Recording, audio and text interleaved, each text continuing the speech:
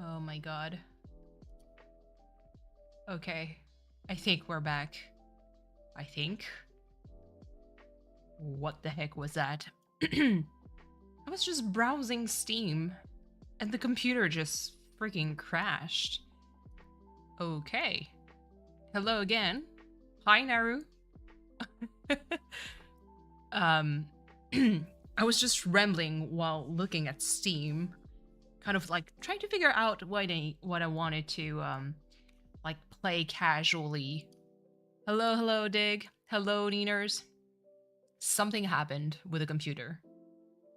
The whole thing. I was just rambling, and everything crashed.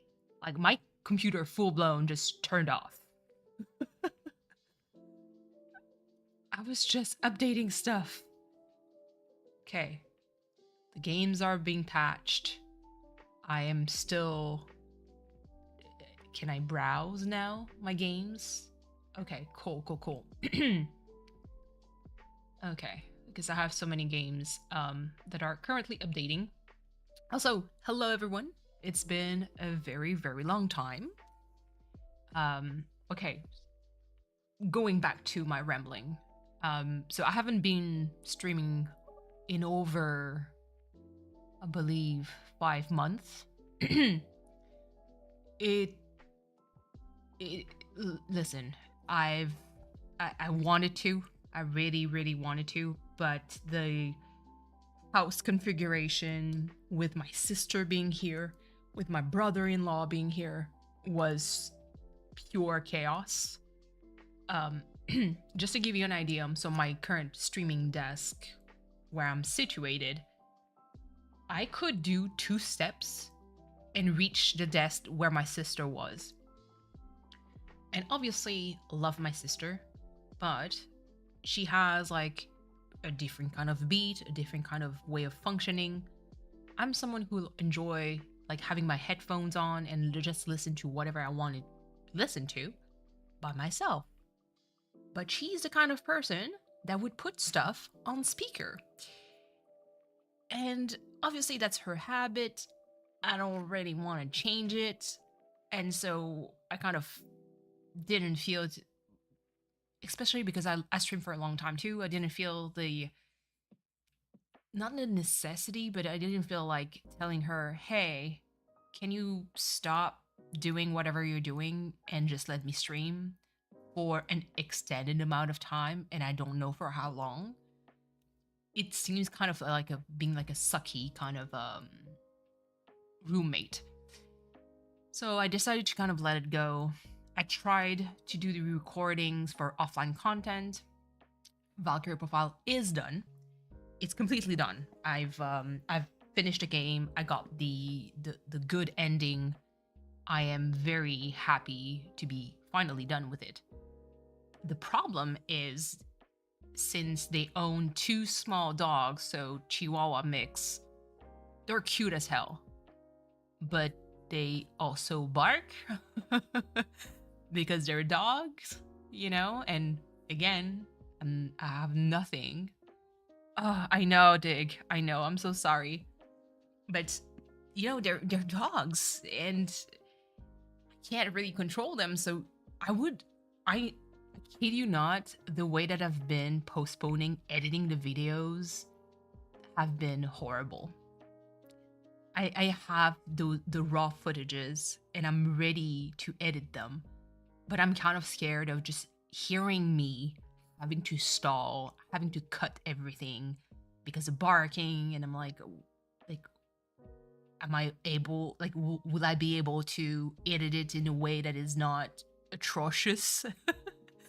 So I still need to edit them. I've been sitting on them for the longest time. I did also, as you can see, a small update on my avatar because it's been so long that my hair, even in real life, have grown a lot. They're no longer short, they're getting quite long. Not long enough for me to cut them and donate them, but still getting there. Aside from that, I mean, oh my lord, I don't even know. Thank you, Neeners. I don't even know where to start with everything that happened over the past 6 months. Um, I guess there's like very intense moment that happened. And I'm pretty sure for everyone. Um, like work has been pretty crazy. Um, like I've I've, I've been working nonstop. I'm still at the same place where I have to wake up at 5 a.m. in the morning to go work in physiotherapy. I've had a very unfortunate event that actually happened. I believe it was last month. Yeah, last month, day for day, because today I'm looking, it's the 11th. So, small story time. Hello, Iron Man. How are you? I'm just doing the catching up for not being online while the streaming for the past 6 months. How are you? I hope you're well. Um, but yeah, so man, 11th. It is going to be a small, it's a little bit sad, but at the same time, I mean, it's still part of my job, unfortunately. So for those of you who don't know, I'm a healthcare worker. I work in physiotherapy. And my clientele is very diverse, but it's mostly like adult clientele, um, where I'm currently assigned to. I work at a hospital for that. And so a month ago, I've like early March, I've had a patient that came in after hold on. I'm doing good, and how are you? I'm good. This today, like I'm streaming after my work hours. Today have been busy. Like I the day went by fast. It was still productive. I did everything I needed to do, and it was a good day. But I time. What is time? Time I have been going by so fast. But yeah, so going back to kind of like my story, um I the patient came in because he had like heart problems and everything. Um hold on. All right, man, I'm going to answer a little bit after, but technic like well, not after. I'm going to answer right away. No for now, because my stream have been pretty calm. I usually have like a lot of like regular folks. So as of now, I'm not really looking for any mods whatsoever. But I'll like the day I would need more, then yeah, definitely. Probably going to make a post and say, hey, looking for new mods, and um kind of share the word. But as of now, I think I'm good. But thank you for the offer. But yeah, so patient came in early March because he had a heart problem. Uh, Now he got so many operation for his heart. He was not in a best shape. He was overweight, but a nice man, like a sweetheart. His family, I have nothing to say about them. They're amazing. And so his heart condition was very severe. Just to give you an idea, it was slowly leading to a heart transplant. That's how bad it was. And so he was very, very, very out of shape. And for him, in order to go back home, so whatever I do at the hospital in physiotherapy is that I make sure that the patients that come in are able to transfer themselves. So getting in and out of the bed, getting in and out of the chair, being able to walk around, to go to the toilet, to get dressed, to do most of the basic stuff by themselves in order to discharge them and go back home. Now, this patient, again, when I said very out of shape, he could not get out of the bed on his own. Whenever he tried, he would feel like heart pain, like chest pain. He would wheeze, feel like dizzy very easily. And it's super worrying because obviously he is a cardiac patient, and I have to be extra careful to kind of like thread the line of I need to make him do an effort that is not too strong for his heart to just fail, but not too easy that he's not going to improve his heart condition. So basically, I can't let him just lay in bed and do nothing. I have to do a little bit of exercises, and in his case, just standing up was an exercise. So I did the most functional things possible to help him out, and he showed like slow and steady progresses. The main obstacle is that his endurance was so bad that he had to take a lot of breaks, which I always respected because let's face it, I'm not going to make him run or anything. But yeah, so he made slow and steady progress, and after almost a month, I spoke to his family members, and the family members were like, well, we really want him to go back home. Even though in my heart, I was like, well, listen, I'm still worried about him. I'm going to keep him a little bit longer.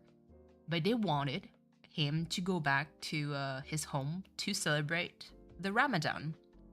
Ramadan again, I'm not a Muslim, so any person that knows better than me, you can correct me. But it's considered as a holy month. It lasts for a whole month. They do fasting, so they cannot eat when the sun rises. And as long as the sun is out, you cannot eat. You can only eat when the sun is set. So they have to fast for the whole day. And usually it is what we call a dry fast. So that means no water, no nothing. No food, no water for the whole day. And so they can drink very early, before the sun rises, and eat a little bit. Or they do it at night, as usual, where usually it's more like of a community thing where people kind of like share their meals and like gather around. And it's a month of just like spreading love and compassion. And it's just, it's a tradition. And so they wanted him to go back home for that. And I had my reserve because the man had stairs to go to the toilet. He had like 6 steps or something, and he had a railing to grab onto. But I was like, oh, listen, just walking is already an ordeal. Let's not rush. Let me try some stuff first. So I kind of explained the way that I would proceed, especially with cardiac patient. So we have parallel bars where they can do exercises, meaning like a hip flexion. So bringing the knee up while they're standing, to kind of like simulate and put like a small step to kind of like do a step touch. So you lift your leg up, you put your foot against on the step, and you bring it down, and you alternate. So it kind of simulates more the act of going up and down the staircase.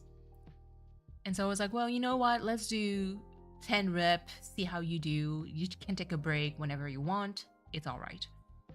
And so throughout the month, he actually made good progress and managed to do this. So, well, okay, let's try to do the steps. And so just one step, okay, just a stool with a regular height. So it's like 6 inch, I think, is a regular height of a staircase for one step. And so I did the exercise with him, and he managed to do very well. I was actually very pleasantly surprised. I told him that I was super proud of him that he managed to do it. And I was like, well, because what he did was like between the parallel bars, he would go step up, he would go down, turn around, step up, go down. So that's 2 steps technically for a staircase. He would take a break, we go back and forth, and I remember I told him, like, every time, are you able to do more? And it was like it was a Thursday, a little bit like today, and he told me, yeah, sure, let's try. So that was the week before the 11th of March. And so he did the step up and down, and I told him, are you able to do more? Like one more? And he said, yeah, I can try. And he did it. And I was like, when he sat down, I told him, oh my God, like, you did 4. Do you realize what you just did? That's amazing. And I was super proud of him. He felt so happy. And I told him, well, listen, I'm going to leave for the weekend. I'm not going to be there on Friday. Then you're going to have Saturday, Sunday. I'll see you Monday. Monday 11th is the start of the Ramadan.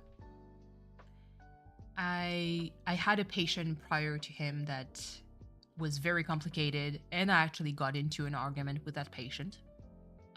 He was not compliant, and it was a very frustrating situation because there's a lot of stuff that just didn't work. And I decided to be like, well, you know what? It's fine. I'm going to see my next patient, which was the cardiac man. And I told him, like, oh, how are you? Like, how do you feel? Usual question, nothing new. We started to do the same exercises as we did the Thursday before. And I told him, well, you know what to do. Take your own pace. Don't push yourself too hard. It's just a matter of being comfortable. And so I let him go up and down the steps, and he did the first set. And I told him, are you able to do more? And he told me, sure, I can try. He went up the step, went down, turned around, and told me I need to sit. And again, it was something that was very usual with that patient, asking to sit down. But even for walking, when I asked him, like, can you do a little bit more? He would try. When he told me I need to sit, I told him, can you do a little bit more? He tried.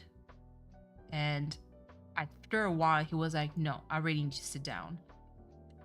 I didn't even have the time to bring a chair behind his butt. He crouched like full-blown Asian squat, and he was still holding the bar. Now, mind you, the man was probably 3 times my weight. My chicken arms are not going to hold him. So I was like, he was doing a very deep squat. I told him, like, sir, listen, if you can't get up, I'm going to have to slowly accompany you down. And he said, no, I can't. So I was like, okay, well, come and sit down on the floor, and we're going to ask for people to come and help to bring you back up. And so I call one of my colleagues in physio. She's like calling the nursing station and say, hey, by the way, there's a fall. Bring the nursing. The nurse is there. Bring a lift, just because obviously the man was very heavy. So we're going to need a little bit more extra arms to get him out. And he didn't feel well. Hello, Beardo. I'm talking about like big events that happened during this last 6 months. How are you? Hope you're well. But yeah, so basically he while I'm just, accompany him, put him comfortable, one of the physiotherapists assist me, he starts panicking. And I don't know, like, I was like, I didn't know why. And I assume because it happened before that he felt very dizzy. And I asked him, are you dizzy? He tells me yes. But when I say panic, hyperventilating. I was like, what the heck is going on here? And so we tried to calm him down. It's like, it's okay, sir. We're with you. You're not alone. Like I was like rubbing his arm. Even the physiotherapy too was just very soothing him, making him in a comfortable position. He then just says, "I can't breathe." So like when he told me that, I kind of put myself into a kind of like, when you kneel down to propose, like one knee up, one knee down. Well, basically that's what I did. And I propped his body against my knee up. And I was next to him, and I was like, is it a little bit better? Because usually when a patient laying down is not comfortable or can't breathe, you usually have to raise kind of like the angle a little bit up to make it easier for them to breathe. And so I propped him up and I asked him, is it better? Usually it is better. But in his case, he said no. He still had a hard time breathing. The nurses, I'm still waiting for them. But it is not like, mind you, whatever I'm telling you seems like it's forever, but it's like minutes, not even. For me, it's going to feel like forever though. And so the physiotherapists come in and try to swap my knee to make me into a better position to assist him, and brought some kind of like it's not like a stool, but it's like a block in physio that we use to raise the legs up, and it's cushioned, so it's a little bit more comfortable, but it's quite firm. And so she brought it to me, and we were in the middle of swapping when I see like his eyes roll back, his tongue starts like to roll out, and there's gas, so basically he's farting basically, because his sphincters starts to release, and I'm like, oh my lord, he's coding. So now in medical term, when we say coding, is very like pretty much they're going into cardiac arrest. I've experienced that before at the hospital. Usually we manage to bring them down, like bringing them back within a reasonable amount of time. So the process usually when you code is you call the code, you start immediately the chest compression. Chest compression, guys, chest compression. If there's someone who goes into cardiac arrest, stop breathing or anything, chest compression. You can think about the ABBA song Dancing Queen. You can, or Staying Alive by the Bee Gees. There's like other songs that exist. Just chest compression, chest compression. I immediately, when I see him like do that, lay him back down. His face, usually I would rub his arm to say, sir, like, are you like, come back, please? No mouth to mouth, absolutely. We skip the mouth to mouth. Unless you have like, in our case, since it's a medical facility, we can like tube them and bring the oxygen in. In his case, he like, again, if you don't have anything, just do chest compression. In his case, I wanted to rub his arm, but as I laid him down, his face turned blue. So I was like, okay, let's go. So I started doing chest compression. The physiotherapist that was nearest to the phone that called the nurses to come back down to help me at first for a fall. She calls again. She calls for the code. And then she just tells me 911. I was like, yes. Again, within minutes that it happens, like not even a minute or two. She comes out, gets on the phone with the 911. The codes gets called. As the nurses arrive, thinking that it was just a fall, they see me do chest compression. Stay calm. Like when you do chest compression, do not panic. Keep calm. All right, it's the best thing that you can do. They come in, and I was like, nope, he's coding, because they thought it was just like, what the fuck is going on? No, he's coding. Like, come on in, check for the vitals. We need the chariot for the code. And when a code is called for the whole building. Hello, Fishbones. How are you? Yes, it's been a while. When a code is being called in the building, people freaking swarm in. the occupational therapist that is working with me, when they walked by, they heard the call, the code. It's like code blue is being called in physiotherapy. They were like, "What the fuck? This is here." Oh no no no! Fishbones, do not apologize. Do not apologize. Don't worry. I'm. This is like a sad moment, like a small part. Then don't worry, it's going to change. It's just, I mean, I want to tell you what has been going on over the past 6 months. But yeah, so the occupational therapists like come into physiotherapy because we're inside a gym now. I'm still doing chest compression. The occupational therapists come in. I'm like, holy shit, you were so calm. I did not hear because I couldn't scream. There's other patients around. So within those minutes, like the patient were brought back up into their room. I was still doing chest compression. The physiotherapist next to me was like ready to take over to carry on, because usually the way that it works is that for any RCR or CPR, for any chest compression to try to bring back someone, there is a sweet spot when it comes to time where people usually say after a certain point, you just stop because it's not worth it anymore. And that number is anywhere between 5 to 10 minutes. Some doctors say the magical number is 7 minutes, but anything between 5 to 10, usually it's not really worth it.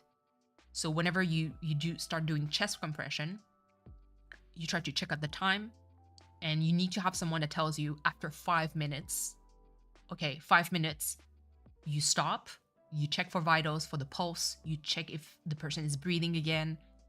Usually by that time, like one of my colleague, like she went out, brought in the defibrillator. So it's like a machine now that you just patch in the right place. It tells you everything. You put it on, and once it's activated, it's going to read the heart signals. If there's no heart signals, they're going to deliver a chalk, but everything, they're going to tell you. They're going to tell you what to do, so you're safe. And so defibrillator was brought in, and when we started the machine, they say heart pulse detected, like discharge not recommended, keep doing the chest maneuver. The problem what my patient had was that, so there's two heart impulse. There's one that basically asks for like certain ventricles to pump the blood in, and there's another signal that asks for other ventricles to just pump it out, just basically to empty the blood out of the heart to bring it outside. The signal that he had, and I learned that when the EMTs finally came in, was that the signal to empty his heart was there, but the one to pump the blood back in was gone. So basically, I'm doing the pumping. I'm bringing the blood back in, the blood flow, but his heart was just not, so basically his heart still had like a small activity. And the problem with that is that there's no discharge here. And I know that when everyone came in, the doctors came in, like there was one doctor that came in that kind of like took over the reins of the code. And it was like, okay, let's tube him, bring in the oxygen. We did everything. And the level of care for this patient, what it says is that we had to do everything to bring him back. And the only person who can tell us to stop doing the maneuver was the family member. To do a long story short, we did the CPR for 45 minutes. At that time, let me tell you, like I said, after 10 minutes, the brain damage is usually too high to even make it worth continuing. He may have had, if he survived, he would have been on respirator and artificial heart beating. Like it's horrible. There's no coming back from this. But because we had to, we kept going. After around 30 minutes, I know that his one of his family member came in and did, unfortunately had the EMT tell them, because obviously EMT came in and everything, like don't like 911, it worked. People came in, but they couldn't bring him to the ER because he's not stable. And for 45 minutes, the machine never gave a shock. There was still a freaking heart signal there. And so it was 11th of March was unfortunately the first day that I lost a patient in physiotherapy for after a code. I still don't fucking know what the heck happened, but yeah. There should be a serious consideration of the importance of DNRs and elderly care. So many families in such extreme denial. It's heart-wrenching. Yeah, and the thing is, he's obviously, for me, with his current condition, his heart was so weak.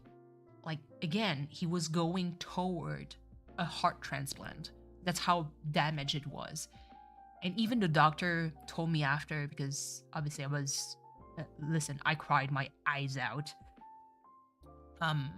But the doctor told me, like, even your RCR, like the CPR, was not very effective because his heart was so damaged. Like, even pumping was not the most efficient. Like, he was someone that was going to be very hard to bring back. Plus of his size too, like it's making it like even worse. And when I tell you his size, when doing CPR, man, when you do the chest compression, you might break some ribs. And I believe I broke some because when the first pump, the cracks that I heard, I was like, whoa. But you can't stop. You have to keep pumping. And so, yeah, he unfortunately passed away the very first day of Ramadan in physiotherapy in our gym. And yeah, that was like probably one of the most intense kind of like day. I know my boss was very, very like shaken because for her, it was the first code. For me, it was not. I've experienced code before. Again, like I said, usually we manage to bring them back, but in this case, he was gone. But yeah, she was shaken. She was like, oh my God, it's the first code that I've experienced in my life, and he died. And to me, like a lot of patients, like everyone told me, like, you did everything. I was like, I know, like, I know my procedure. I know what I did what I had to do. It's just, it sucks, you know? Canada's emergency number is 9112. Yep, it is. It is the same. I think 911 is like pretty much like North America. But yeah, so that was like a month ago. It was super intense. I think I still have to call one of the daughters. She was she was basically the last family member that I spoke to before the event happened. And you know, I'm still prepared to have like anger, and other kinds of emotion thrown at me. Very understandable. And I know like some of my colleague was like, well, if they yell at you, you shouldn't take it. I was like, listen, someone is grieving and they're grieving their dad. The dad was okay. Like the morning, I think the one of his kid, I believe his son, saw him in the morning before, you know, the sun rises, so they could, you know, have a tea together. And then he's gone just like that. And so it sucked, really. And even we did a round the next day, because yes, I was working the next day. But we did a round basically talking about like like everything that happened and what could have been done better to kind of like improve the process. But I know that this patient, because I knew him so well, even the orderly taking care of him, they confirmed the man getting out of the bed, he felt chest pain. He could have died on a toilet seat doing a number two, just to give you an idea. It was intense. Like, you're stressed out taking care of him. And yeah, he could have died pretty much any time. But for the family members, it's kind of like, I can't really explain them that because there's no, it's just an assumption. Because technically, yes, he could have died anytime, but maybe he could have lived. Who knows, you know? But on purpose, sometimes people are just a little grace, especially in trying times. Absolutely. So this is why, like, for me, I remember, man, the one of the calls that I did with one of his kids, I did not expect, because at that point, you know, I only cried the day of, because, you know, emotions ran high. I was so tense. And after I stopped doing the RCR, I already knew in my gut feeling that we would not be able to bring him back, because I did my like 5 minutes, a little bit more. The physiotherapist that assisted me did 5 minutes. So in my head, I was like, it's already 10 minutes. He's gone. I knew already. But we kept trying. We did everything that we could. But so the day of course, I cried. Like, listen, it's my patient. I may be a little bit abrasive, but I'm not. I'm not that heartless. Uh, and you know, the next day I was okay. And when I think 2 weeks after, one of his family member, one of his daughters, called and say, "Hey, I'd like to speak to you about my dad, about what happened, because she wants to understand. She still doesn't understand. Well, now she does, but yes and no, actually. Um, so I called her back. I did not expect emotion to fucking hit me in the face like this. Just hearing her voice, because I know her, I saw her before, made me cry. I felt horrible for them. And I felt powerless too, because I was like, fuck, man, I tried, but it didn't work. That's what happened. Okay? And we've tried. The whole fucking building tried, but we just couldn't. And so she was super nice. She had like she wanted me to kind of like explain everything step by steps. And she said, I thought that hearing the story would actually bring me closure, but it actually made it worse. I have more questions. And she said, I feel angry, but I didn't feel like her anger was aimed towards me, but more like the anger at the universe of like, why did it happen, more than anything. But yeah, so that was kind of like the what happened, like the biggest event that happened during the past 6 months. Still pretty fresh, but you know, it's part of being a healthcare worker. But I do agree, the DNRs in elderly care is very important. I see DNRs of, please bring them back at any costs, in patients that are 95 years old with so many conditions. And I'm like, what do you want me to do exactly? And there's others where it's far more, like, usually DNRs, I would say people are very reasonable, you know. Hello, oh my goodness. How, my guy, the Midas, Jesus, how should I call you? I don't want to butcher your nickname. How are you? But yeah, so that was kind of like, we start with a very sad story first. Now it's all good. Now it's all right. We're back in April. I've been there's a lot of things that I kind of like, a lot of project that I want to work on. So there's definitely some games that I need to finish. Looking at you, Phoenix Wright, still the third one. But I did mention that I wanted to start streaming Persona 4 Golden because I have a new game plus file that would be ready to use. Um, so that's one. MLG. Oh, nice. Just started a new TikTok page. The way that I feel old, and me, I'm like, I don't own any TikTok. But I hope it's going to be you're going to pop off. Out of curiosity, what kind of skits or videos would you produce for TikTok? But yeah, so I do have Persona 4 Golden that I want to start again.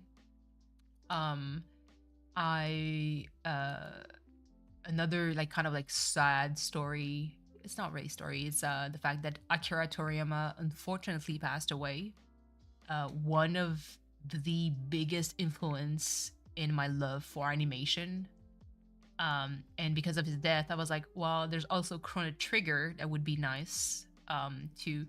And this is the part. Like, should I stream? Should I record it offline? I still don't know, but it's definitely there. Skits with figures like Spider-Man's Transformers and Zootopia. Hold on, figures as in like you own figurines and you make them move? Or is more like similar to claymation where you create figures and you make them move?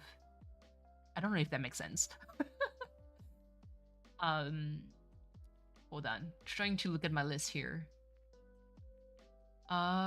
There's the oh yeah, on the good news part, Dragon's Dogma 2 came out.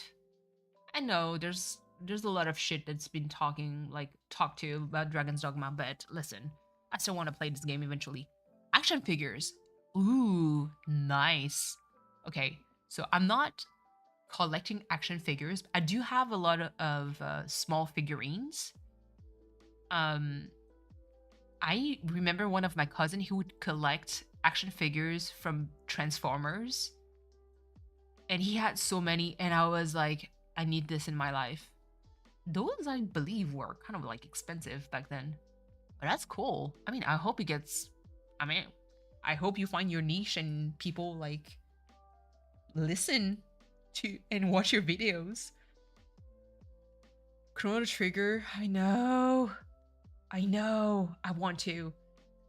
Hold on. There's also Monster Hunter World that I wanna play. Even though I suck ass on Monster Hunter World, but because I think the next one is going to get out soon. Hope you're doing good. Thank you, Dick. I'm doing all right. I'm doing all right. All considering everything, I'm doing good. Now that my sister and my brother-in-law finally left, I have a semblance of a normal life. So that is actually wonderful. Okay. I also have so Persona 4 Golden, the newest remake of Persona 3. I still have to buy it, but it's expensive, so I'm going to wait until there's sales. Third-party Transformers are just stuff. Official ones look like things they can find in Tesco, even though they're premium. Really? Huh. I'm surprised. I know there's a lot of third-party figurines that are sometimes much better built than the official things. But if it costs less, take it. In this economy, just take it. There's the newest update in Stardew Valley. I'm not even streaming Stardew Valley. Koi! Hello, how are you? Harar. Listen, I still need to catch up your Resident Evil 4 stream. Koi. Now that you can hear my voice, it's going to... You have no idea. The Koi is a content creator. He currently streams Resident Evil 4. He asked me to, like on a freaking quick too. It was like, listen, I have an idea. Can you draw Buff KK, but Leon? And I was like, my mind went immediately to, what the fuck? to why am I getting a picture already of how it's supposed to look like? And then it devolved. Like once I did my draft, I sent him the draft of Buff KK, but as Leon. He was like, "Can you do me as Ashley?" And I was like, "Why am I getting a picture too?" So I did that. So I helped a little bit with the art. Yeah, Buff KK, Leon, say less. I'm on it. So the thumbnail of the Resident Evil 4 playthroughs of Koi is done by me. MLG, hold on. I'm getting back to your comment. Don't worry. But Koi, the way I fucking screamed when he plays Resident Evil 4 with the topless mods for Leon and eventually with Lewis because okay, sorry. The thirst is real. I invite you to look at the streams. It's a fun time. It is still Resident Evil, so you know, but whew, my goodness. Them abs.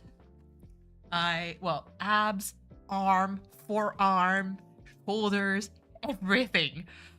Okay. My Discord light of space, of peace. I love you. I heard that City Toys are making an, black suit. Ooh, black suit Tobey Maguire Spider-Man. That's nice. Thirsty Thursday, Neaters. You have no fucking idea. The monetization is real. Absolutely. All three stream are ad suitable. Really? I'm surprised. The consent? Yes, the consent is real. Just because I knew already when I told him you have to have the Lewis mod for the topless, like a topless style. Because I knew of the scene where Leon just pins Lewis onto the wall, and I'm like, please, I want to see both men almost half naked, please. And you did. I also screamed, like, out loud. Ad limited, okay. Ad suitable. I was like, please, that's, excuse me. I've also been changing my art style. Nice. Yeah, art. Oh my goodness. I really want to draw a little bit more, especially like watercolor, like traditional medium. So yeah, I actually for probably I don't think I've shared that. Yeah, fish bones. The thirst is real. But basically, I've been bullet journaling for a very long time, but I stopped also for quite a while.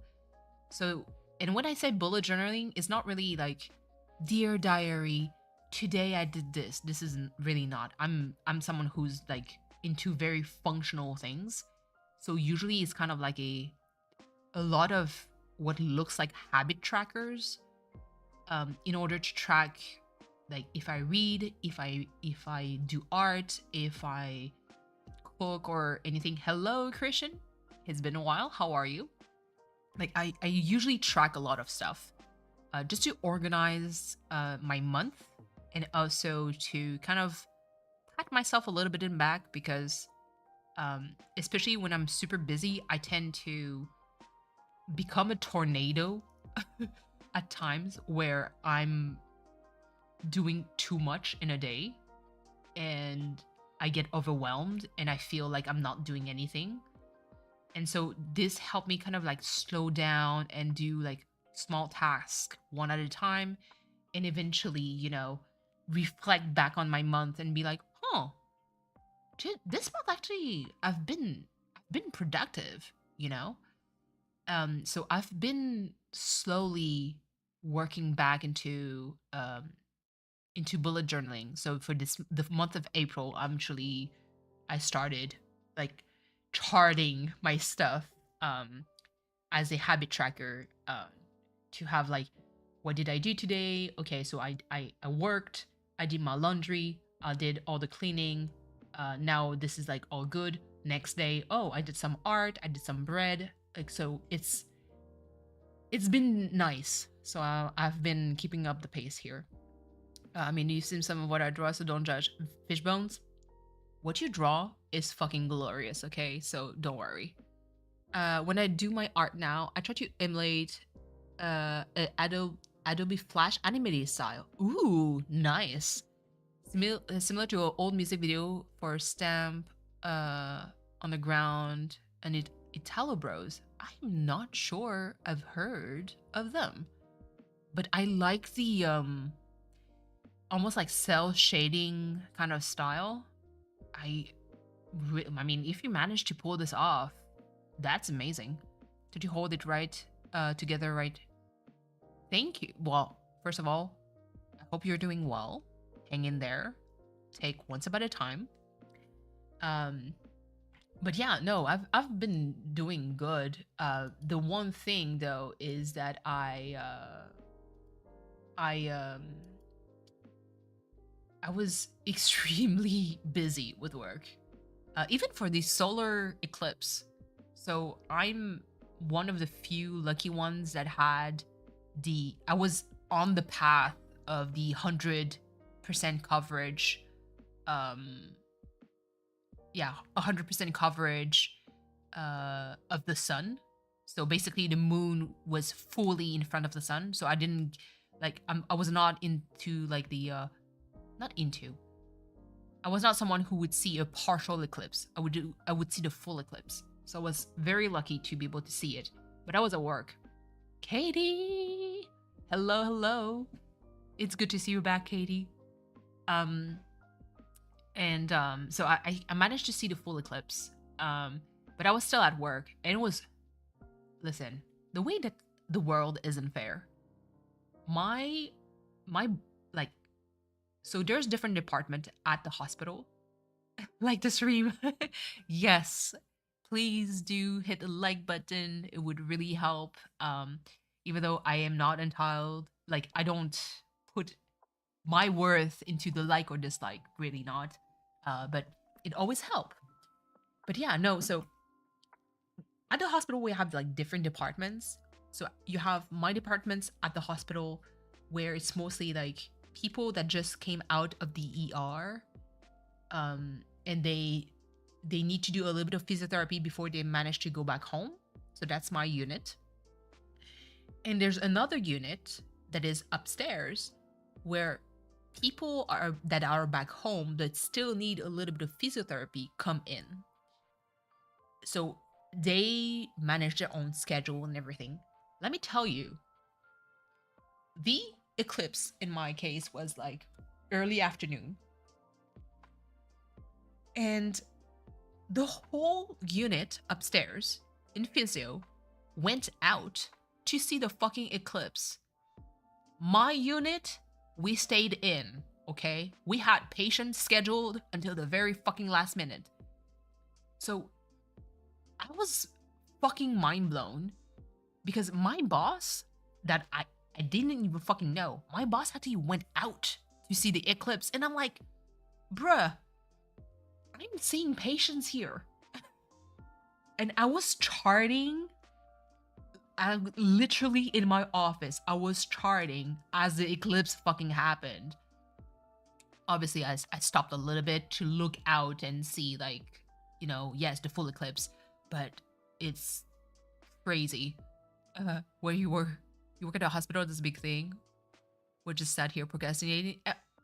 It's okay. Like, it's not the part of working that bothered me. It's the fact that my own boss actually went out to see the eclipse and did not even told us, hey, by the way, girls, you can have like a few hours off, no problem. Yeah, but Katie, listen. Oh, this is where I get heated. We got the word of like, oh, close all the curtains so the patient don't get to see the fucking eclipse because we don't have any glasses for them. I'm like, bitch, but you do, and you fucking go out to see the eclipse. and the patient can't. What is this lunacy? So I did see the eclipse. It was actually the second eclipse that I've seen in my whole life, like the second full eclipse. I was very lucky because I grew up in Europe, and I lived in France, specifically Paris, for a while. French is my first language, so if my English is a little bit wonky, it's normal. But basically, the first eclipse that I've seen in my whole life was in Paris. It was back in 1999, I think. Is right before the year 2000s. It was not 2000s yet. But yeah, so that was the first full eclipse that I've seen in my whole life. So that was like very cool. Now, the 8th of April was the second eclipse of my whole life, like a full eclipse. So it's still dope. Like, the moments that I love the most about the eclipse is like right before, like a minute before it gets fully covered, because it gets dark so fucking fast and you see kind of like, holy shit, there's like just a black dot coming. There's a full eclipse where it's like blackout, like you're at night, the sky is dark and just like a halo in the sky. And I know it felt really like doomsday. There's like the temperature change was fucking crazy. It really felt like it was doomsday. And then once it's over, like it's basically like not even 2 minutes where it gets fully covered and then it's gone. And it when it starts moving and the sun slowly comes back, it is the wildest thing. To me, it was like those moments were always the coolest. I feel like an infant. It's okay, Fishbone. It's okay. Look like a normal day to you. Katie, you are not in the pathway of the eclipse. Or were you? I forgot, like, kind of like the angle. I know that people like on the East Coast, Quebec, I think Ontario, not New York. New York couldn't see it. I believe Buffalo. Well, Buffalo actually saw, because I think Jelly Janelle was did some shorts about the full eclipse in Buffalo. So that's New York. I didn't even notice the eclipse. I was in the basement. I was just dark by default. Koi, please. It's just, I was working, so listen, I could see it. MLG, do y'all have a server? No, I don't have yet. Well, false. I do have a server on Discord. It is not out in the open just yet. I still have a few projects to work on before I may think about, bringing it out. But so far, you can find me on a lot of the different servers. But yeah, it's an eternal eclipse for you then, Koi. Please, Katie. But no, it was kind of like the coolest thing. The only problem is that when I wanted to take a picture, so everything is, especially on your cell phone, everything is like kind of like automated. And in order to protect whatever, like, because the lens is kind of like your eyes, in order to protect it, it adjusts kind of like the light. So the one fucking picture that I could take on time looks like I'm taking photo of a sun during daylight. And I'm like, bro, please. So yeah, it's a freaking tragedy. MLG, when it's done, hit me up and I'll join. Absolutely. No worries. Like I said, if I ever make my my Discord kind of like fully open, I would definitely just post it on a community post or something. So don't worry, I'll always share. But as of now, I'm keeping that Discord kind of private for some recordings and some projects that I'm planning on doing. I just need, oh man, can I do a little bit of Lick Central? I want, but I don't want to. But yeah. No, you know what?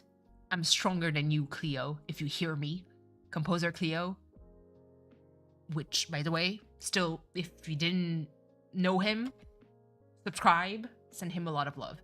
But he's notoriously famous for doing what we call leak. And yeah, I'm stronger than you. I'm going to keep my leaks to myself. You guys are going to see in due time. Is my name in my bio so good? Absolutely. All right, thank you. Katie, I had to turn around all the time. Oh, please. But so until I'm ready, I still have quite a. It's more like coordination at this point. To have the people that I want to talk with for a small podcast project. Yeah, I just need to have like everyone on at the same time. It's just going to be something. But yeah, no, I'm kind of stoked for that project. But yeah, you'll see. Hold on. Look, what the heck? I had so many things I want to do. Out of the way, I'm just thank you so much. Hold on. What should I wanted to have something to kind of like to do in the background, but just talking is nice. Podcast. Yes. I do have quite a few subjects that I wanted to talk about for the podcast. It's going to be busy. So basically the recording session, yes, thank you so much for the lurk.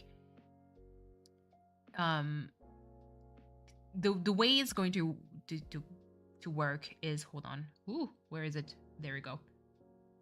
I'm still trying to figure out a name for the podcast series. But there's definitely going to be different subject that I want to talk about. One being just healthcare in general. There's a guest in particular, and I'm not going to even hide it because you probably already guessed it if you ever heard me talk about it before. I always wanted to talk to Queen V, or V, one of my mods, also a content creator. She's been popping off. Go support her. About her experience as a patient in, obviously, the United States system of healthcare, specifically in California, because that's where she lives, and kind of share her experience and her point of view on things, and kind of see if we can find like a middle ground. Because obviously I do have my opinion when it comes to the folly of charging so much for healthcare versus, providing free healthcare. And me being in Canada, we have free healthcare, but at the same time, it comes with a little bit of a downside. And there's still some places in Canada. I'm looking at you, British Columbia.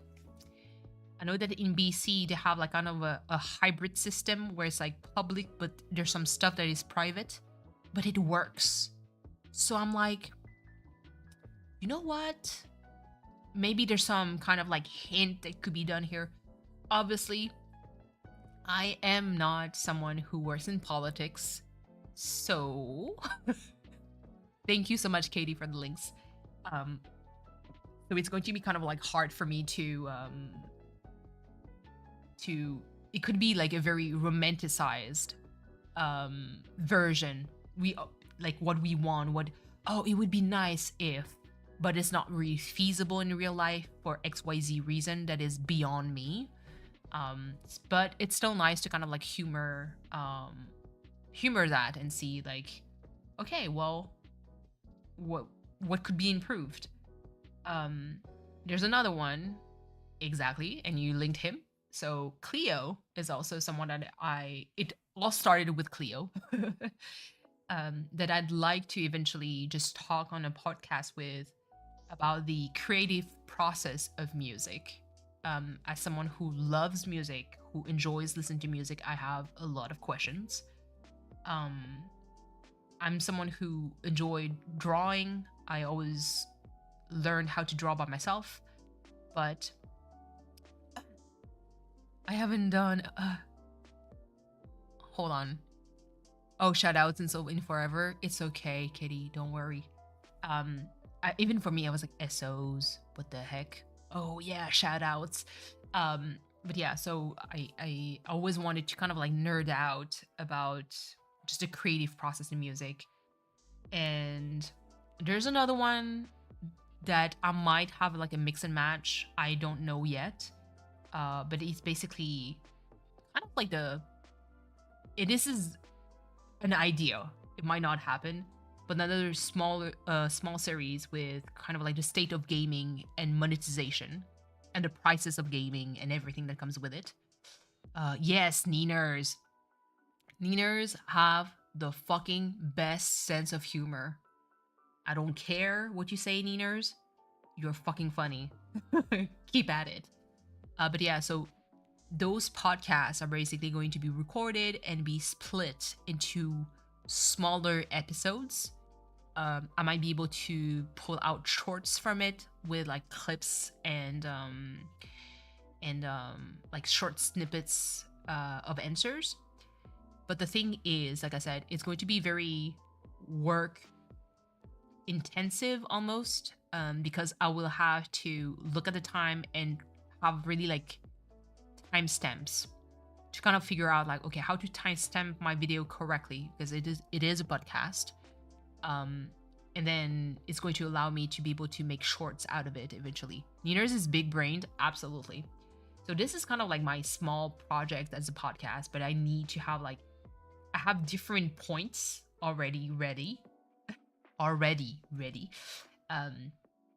I just need to either do a little bit more research with either articles, scientific research, or to have like a chart as comparison, especially for the state of gaming and monetization. I would need to figure out like the different currency, how much does it cost in US dollars, for the monthly subscriptions and everything. But yeah, bring the brain waves. You know what? I'm going to take notes of it. I'm going to give you credits for this. Okay. Wait. Where is it? Okay, add comment. Okay.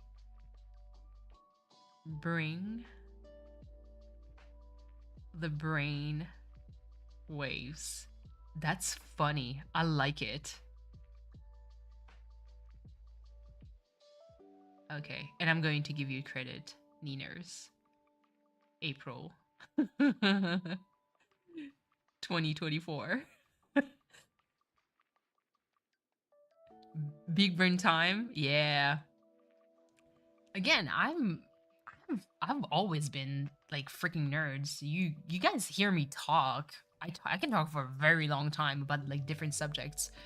But yeah, so that's kind of what I'm kind of keeping my Discord private for as of now, because a lot of like the channels are currently private, mostly because I want to be able to record my stuff there.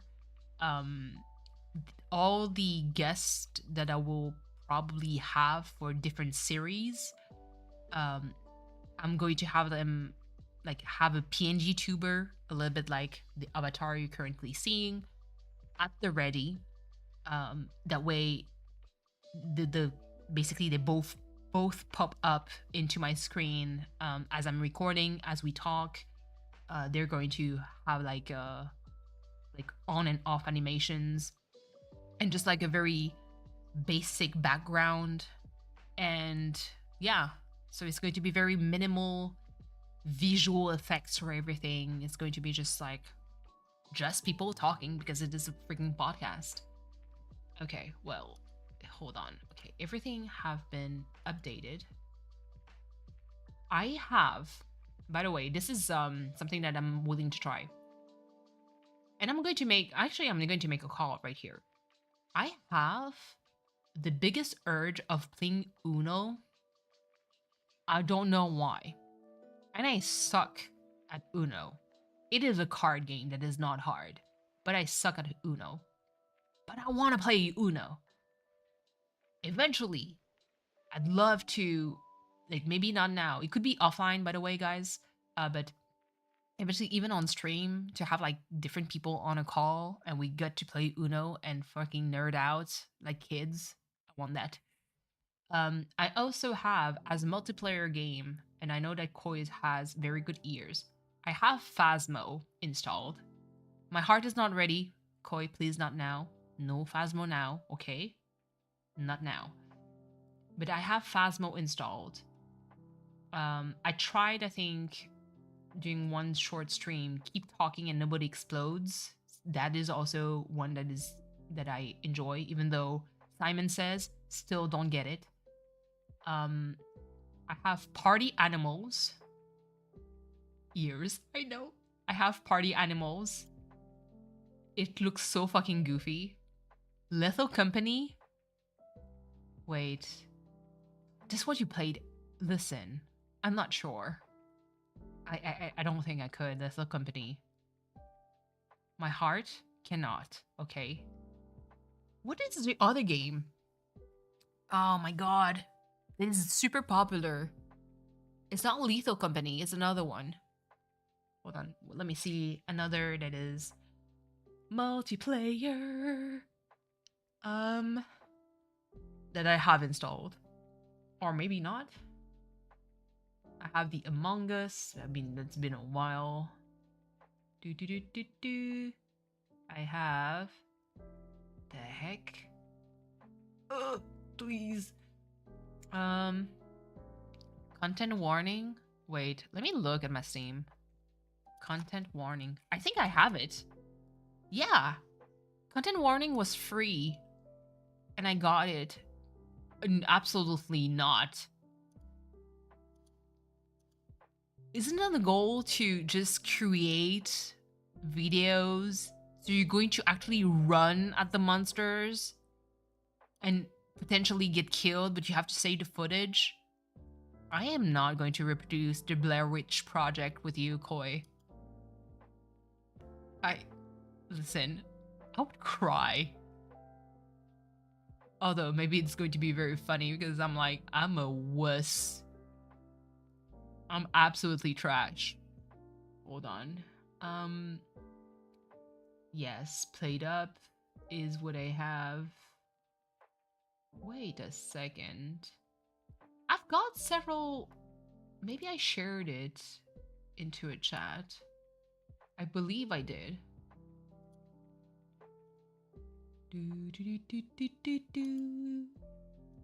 Oh my god. Wait.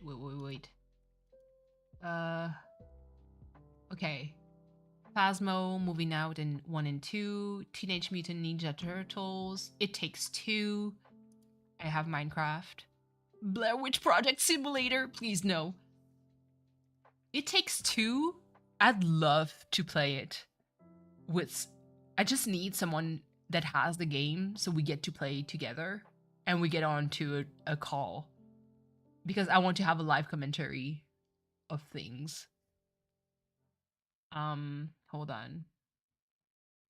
But yeah, no, there's like different games that I have available. Super Animal Royale, I also have it.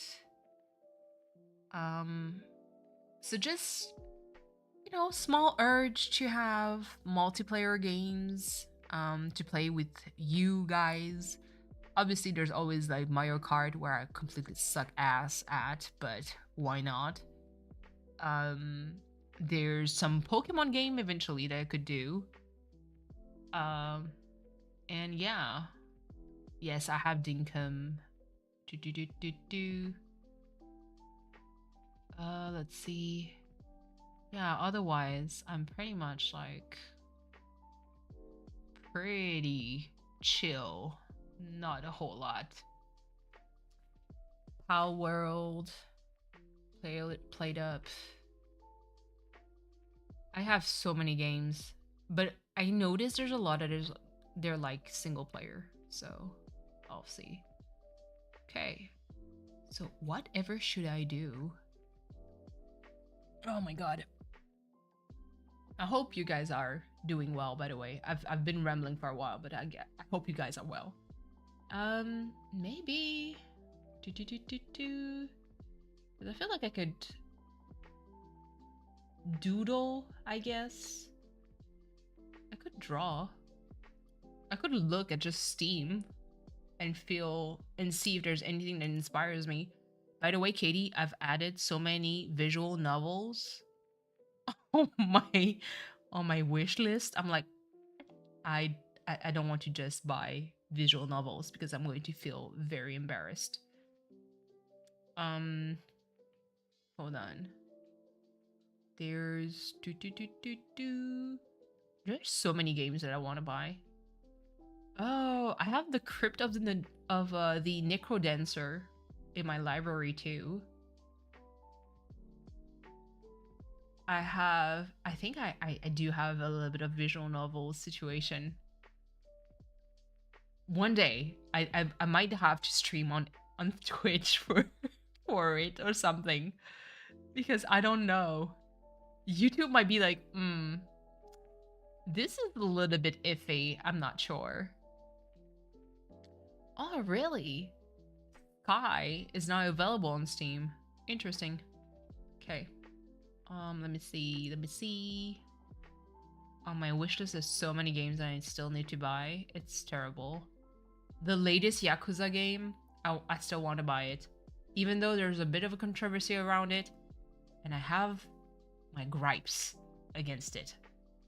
Because basically, from what I understood, and correct me if I'm wrong, but the last time I heard about it, in order to have a new game plus, you have to pay a certain type of so you have the regular game, then you have the deluxe version, then you have the premium version and whatever.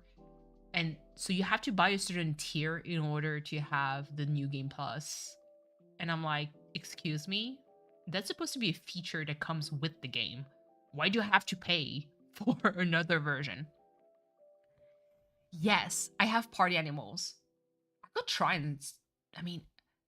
Because the thing is, I have party animals... I don't think... Let me see. There is a single player version, correct? Let me run the game. Let me run the game. This is it. This is party animals time. Where is it? Oh my god. Okay, I don't... Things are falling down. Please. Oh my god. I never laughed so hard watching Party Animals. Party Animals is so cute, but so stupid. It's lunching? Okay. Tax season have been alright with me. Not too brutal, but alright. I still need to figure out a way to upgrade my computer. Because my computer is currently a fucking potato. There's not a whole lot that it could stream. That was loud. Let me see. Just doop. Let me switch screen. Ooh, here we are. Game. Party Animals.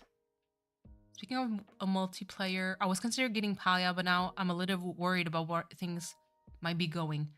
Yeah. So I don't have Palia. Yes. So Niners is absolutely right. Hold on. Okay, cool. I was not sure people could see. Look at them go. Okay, hold on. Let me pause the music. Here you go. Twitch drops. Watch live stream and get reward. I might have to do that later. The bones are interesting, but it's kind of crappy on the Switch. What is the bones? hold on. Official forum. Okay, cool. Look at them. Ooh! 16 gift received. Oh yeah, because I have the deluxe edition. Bathrobe Harry. Coco. Garfat, please. The Golden Nemo. Golden Coco. Golden Macchiato. So from what I understand, get it with the times and add YouTube drops, absolutely. Those are so cute. The one thing that I heard about Palia is that aren't they going to cut the amount, like the amount of employee? What the fuck? There's T-Pain? I have questions. Yes. If you want, well, I mean, only if you want, please do it. Don't hesitate to like the stream. Hit the like button down below. And hit the subscribe button if you still haven't. Did they do layoffs? Oh my god. Is it fired a third of the staff? Holy shit. Levi is everything. Look at his face. He's so fuzzy. What was the reason they gave for the layoffs? Because a third is a lot. Like, how the fuck did you manage your money to have to fire so many people? Bruce. Oh, that's amazing. Bob is so cute. Look at the tail. He's so fluffy. What was it? Sorry. You survived 2 rounds of layoffs in 2024. Iners, that's how good you are at your work. Snow. Let's go. It wasn't as profitable as expected. I need to have this one. This is a palace cat. They're so cute in real. Wasn't as profitable. I kind of wonder, like, because honestly, whenever people started playing Palia, especially in the cozy content creator community, I was not really into it. Like, it's not that it's bad or anything, but I had no interest. Mama cat! Hello, hello. It's stressful. Oh yeah, I believe it. I believe it. By the way, I did a little bit of, hold on, I'm going to bring it down a little bit. There we go. I did a little bit of change for my sound setting. So if I sound a little bit different, I hope it's for the better. But yeah, their model of only getting money from the item shop doesn't seem to be working. Yeah, no. For a multiplayer game, okay, man, this is podcast territory here. But basically, I notice when it comes to multiplayer game, it is a little bit more difficult to make it sustainable because you have servers.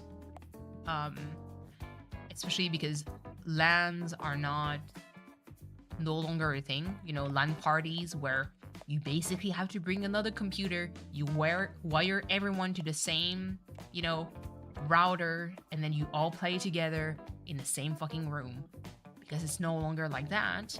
You have to go through the internet, so you have to go through virtual servers. What I noticed, oh, Fluffy's so fucking cute. What are they? Oh, there's different colors. Oh, it is so cute. Sorry, again, I'm getting distracted here. It's so difficult to maintain those servers alive without having a gazillion microtransaction. Should have been like Stardew with a single, but you can do multiplayer with friends. I think so. But on a DDV territory, yeah. And DDV is a little bit what sparked my interest for the podcast, like the state about the gaming community. Not a community, but the like the state of gaming as of now. PJ Fluffy. Wait. PJ Fluffy is the cutest. I love it. He's so cute. But because basically Kimono Hachi. Oh, so cute. Stop it. Oh, this one is awesome. Sorry. I love that I find it in top right. It's like unlock item in item shop, and like it is going to be so fucking expensive. I actually can buy this stuff. Surprise eggs. Don't tell me there's a fucking gacha system here. This is so cute. But basically, yeah.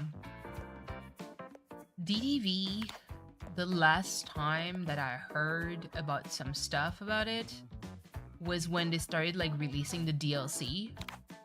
Hachi's Penny. Oh. Wait. Pennies. It's because the snout is not dark, so it doesn't really work. But she has like more of that color.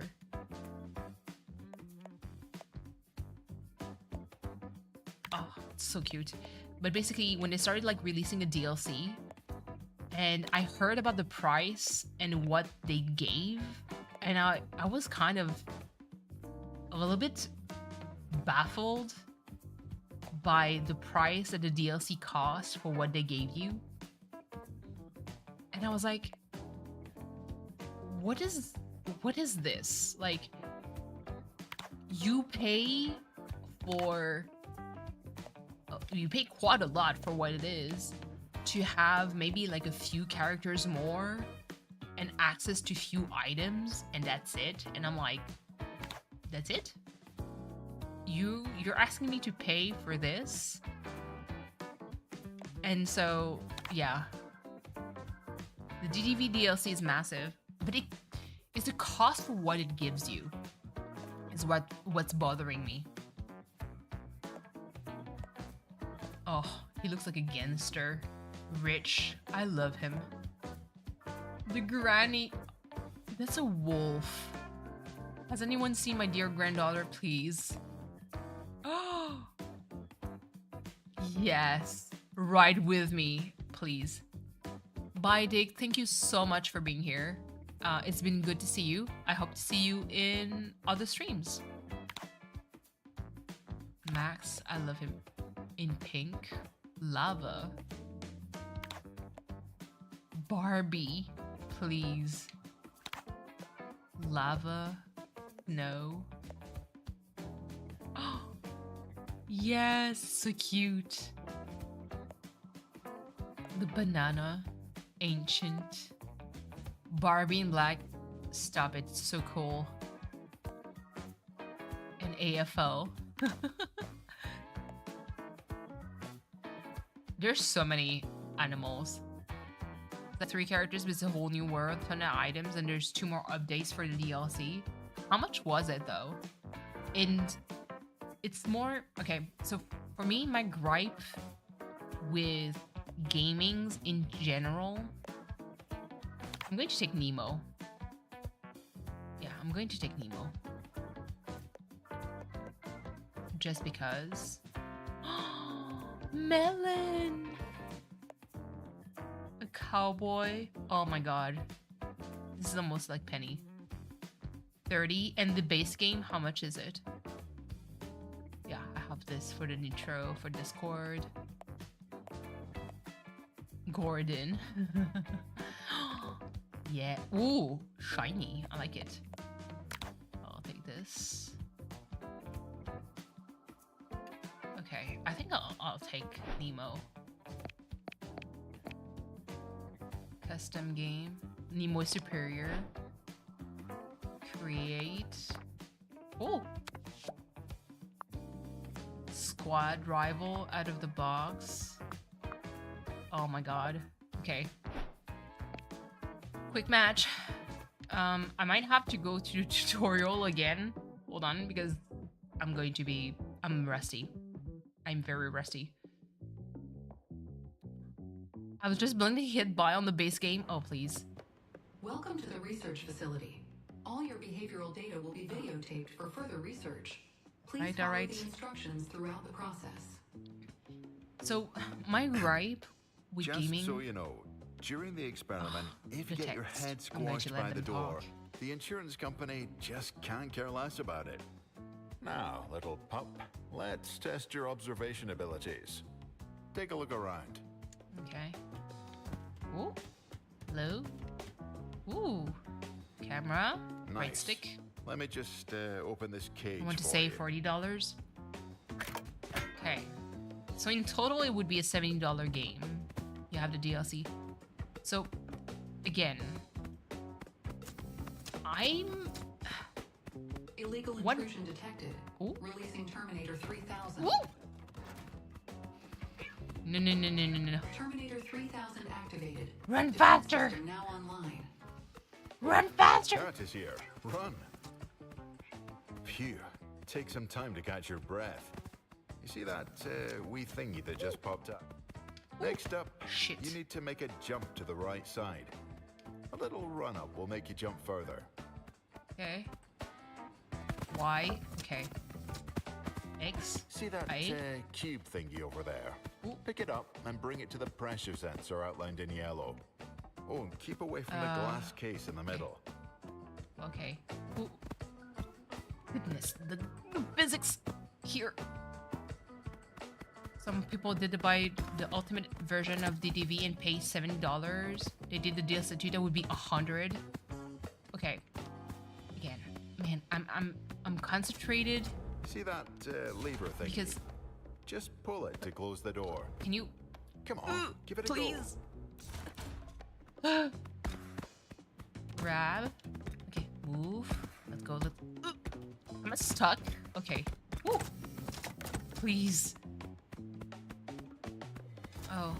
Now lift this white cube thingy and throw it across the gap. Ooh. There we go. No, I'm... Okay, sorry. What is the jump freaking button? Oh, is it going to be B? So, run and jump. Ooh. I did a barrel roll. Okay, the game currency on top of that. Yeah. Attention to all security guards. Illegal intrusion detected in the monitoring room. What the? Punch. No, I don't want to. I don't want to just circle. Ooh. So Okay, violent. now drag the lizard onto the pressure sensor. Not the limp body, please. Successful.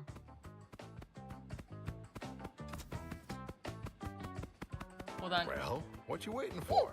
Come on, throw some punches. Let's No. see what you got. I am down with one punch.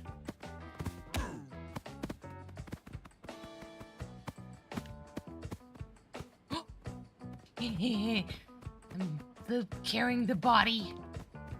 Ooh, no entry. Okay, the other way. I'm strong. You're dragging the body around. Oh, I don't need to. Oh, Now, little pup, climb that net over there and get to the next room. how do you... Oh. While... Hold Y, grabbing the net to climb the platform. What the fuck? Ugh! How... Oh, okay. No, I'm an idiot. RT. Grab. And then the button up. Oh my god. I can guarantee this is how I die if I have to climb up something. Attention to all security Oh guards. no.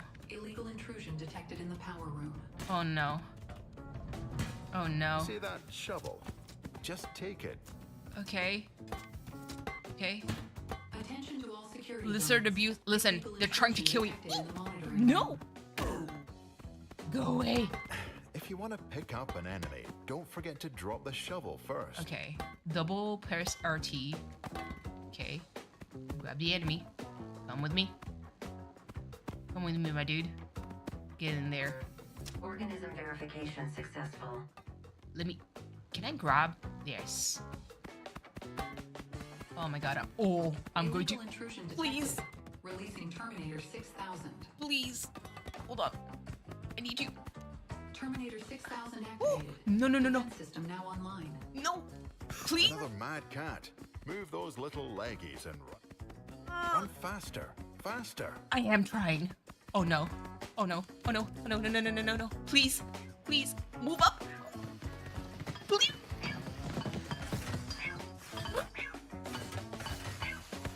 I'm trying. Your IQ test has ended. Now evaluating. The overall IQ score is 2. Oh, my little pup. Your IQ is seriously mind-blowing.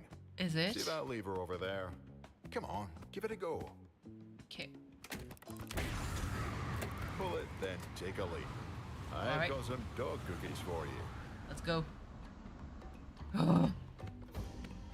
Oh my god. Oh no. Oh no. Just let me take it. Go away.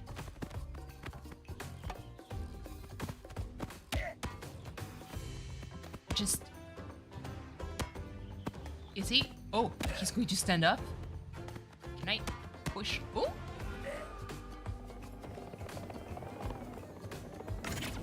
Oh! Not the tranquilizer. What did I do? Okay. Sorry. Okay. Going back to the whole DLC versus games. The one thing that kind of like blows my mind is I mean, we've all, for anyone, I would say above 25 years old, we've experienced, even now, really, we've experienced a lot of games that were complete features. A little bit like Baldur's Gate 3, aka games that have no DLC planned for them. It's just, let me give you a game, you get the game, and it's over. You pay 60, 70 bucks, $30, whatever, but you get the full game. What blows my mind is that either you do, we're going to do DLCs, we're going to take time to make DLCs and we're going to sell them, or you're going to take the microtransaction route where you have to pay for cosmetics. What irked me a lot with the DDB thing is that, like you guys mentioned, they went both ways. They went into, let's buy, let me sell you DLCs, but also here's all the microtransaction you can have, and here's to make it easier for the star path. Again, it could be defendable that you don't have to buy the stuff for the star path in order to make it easier for you to get all the items, but it is a fucking grind, okay? And this is what really irked me. I'm like, just let me play, you know, let me just buy a game completely. What if I invite friends? Team code. Oh, so for people who has party animals, anyone who has party animals in chat, tell me. I could basically create just codes and we can play together. Instead of me playing with complete strangers that is actually giving me anxiety. But let me try to do a quick match. I'm scared. I'm scared. Okay. I'll try to remember my buttons. Oh no. Wait. No. Did I just see my mic go off? Fuck.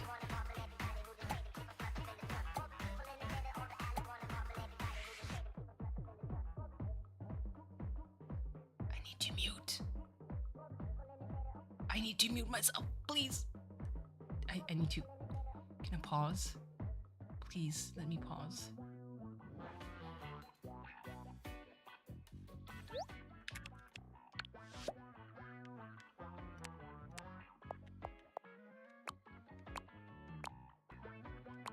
Friends only. Off. Okay. I think we're safe. Apply. Continue. I think we're safe. I think we're safe.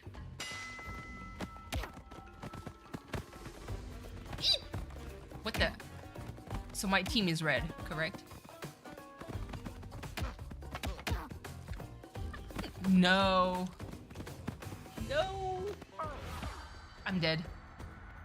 Like a fucking idiot. This is how I die. RIP. Ooh! I can change the angle. Man, we are getting slaughtered. Jack, I believe in you. Rabbit, please. Look at those skins, they're so cute. The pink otter is everything. Jack, true MVP.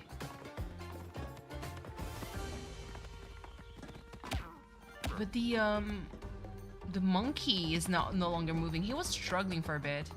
Is it like a strategy of not moving? Oh, I think that's a way of winning. Just like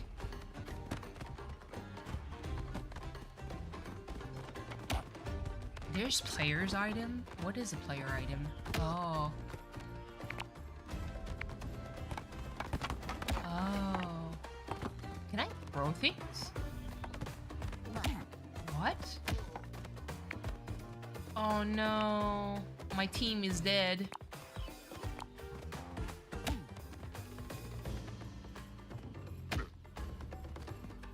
Is another plushie rumble?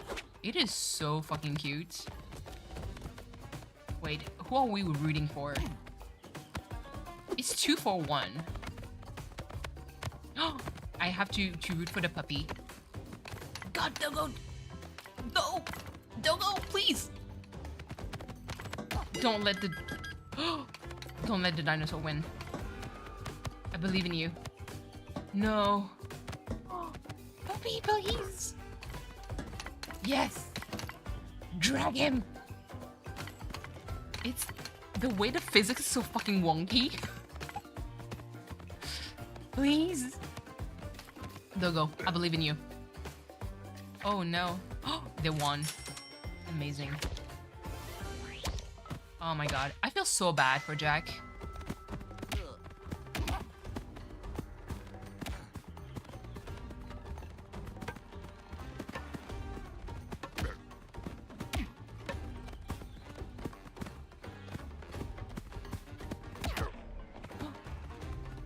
Oh, wait. No! No!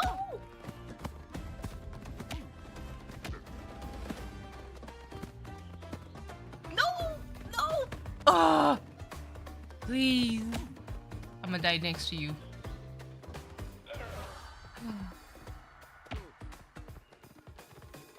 How hard is this game? What the heck? It's so tough.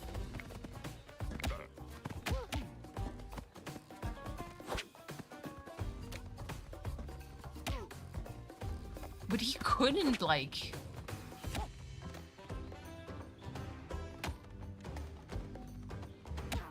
Like...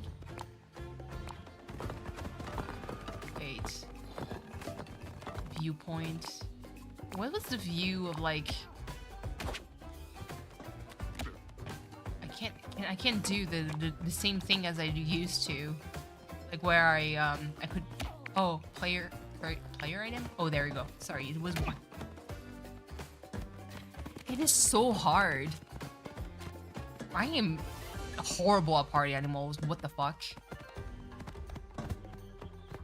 Because Jack would not get up.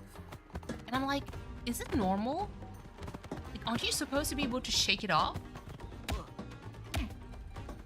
Even the base crumbles? I believe so. It's so hard. Not a round 3, please. I can't do this. I can't do this.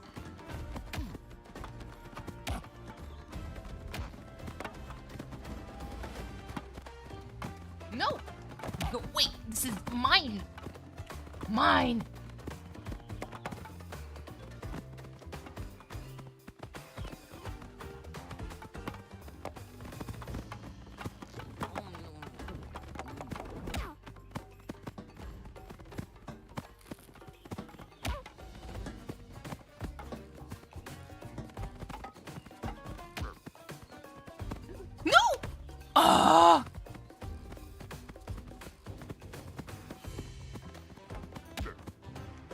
No! I can't jump! Ugh. But you see, Jack is down, but it doesn't seem to get up. So did he just give up, period? And he's not playing anymore? Because I'm terrible at this game? Holy moly. Like, he's no longer reacting.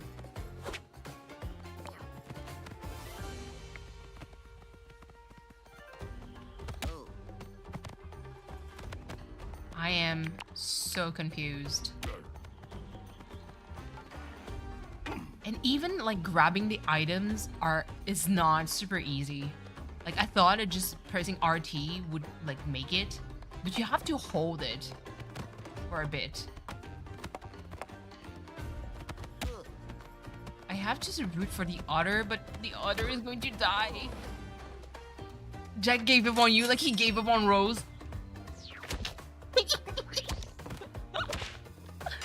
No, not like this.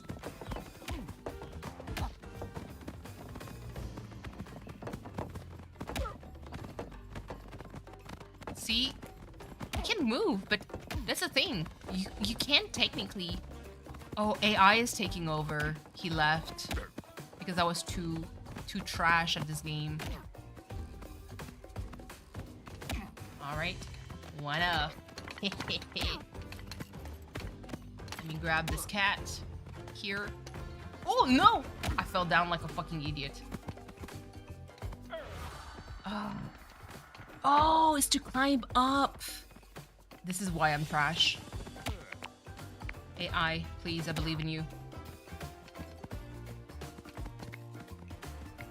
AI, I fucking believe in you. Don't just stay there. I believe in you. Kick everyone. Oh my god. Yo. AI Jack. Yo. Let's go. Let's go, buddy. Let's go. Oh my lord. Okay, why is the AI superior? What the fuck is this shit?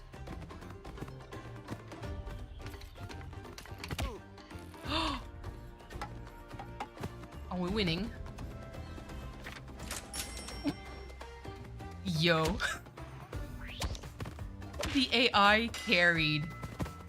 The fucking AI carried here.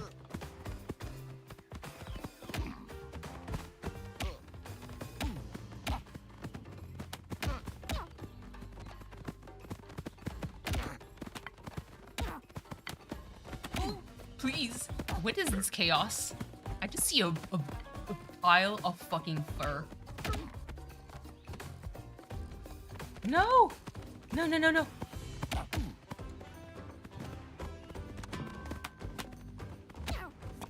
Oh my god. Please.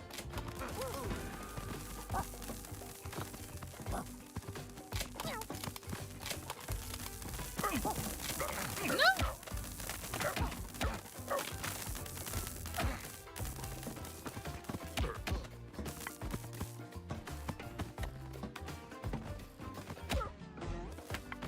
Oh! No! No, no, no, no. Oh, wait, wait, wait. Where is my partner? Oh, let's team up on him. Go. Oh, welcome back, Naru. Hope you're well.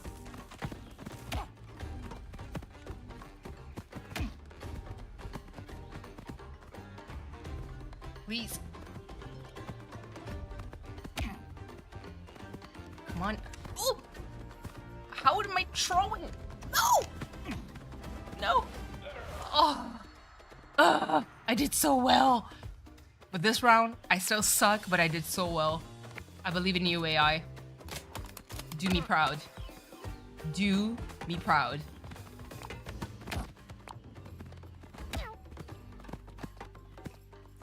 Oh. My goodness. It's so stupid. But that's the thing, like, I feel like this game would be so funny if there's like chat You know? Ooh. AI carrying. AI is carrying hard. Let's go. I'm just punching. Let's go. No. Okay. Who's going to take the taser? Oh! No, no, no, no, no. No, no, no, no. Oh! Okay. Wow, that was a lag. Ooh, that was a lag.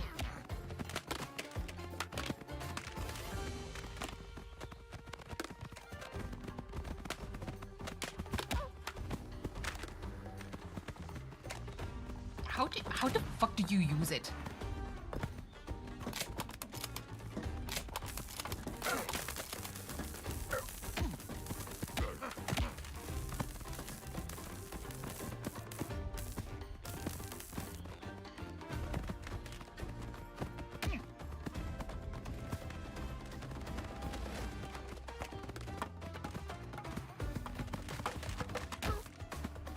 Oh, no, no, no, no, no, no, no, no, no, no, no.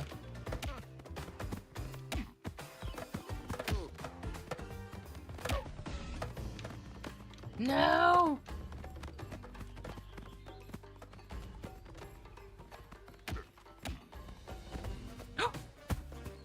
No!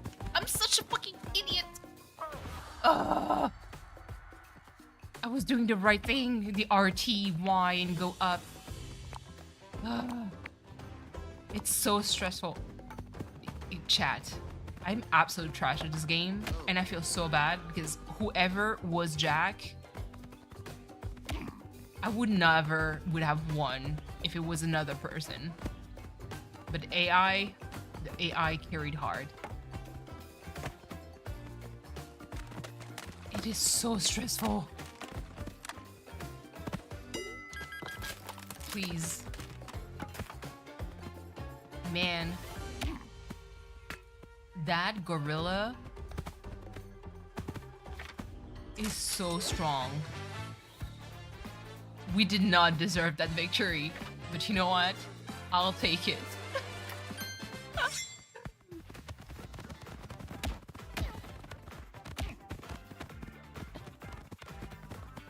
What is this brawl? Oh. The kitty is so cute. The kitty is very, very cute. Hold on. No, I don't want to. I don't want to add any friends. Katie, what games do you have? Like, actually, chat, what games do you have? Because I'm... Hold on. I want to see what I unlocked. Oh, I unlocked this dude.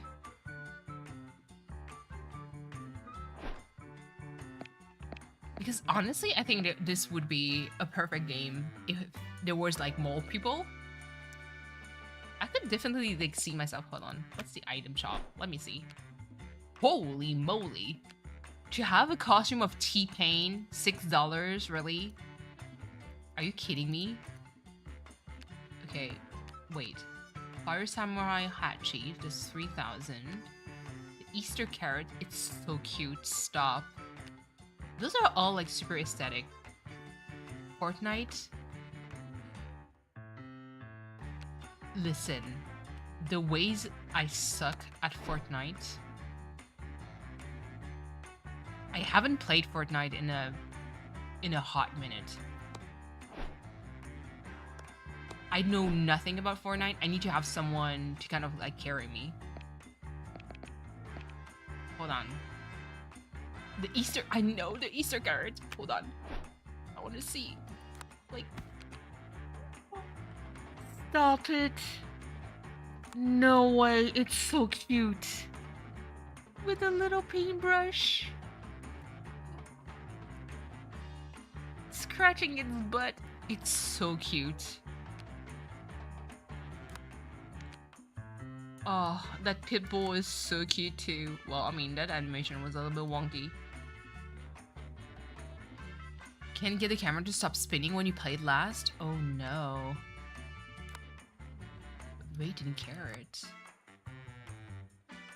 I can cycle through a bit of games to kind of showcase some stuff.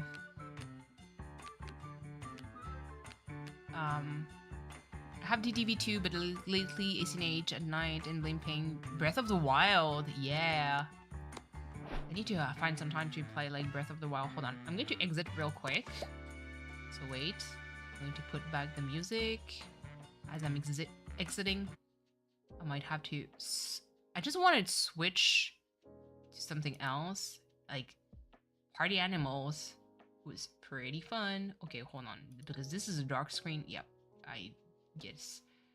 Let go back to this view for just a tiny bit. I have Vampire Survivor, already played it before to showcase it. I've been playing, I would say, quite a lot of like games that are pretty chill to me. Crypt of the Necrodancer, I'm kind of curious. It's 2 gig. Let me install it. I'm curious.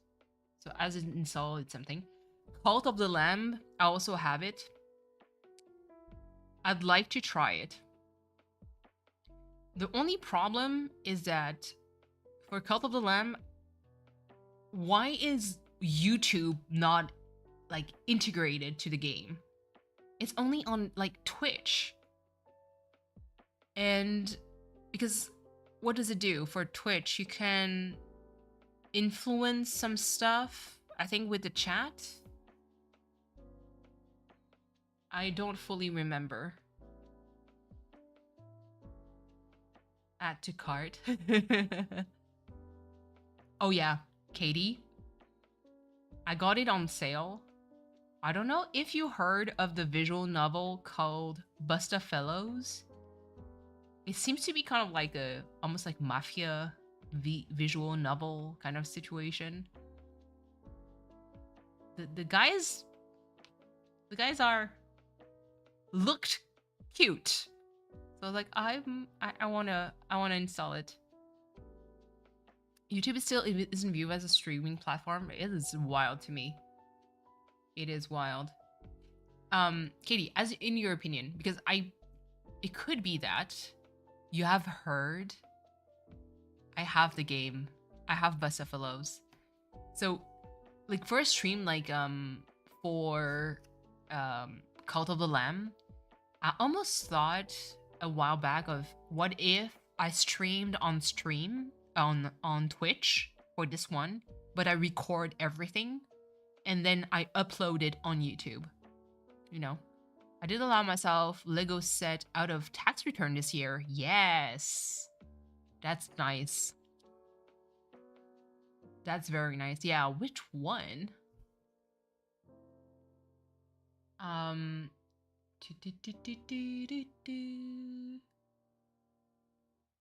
have... So, Crypt of the Necrodancer is currently installing. It's a rhythm game, but I'm kind of curious.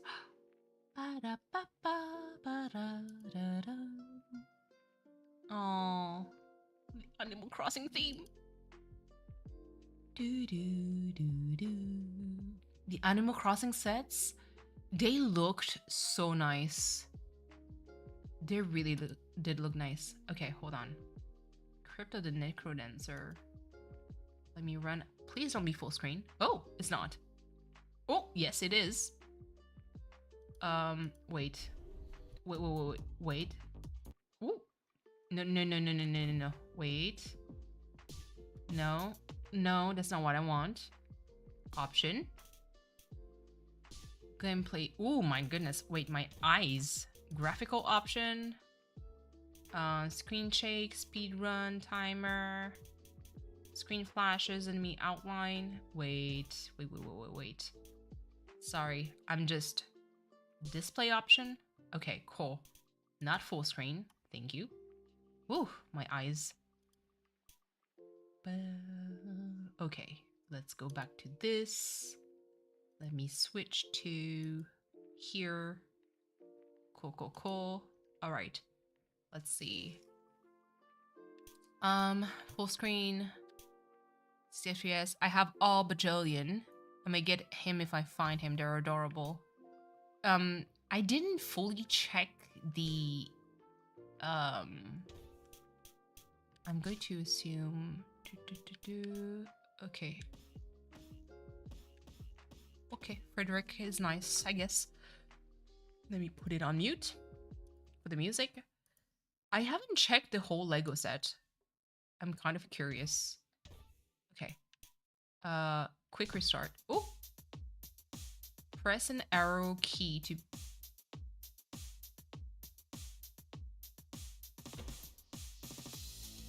If I'm gonna survive this, I'll have to remember what Uncle Eli taught me.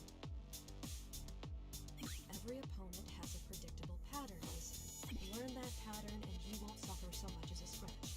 Okay. That green guy didn't move at all, and this blue one just goes up and then down, so if I attack him from the side, I'll never be hurt. Okay. Oh my god, okay. A broadsword, not as sharp as I'm used to, but I bet it can still take out 3 enemies in one shot. Okay. Looks like those skeletons put their hands in the air when they're about to jump. If I'm in the way when they move, it's gonna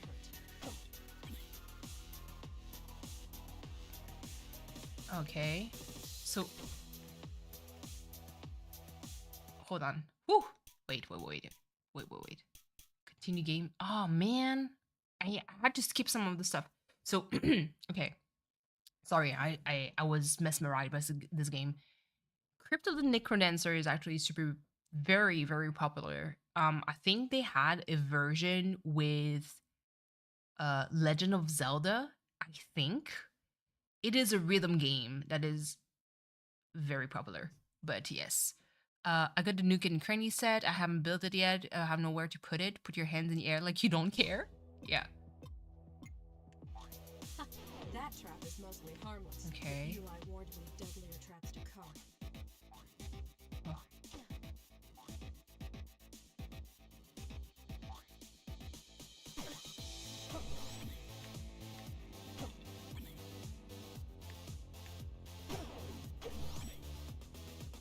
Okay.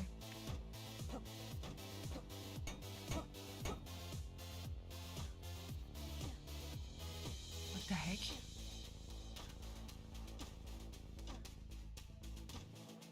Oh my god.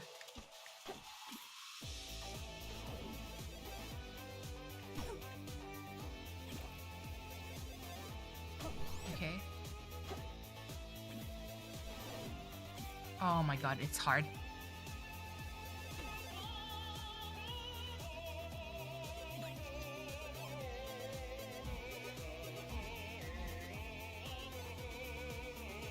This is so cool. What the heck?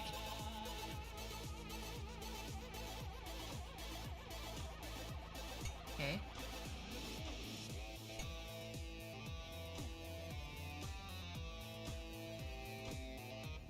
I hope I'm not going to get copyrighted for this because this is actually super cool.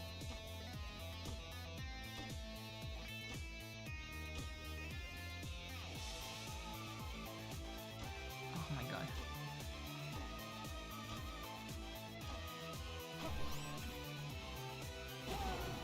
Oh, I'm dead. Press Y to continue. Return to lobby. Ooh. Okay. Wow. Okay, so there's a lot.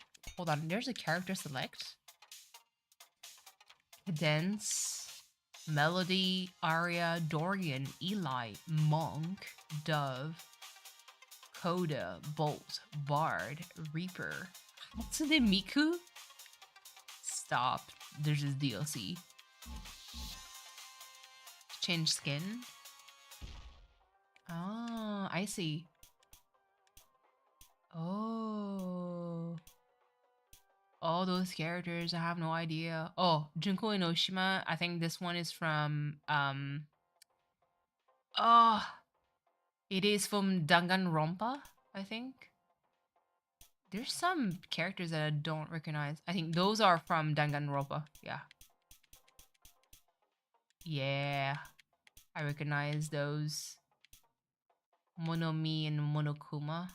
That's so nice. Okay, well, sorry. I just, multiplayer daily challenge. Okay, well, let's try zone 1. Okay.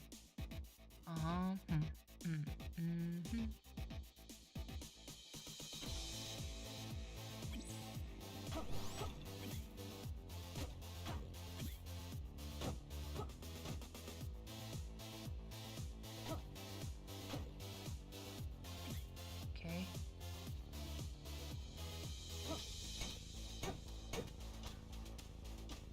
Cleo, if you're lurking, Beat Saber when, or this kind of game. I'd be very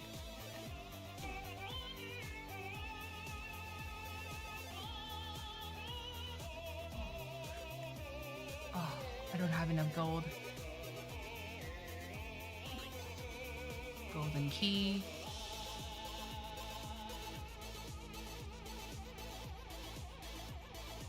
It's so tough.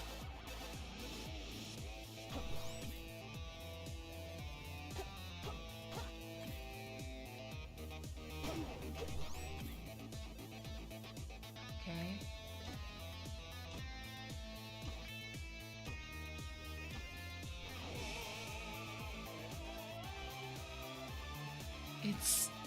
I'm sorry. I think I need to have...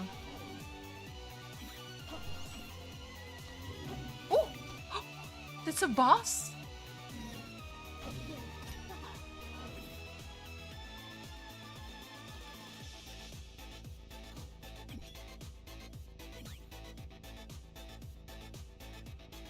Kill to heal. Low health plus damage, okay. Okay.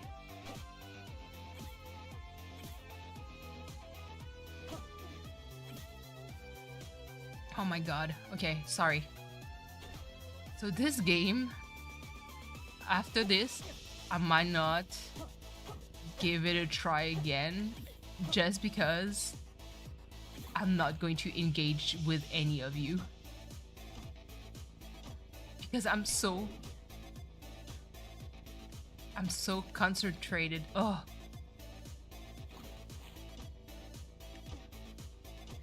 On trying to keep the beat. Oh.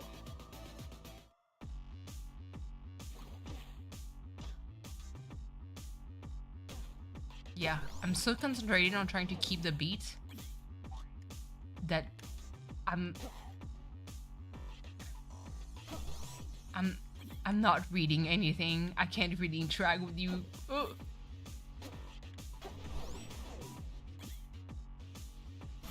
Oh, I died. It was a trap. Oh. Okay, continue. Killed by spike trap. Oh my god. You know what? I think...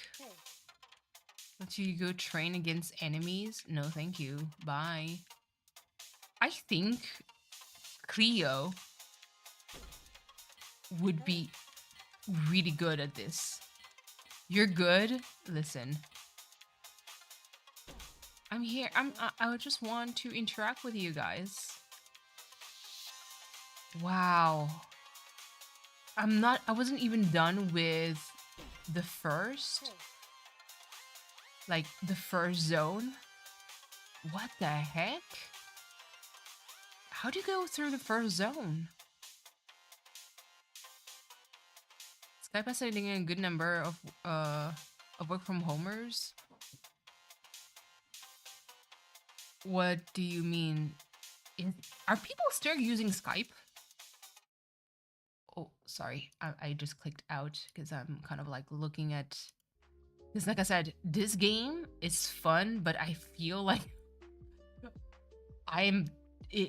rhythm game, because I suck at them, makes me, I mean, I suck at a lot of games, makes me like focus too much. Okay, well, that was Crypto the Necronancer.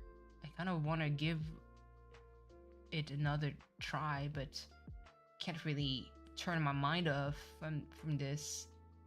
Oh.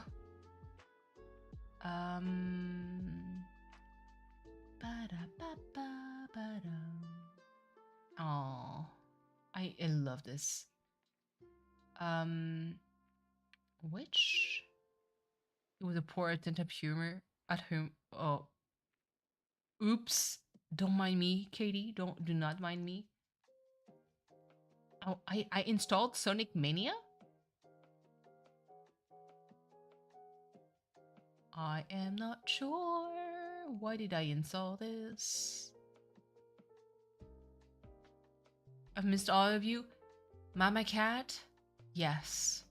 I absolutely missed everyone here. I even made a mistake, and at first I thought that I was crazy. So obviously I did a part 1 of Turnip Boy commits tax evasion, and I actually recorded another video a while back that edited. I was 100% certain that I uploaded it, but I don't have it in my YouTube list anymore, aka I didn't upload it. And usually what I do is whenever I upload it, I delete the video from my hard drive. I know, rookie mistake. The reason why I did that was because at the time I didn't have my other hard drive, so I couldn't really keep it. And so I deleted it. It was like, well, might as well. It's uploaded, yada yada yada. It's done. Lo and behold, I actually never uploaded the second episode, and I have the third part, which was the last part of the game.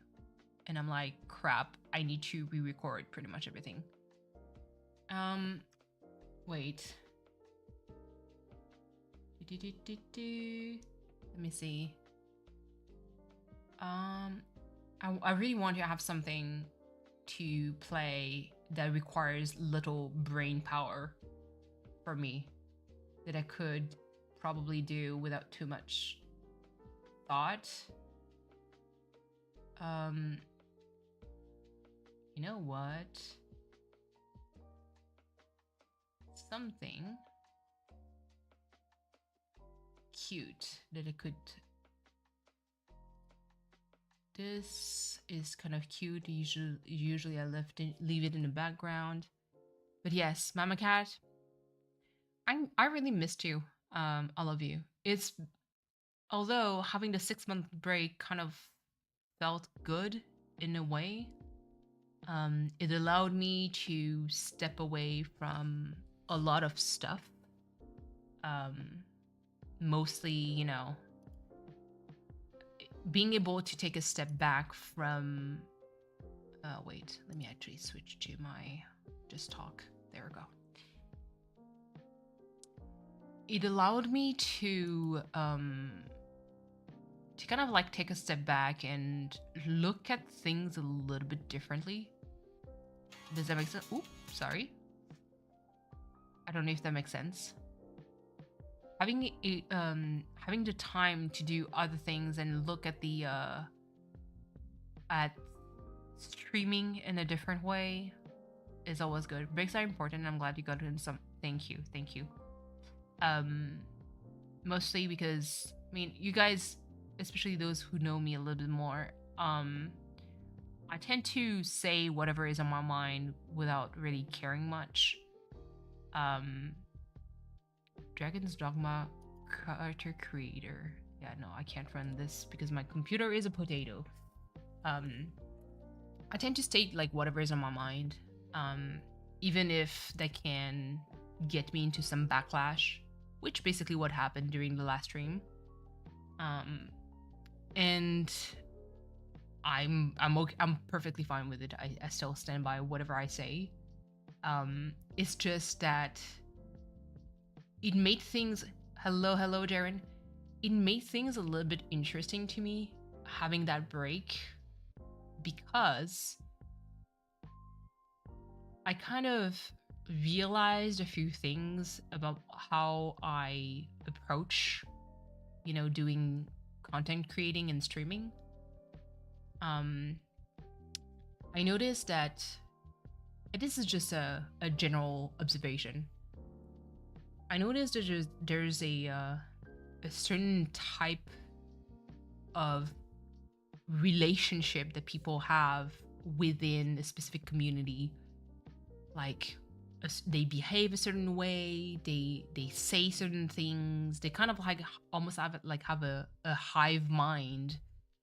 And if you try to shake things off, or if you try to, like, if you have suddenly an opinion that may be considered as harsh or like different than the norm, and obviously I say things in a certain way without any nuance, but there is, obviously, it's just that I don't take the time to either like to talk about this, because it depends on whoever interacts with me in chat, obviously. And I noticed that I am really almost like an outsider within those communities. And I don't know if that makes sense.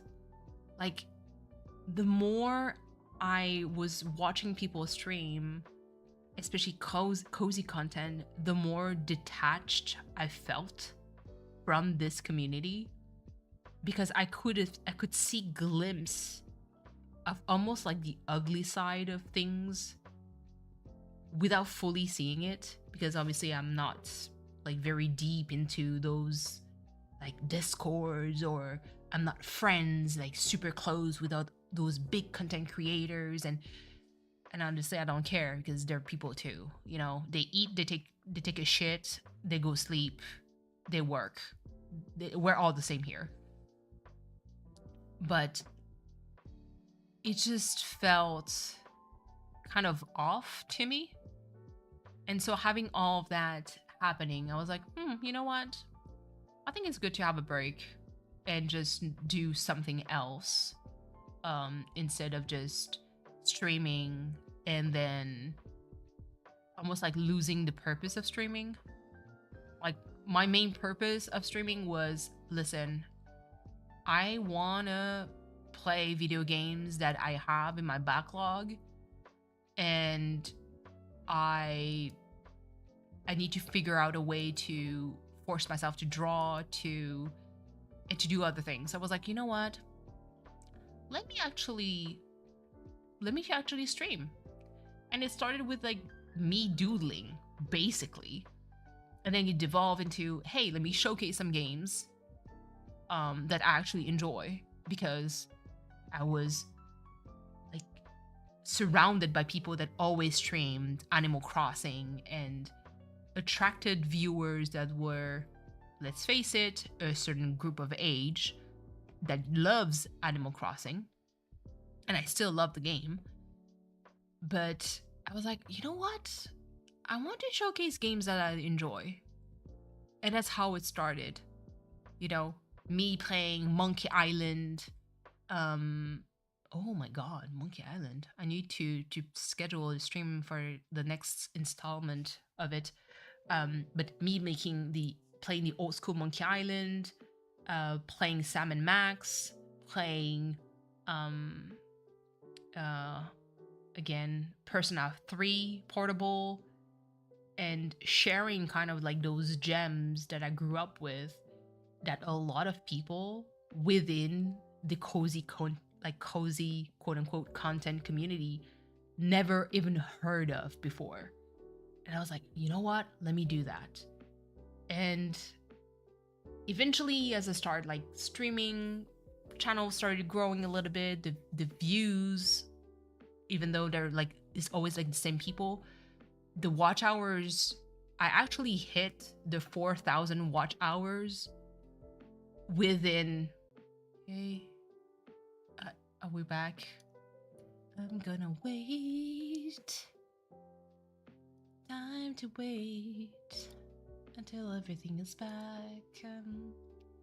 Currently checking Discord real quick just to clear everything. Oh my goodness.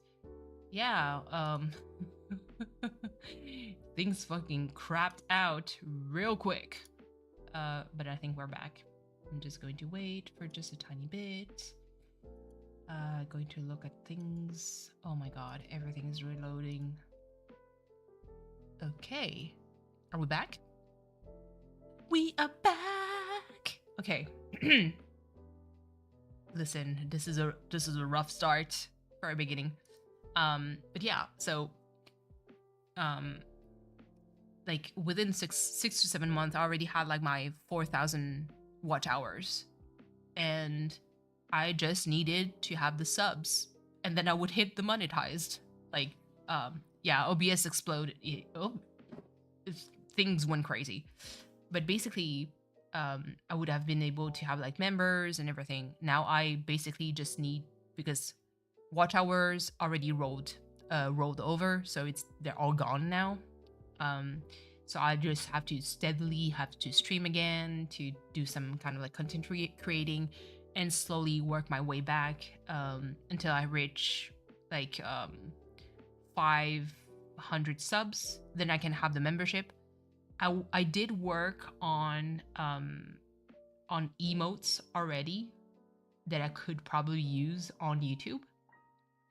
So I'm looking forward to either, I'm probably going to tweak a little bit some of them, but I'm probably going to keep them as is. One of the two. I'll see. Depends on my mood.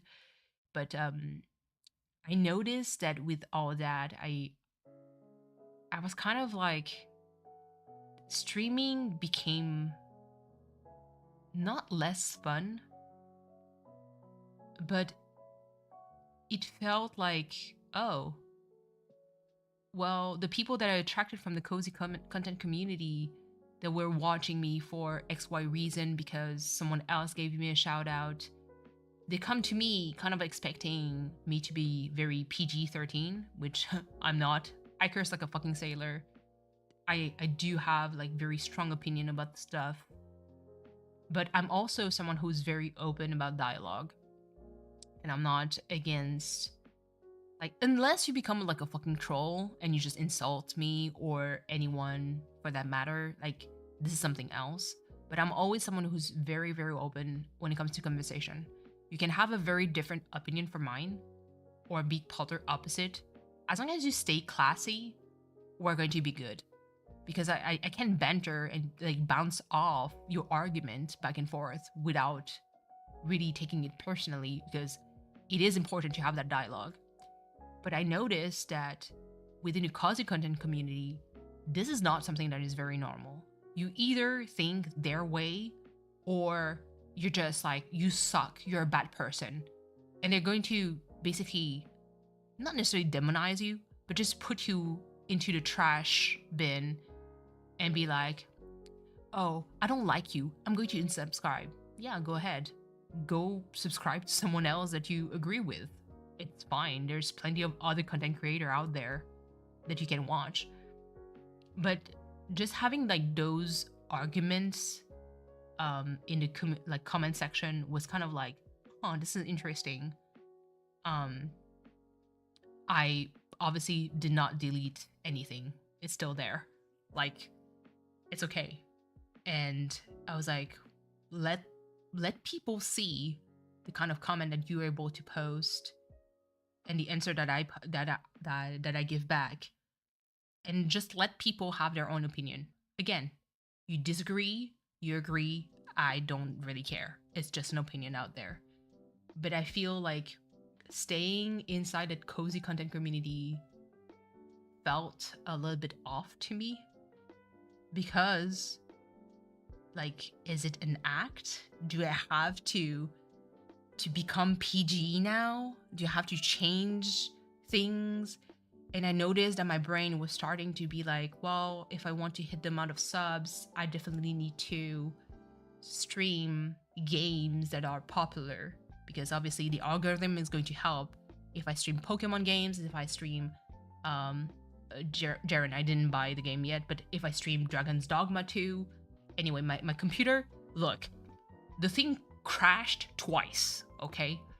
there's no fucking way I'll be able to stream Dragon's Dogma 2 without any worries. My computer would just die. But like, I could go for the popular titles, ride the waves, and get subs. But I want to grow slowly, but have the people that I enjoy the company of still be there. Like currently chat, even Fishbones, it's been a long time if you're still listening. Like there's a lot of like recurring viewers that I really enjoy, and I managed to get from streaming Persona 3, and they stuck around for all this time, and I'm like, what the fuck is this? Like, this is amazing. And I get to have a chat with you guys. You get to kind of be part of that unhinged journey. Whenever I'd start drinking on stream and become a little bit tipsy, and then all bets are off, and we play visual novels, and then we start thirsting over characters. It could be that, but it also could be me drawing and trying to do some animation on Asprite as like pixel art, you know. It's good that you're remembering why you're starting doing this in the first place instead of falling and chasing trends. Yeah. And so that's why like that break actually felt good. I missed streaming, because honestly, like streaming have always been something that I enjoy, because first of all, it's a bit of a social thing, but it's also like a way for me to do, like force me to do something else that is a little bit more creative, that is a little bit more, you know, that I would personally enjoy a little bit more, like games that I just stopped playing for such a long time. Even drawing, before I started streaming, I was not drawing for years. And it was the saddest thing, because I love drawing. But I stopped because my life became work and study. And that's all I did. And even like in real friends, like Thunder Zero right now in chat is a person that I know in real. Even though we're not living in the same country, we still know each other in real. We've known each other for fucking forever, okay? Let's just say more than 15 years, almost, at that point. And so I lost the pleasure of having time for myself. And so when I started streaming, having that back and being able to share and nerd out about stuff that I want was fulfilling for me. And the reason why I wanted to hit the monetization part at the time, that was like 1,000 sub, I believe, and 4,000 hour watch hours, was the main purpose, to be completely honest, is because I wanted to have emotes in my chat. That's it. And I already had like ideas of, oh, well, for member stream, it would be kind of nice to have a like other like I had ideas on what would I do for a member stream that would be nice, like a once per week or twice per week thing. That would be cool. And so I had ideas for that just came organically, but I just didn't hit the sub part. And so at that point, I felt like, oh, well, let's play stuff that I can play without any problem. But I don't know. Having that break made me realize I would have been happy, like streaming, I don't know, Breath of the Wild, and having people come in and watch me like play those games, playing Fortnite, playing all those games that would bring people to me. But would they stick around if I start playing old school games that are super pixelated? Like even of the offline series, after I'm done with Valkyrie Profile, the next title is going to be Lunar Silver Star Story. Like it's an old school JRPG that has fucking musical moment where people sing, okay? And I'm like, would those people actually stick around for that? Would they watch that? And honestly, I think the answer would be no. Because if I start streaming things that are very popular and they're not on board with what I play, then they're not going to support my offline content. They're not going to be there for whenever I'm going to do an quote unquote in real stream where I fucking cook and like brew coffee and have tea time with you guys and we talk about shit. They're not going to be around whenever I'm going to do watercolor. And I notice with the people that I currently have in my subscription that are following me for a long time and watching me for a long time and get to know me, you guys are the people that watch my content. That no matter what I stream, you're just here because of just the vibes. We talk, we have fun, sometimes we have serious conversation, and sometimes we just goof around, and you're still there. And for that, I was like, yeah, I think I'm going to chase a little bit less those numbers and just let it happen, you know? It's good that you're remembering why you started doing this in the first place instead of falling into chasing trends. Yes. The deep lore. Yes, it is deep lore. It's just how relatable that is. We have a society develop a wrapped sense of what is life's pleasure. Yeah. We've lost sight of what truly should make us happy. Absolutely. And yes, Lunar. Like, I think, well, Jerry and I talked a little bit more at the beginning of my stream, like kind of what happened, like the big event that happened the last month, where I basically lost a patient that coded, so basically code blue. I believe I talked to you about it on Discord about it. After that event, like, it shifted really how I perceive things. Like, it shifted my viewpoint on how I should approach life in general. Because life is fucking short, and life can end whenever.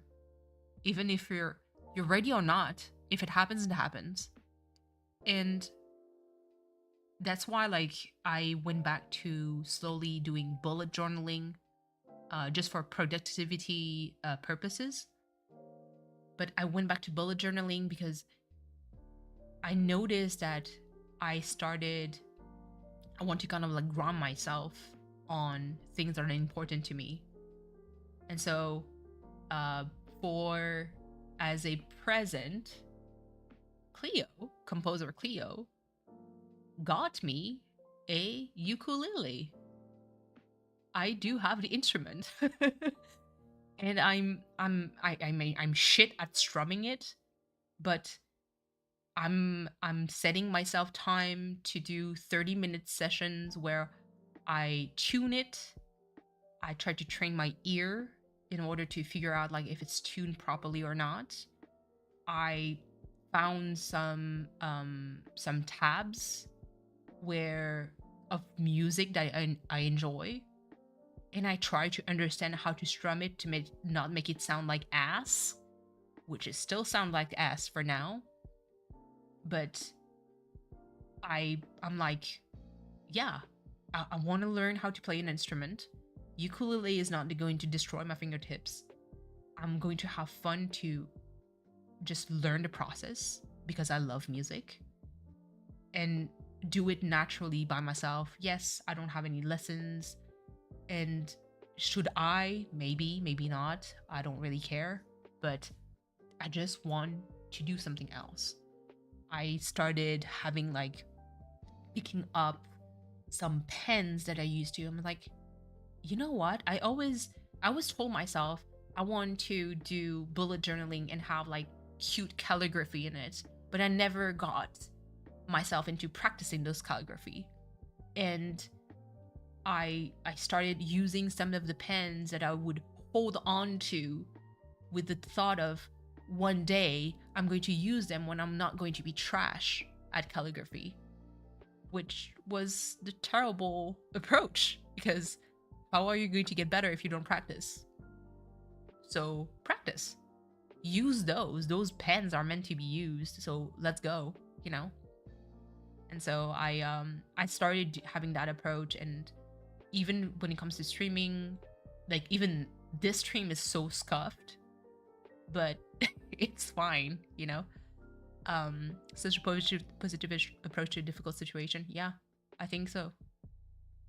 It's not as it's the beautiful sound of learning and passion. Yeah, it's like I think my joy right now comes from whenever I strum the piece and I recognize and I can hum along the the song.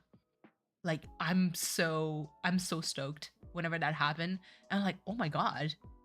Like it's very like it sounds choppy because obviously I'm kind of like looking at where I'm putting my finger and trying to figure out the positioning and everything, but I'm like, oh my god. If I can play, like if I manage to find a transition that makes it like easy, I could definitely play it much faster. And sometimes I can kind of I catch myself like strumming along, and I don't have to look at my finger as much for certain notes because I'm like I know already the sequence. So that's like it's super fun. Did you see the video of the guy who talks about how the first 20 hours of learning is the best bang for your buck? Yeah. There's like one video that actually became viral, controversial-ish, was the PewDiePie video of how he quote unquote learned how to draw. He already knew a little bit how to draw, just basic stuff. But how he wanted to improve his drawing and did it for like I don't know how many days, and he would sketch every day. And how he magically transitioned into, oh my god, he can draw anime girls perfectly. And like a lot of people within the art community like was divided. One side was basically like, this guy clearly knew already how to draw. I'm sorry because I've been drawing for years and I'm not as good as him. Versus the opposite side where people are like, holy shit, I'm actually very impressed because he managed to improve so fast, so well, you know?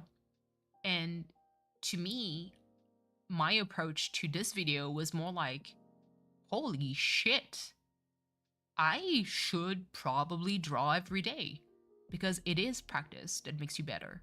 I'm so guilty of saving those things to keep them nice. Yeah, Niners, listen, I could technically, hold on, I need to turn on my light so the lighting is better, but I could definitely show you some stuff, like a lot of, let me, let me show you my stationery.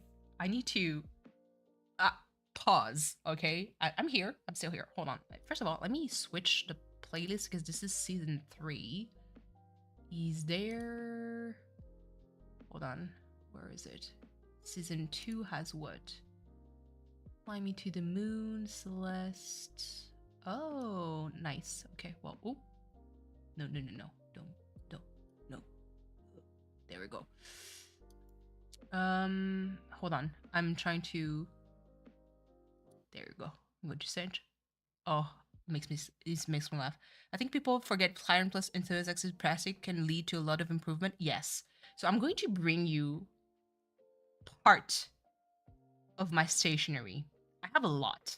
So pause. This might be something, it's going everywhere for the stream. Hold on.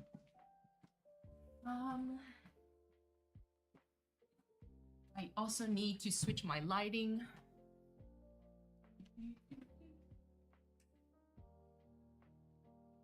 Oh, my lighting is still going to be trash, but it's fine. I think... Okay, hold on. I'm going to put back my headphones. I need to do a switch of my camera angle. Wait. Overlay. I think I always leave it to cat cam. Oh, there we go. Wait. Yeah, okay. This should be fine. Let me switch to... I'm here. Okay. Cat cam. Oh, it's small. Let me make it bigger. Doot. There you go. Hello? Okay. Oh yeah. This is a Pusheen that Raven, one of my subscriber, got me as a present. It's sitting right next to me because sometimes Doris likes to hang out and get tucked in here. Okay. So when I say that I have a fucking problem when it comes to stationery, so I have these. These are the clean color dot.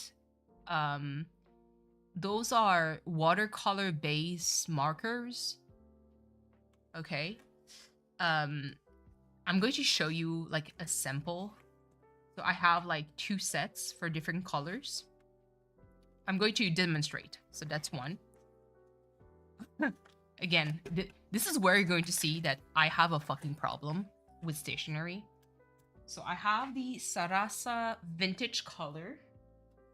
I'm going to do a whole color like swatch. Just need to hold on. Because I have more. Oh my god. This is embarrassing. This is going to be very embarrassing. So I have the Sarasa here. Vintage. So you can find them on Amazon very easily. Those are like very old. So if you order them now, they come into like in pouches instead of in like solid boxes like these. So there's the whole set. Oh my god, not the fucking glare, please. Where? How am I? How are people doing this? Oh, okay. There's a little bit less glare here. So those are vintage color. I'm definitely going to show you guys how it looks like. So this is one part of it. I have, where is it? Okay, well, there's one that I actually took out because I was journaling a little bit earlier. Those are the Sarasa clip. Still the same series, but rainbow color. I'm telling you guys, I have a problem. Okay, I'm not even fucking kidding. Where is it? Where is it? Okay. There's the milk color for Sarasa, so it's like very pastel-ish. I tend to get my pen, my pens in 0.5, but it could be finer in my case. So those are the Sarasa. So again, vintage, pastel, regular. I'm not done. Again, this is embarrassing. This is embarrassing. I have another collection of highlighters. So those are the Zebra Midliner series. I'm not done. I have more. Like I said, I have a fucking problem. And this is not the whole collection, by the way. There's still a lot more colors that exist. There's one more, I think, that I have in my bag. There. I love ultrafine pen, absolutely. So I have fine are 0.5 millimeter. That's too thick. There, yes, there are. So a lot. Those are just regular ass highlighters. Like they're. Oh, what the fuck? Camera, please. Like, can you focus? How do people do that? Oh my god. How do people do it? It's so blurry. I'm so sorry. I mean, it's maybe because of the quality of the camera, but it's like a regular highlighter. I have the Zebra. Yeah. So the midliners, they like this is nothing when it comes to like the amount of color that they have, but they have a lot. I can use these to do like very raw drawing and sketches.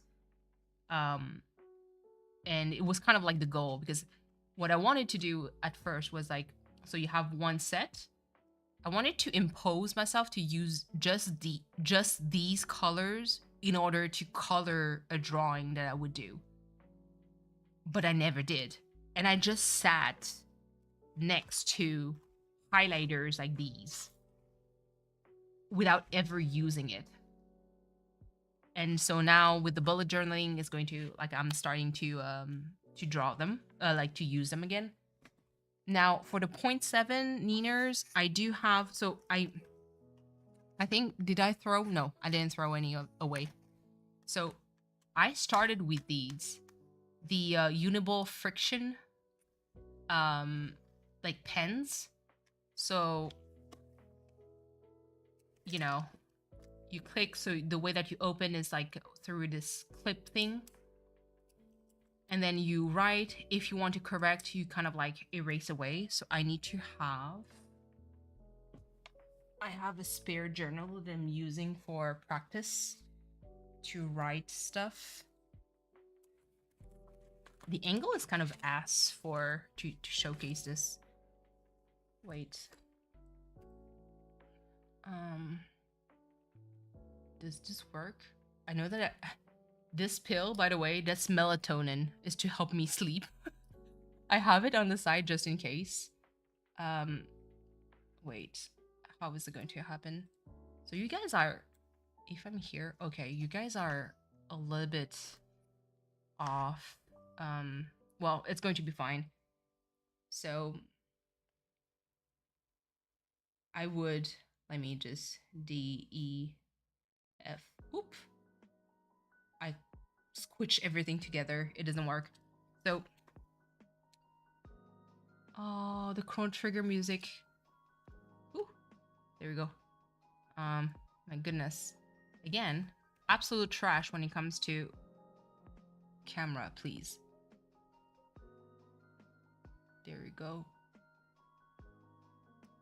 The angle is so wonky and the camera is not focusing on the right thing. Don't focus on my background, my dude.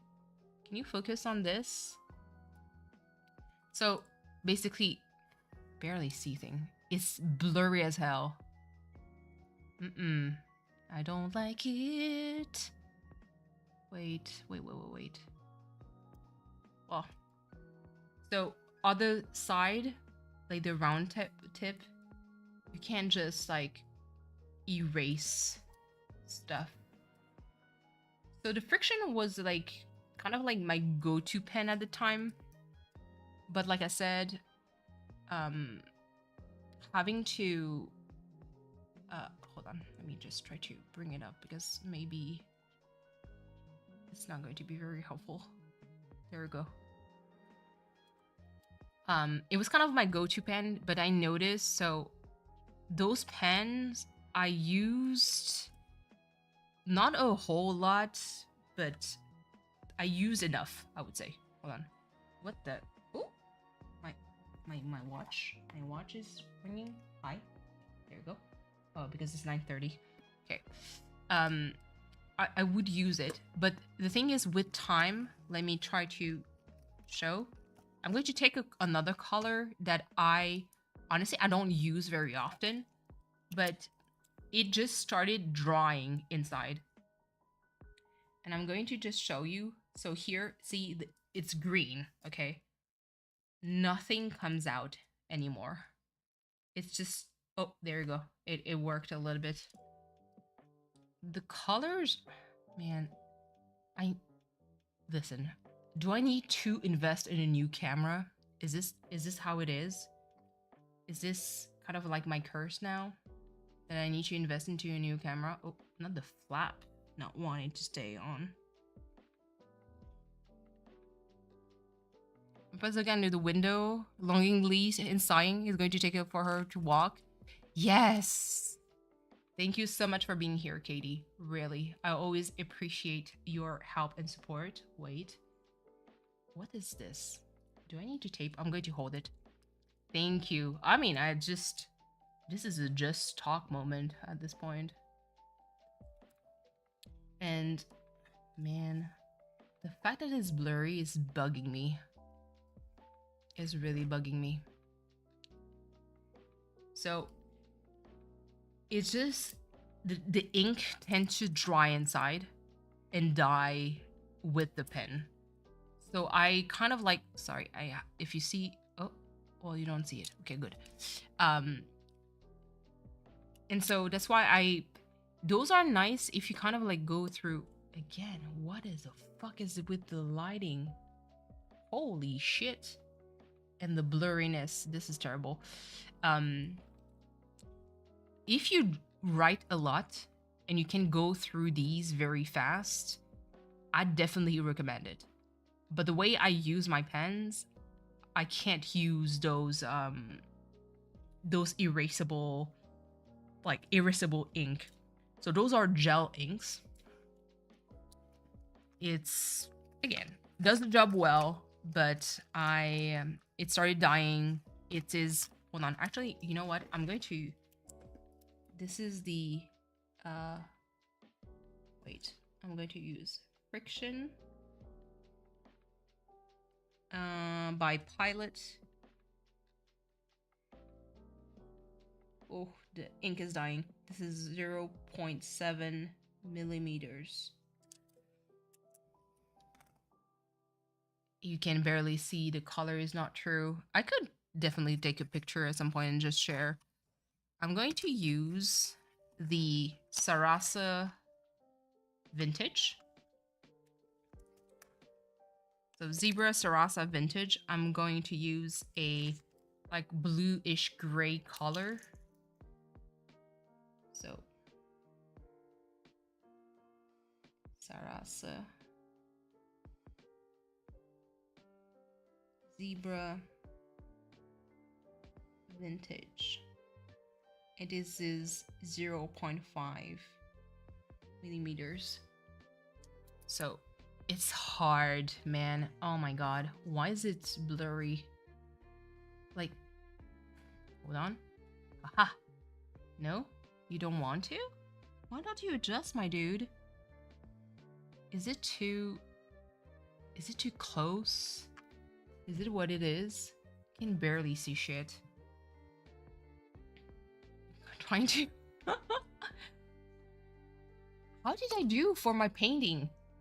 Because my painting is pretty much the same shit. Wait. My god. Okay. Alright.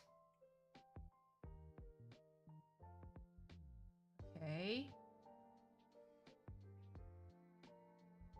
I don't want to raise it up too much because otherwise my face is going to show. What the heck? I'm so sorry, guys. I'm taking you for the wild ride.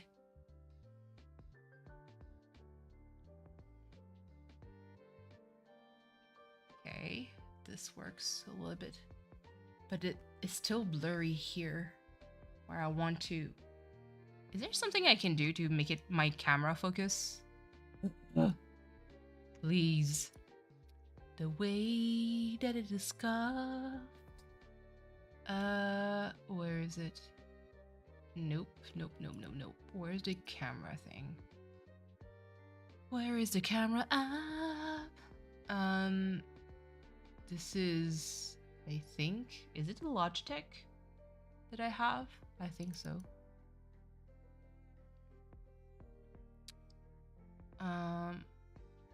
No. Nope, it is not. Oh yeah, there it is. A creative app. I had an instant mission and never sent and typed something else. Oops. Always here for the ride. Yes. It's just I wish it was not like that that crappy. Okay. So wait. So I have the creative stuff. Backlight compensation. What is this? Okay. Hue is okay. White balance, flicker control.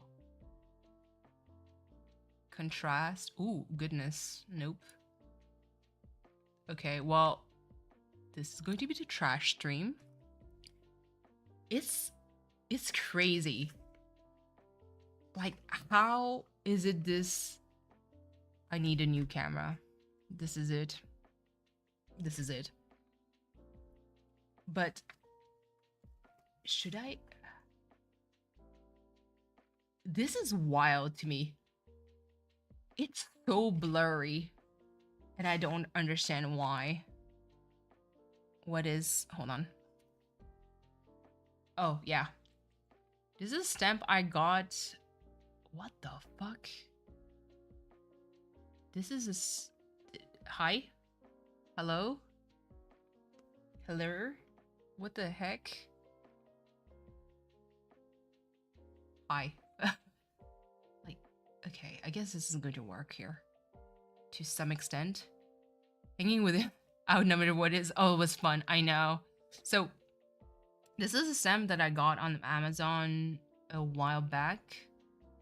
So this is a habit tracker. And on top you can barely see it because obviously the camera is so shit that you can't see. It says like, let's try it at top. Habit tracker on the side is good, nice. And it's a stamp. And obviously it's an oil-based stamp. And you have like all the dates from 1 to 31 to kind of keep track for the whole month. Look at me. I'm going to show you everything that I use for my bullet journaling. And you kind of like just stamp it. And then you have a nice kind of like grid to use. Again, I wish it was not super blurry because this is absolutely not it. But yeah, and then you can basically either color or scratch or X off, like put an X on things. I'm going to let it dry. I have a few pens, so these are the Tombow. Wow. Okay, wait. It is wild because I know for a fact that whenever I draw my watercolor, I use this camera.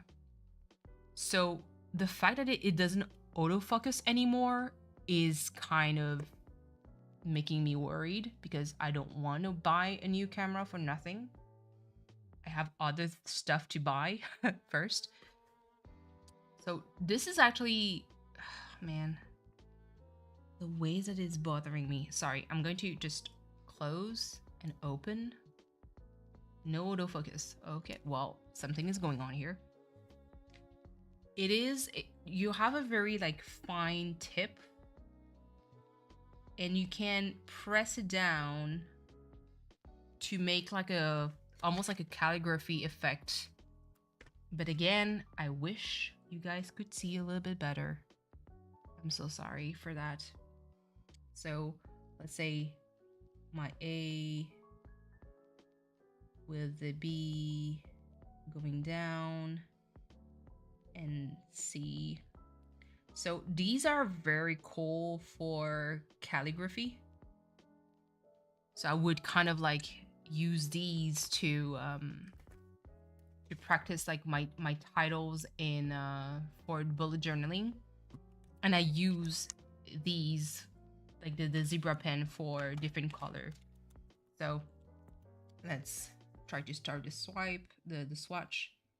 B, C, D, E, F, G, H. So yes, I learned to write in cursive. I write mostly in cursive.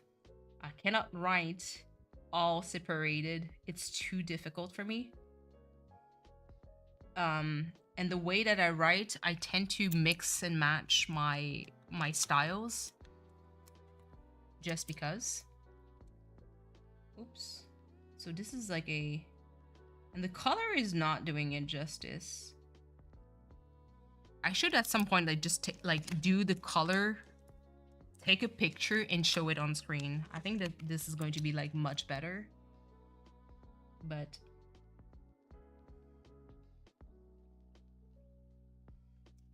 kind of trying to take some kind of like beat here. So and there we go. So that's the first one. So this should be dry. So usually like on the banner, I would try to like, let's try it. So let's say I'll try to write you. Oops, down it was stronger. Who lay and lay. So let's try it. Ukulele. So those, again, Tombow, they have like different like nib, but this one really allows me to write very nicely with it. And I have, like I said, the clean color dots. And see, I showed it and the thing was like much clearer. So whatever is going on here is wild.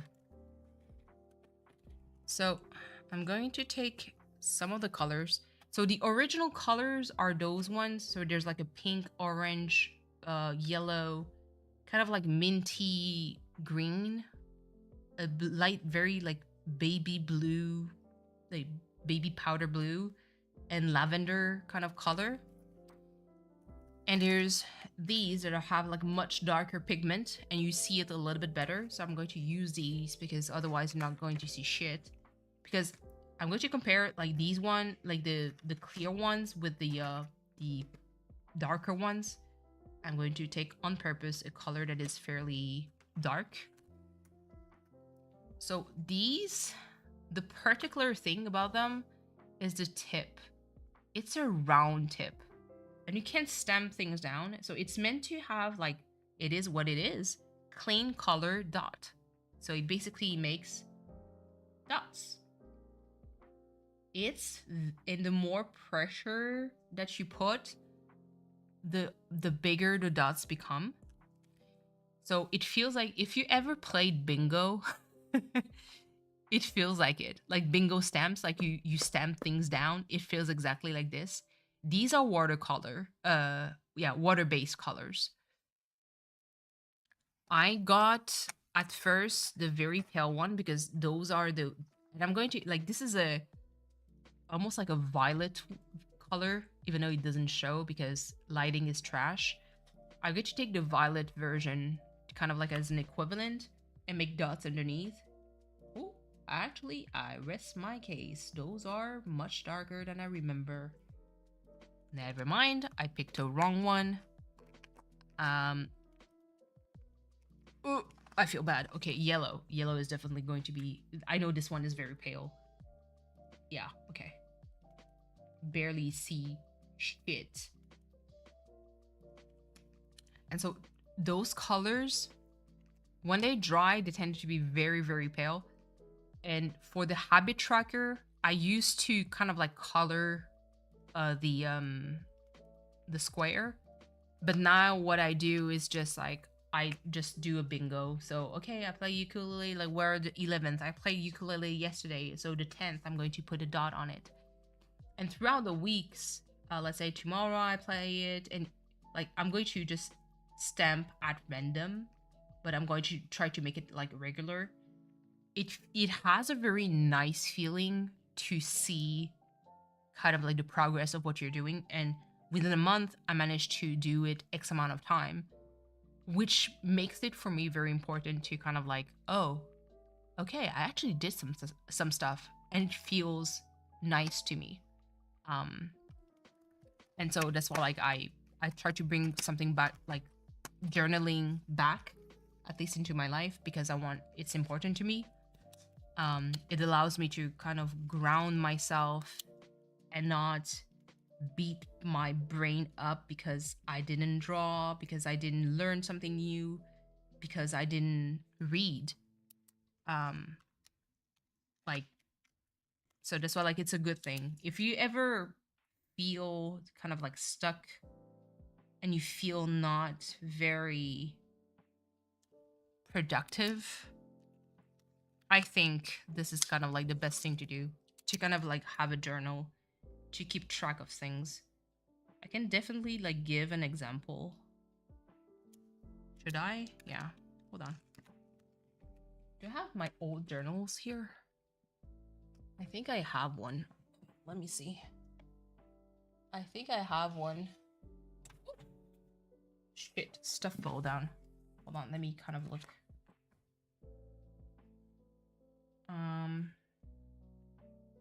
Oh yeah. Oh yeah. Hold on. I need to find one. Okay. So, it's going to be funny. It's going to be like, this is a, believe, hold on.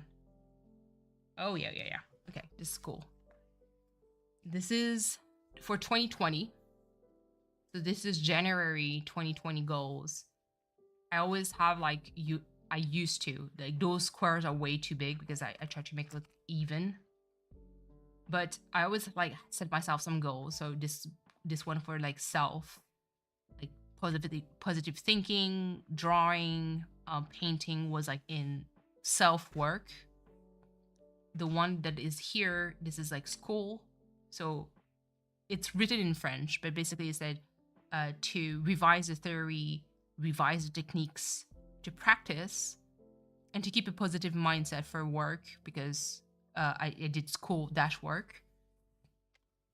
This is goals for my own home. So things that I really need to be sure to keep it on track for this month. For January 2020 was to keep it clean, to change the decor, and to kind of like sort things out, throw things away, give. And this was my money goal. And at the time I had like save $2,000 because I had a trip that I needed to pay back. Now mind you, it's mostly because it was $2,000, but the tickets were bought by it was a trip that I did, but the ticket were bought, I believe, by my sister, and I needed to pay her back, and it included a lot of like the expenses. Like we went to the restaurant, and it was like, oh, okay, I'm going to take the bill. So I just I rounded up to $2,000 that I need to pay back. I had saved $2,000 for a tablet, which I did. And then I had the payment for my school, which was $750. And then vacation 2020, ? Little did I know, this is January 2020. Little did I know that the pandemic will come. And then you have what I say, keeping track of stuff. And as you can see, there's a big line that is completely white. And if I look at it, it's the practice. So those squares, like each individual squares, would be when I do it. But like that whole white line means that I never took the time to really practice with my friends, because either I was busy, was doing something else, or I got like scheduled another time. Here, I think for this, like those are cooking.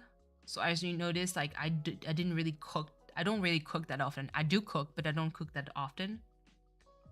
And yeah, so it kind of gives me like, this is from 1 to 31 days, and it gives me a whole like progress. And sometimes I would make like notes of what happens, like something very significant. So, you know, I felt sick at that day. I did some orchid watering at that point. This was the last day I was working at a place I really didn't like. And then this is the 23rd of January 2020, and I was on my 3rd year of osteopathy. So that was the first day. And then I just make notes. Here's is my significant other's like word of the month. So just to give me a small encouragement. And then I had the equivalent of a habit tracker, but this is more like a small calendar that would make it by hand. And then my highlight was the 25th, because the 25th at the time was the lunar new year of the rat for that year. And so, again, something very functional is what I have. I don't catalog my my feelings. And then I always have I usually have like a whole spread for like almost a monthly calendar thing. And I have like one side that is basically like I do a checklist of my overall month goals. What did I manage to do? What did I hit? What did I did not hit? What do I have to kind of like push back, or what did I have like as a partial win? What I needed to do for the month as an overall monthly goal, and then I always do a review of what do I have left to do, and how many tasks did I manage to complete for a month. So it's really like a matter of productivity and just pat myself on the back at the end of the month. But I started doing that again. So this is like a very old journal. These are Moleskine dot grid. So hold on, I'm just going to take an empty page here. It's going to be kind of hard to see, but there's like some very small dots. Those are usually what I use for journaling, but you can use anything. Like I had one of my colleague, she gifted me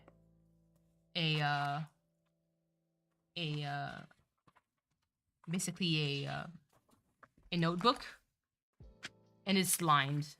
So it's like journal for 2024. I started, and this is like it's going to be a little bit different because it's lined. It's not a dot grid, but this is like a kind of like everything that I set up for myself for the month of April. So it's written in French, obviously. But here, as you can see, I put well, you can't see because it's blurry, but this is like for the ukulele. I didn't put the stamps on. This is like for bread, for the cleaning, because I hate doing my cleaning. It's a chore, but I need to keep it on track. This is for art. I still need to put stamps on when I was doodling or drawing. So anything artistic, I would just put a stamp on because I want to get back on it. And I have like small goals for this year. So goal of this year, not this year, for this month, to do one painting, watercolor or not, doesn't matter. I try to draw once per week. So far, I've been good with this. And this is one that I want to do, is to finish one animated, like pixel animation. I want to get back to it. For the reading part, I want to read this month at least one case study or one scientific article linked to my work. I want to finish a book. So welcome back, MLG. We went far off the track, but welcome back. So if there's any book recommendation, I'm going to take them. And yes, the camera is blurry. I don't know why, like the autofocus is not working anymore, so it's trash. I had a very small gaming goal, was to finish one game on Steam or Switch, and I already checked it because I technically finished Turnip Boy Comics Tax Evasion, but I noticed that I needed to re-record a lot of it because I lost episode 2 and I have episode 3 out of the fucking blue, so I need to work on that. For the finances, so this is like very like more like paying my my places for my practice. There's also the cooking, so actually I can check this one out already.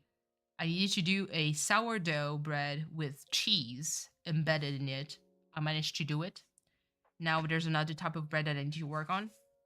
And then this is a list, like, so this is the first week of April, again blurry for camera purposes. And then so this is like, again, I write in French because French is my first language. I grew up in France. So 1st of April, and I put like kind of like everything that I did in a day, and I kind of like catalog everything throughout the month. So it is feasible with a lined paper. It doesn't have to be dot grid. But yeah, so lots of papers. Hold on, I'm not done yet. This is the Tombow. This is a dual tip. So basically, this like a fine to kind of like use it on a regular. And there's another that's almost like a brush pen, and then you can definitely like do a little bit more of calligraphy kind of like feeling with it. But I think I'm more used to the smaller Tombow pen in order to try to do calligraphy, but it is something that I'm definitely going to try. And it's very, very soothing to use. So those, what kind of other pens do I have? I have a lot. But yeah, so I have so much stationery. So I have a lot of color, but I'm going to just show the black and the gray that I have currently on hand. But I have a whole palette of these. Inspire me to do stuff, have repairs, a garden to plan. Like, listen, I did a month, I think, my bullet journaling. I forgot where it is, but I organized a whole, like, my whole garden. And I would kind of like, wait, I'm going to just flip paper because I can use it. Why not? Yeah, this is, ooh, okay. Drawback for these papers and some stuff, like, it is bleed through.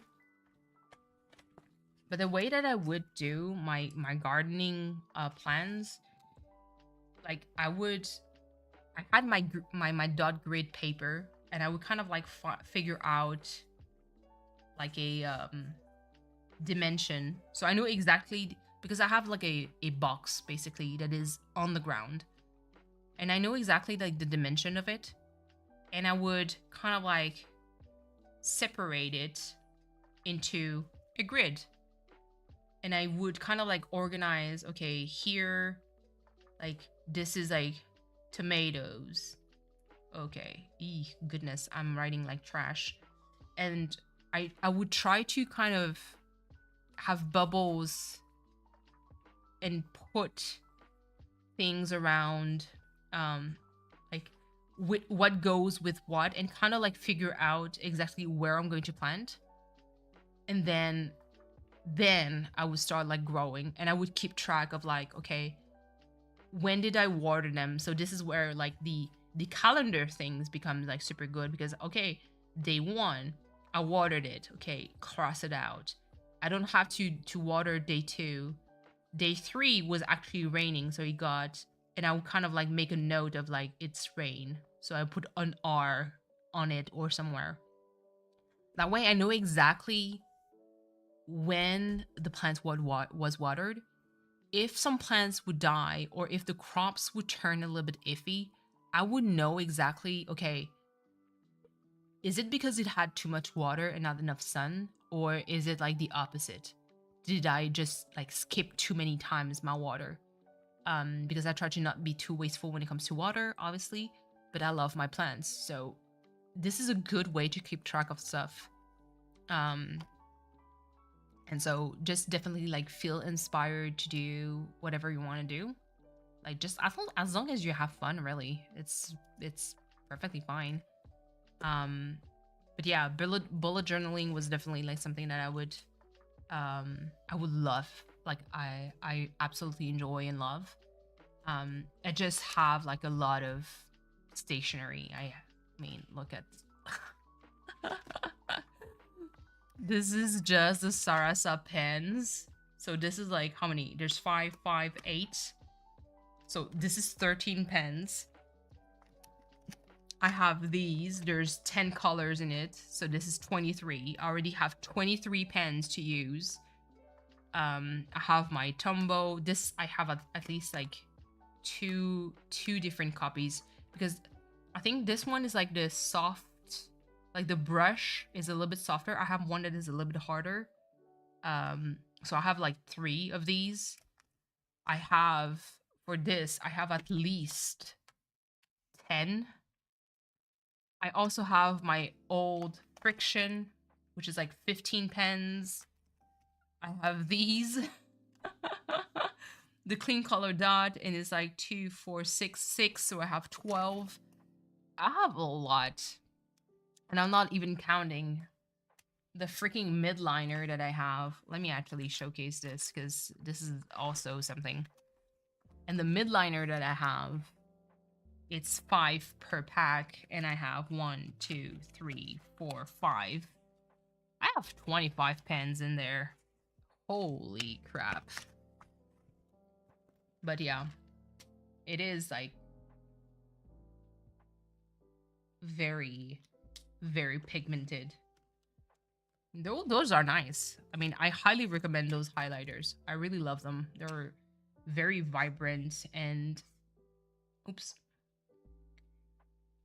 I thought maybe one day I should make myself an exercise on, you know, probably trying to pen intervention. Listen, Mama Cat, you're not wrong. You're not wrong. And honestly, I'm not really buying. I don't like. I didn't buy any pens in a while, so it's just it's kind of wild. A pen intervention is definitely it.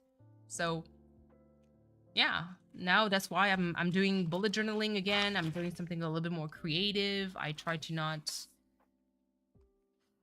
worry too much. Let me switch to the just talk without the camera. Well, I mean the camera can stay, but it's fine. But yeah, no, I'm I have a problem with pen.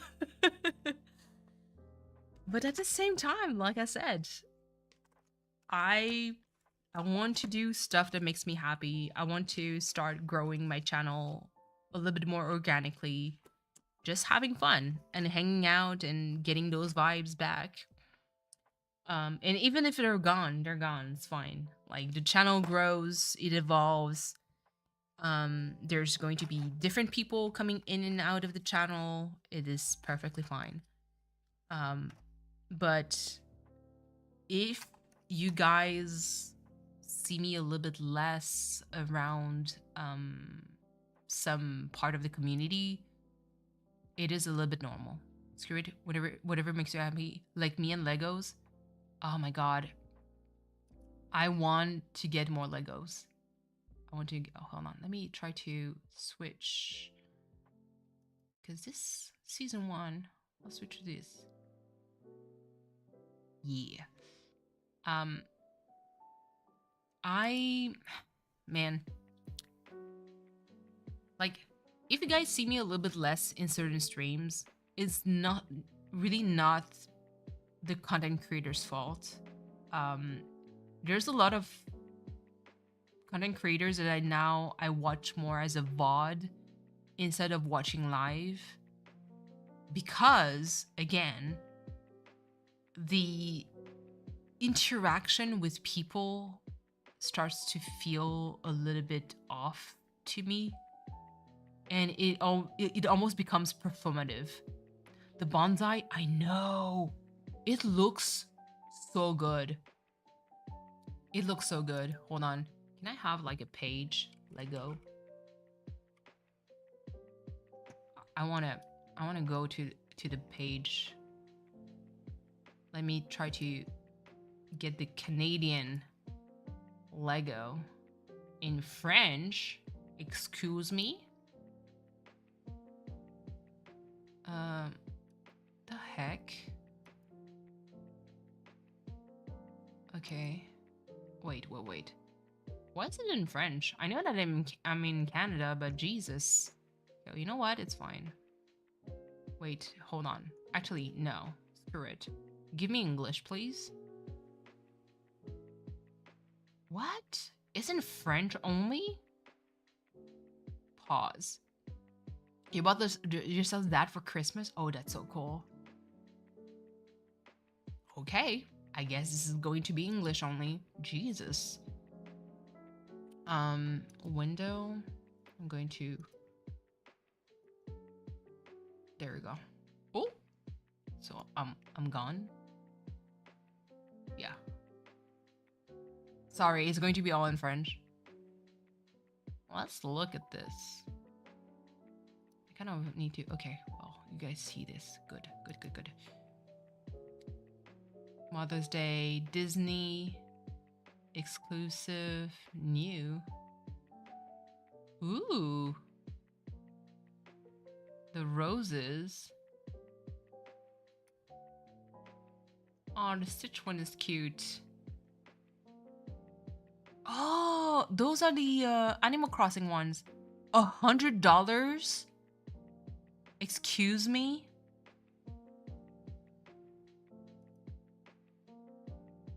Wait, hold on. I need to make it like less so you guys can see a little bit better what I'm seeing.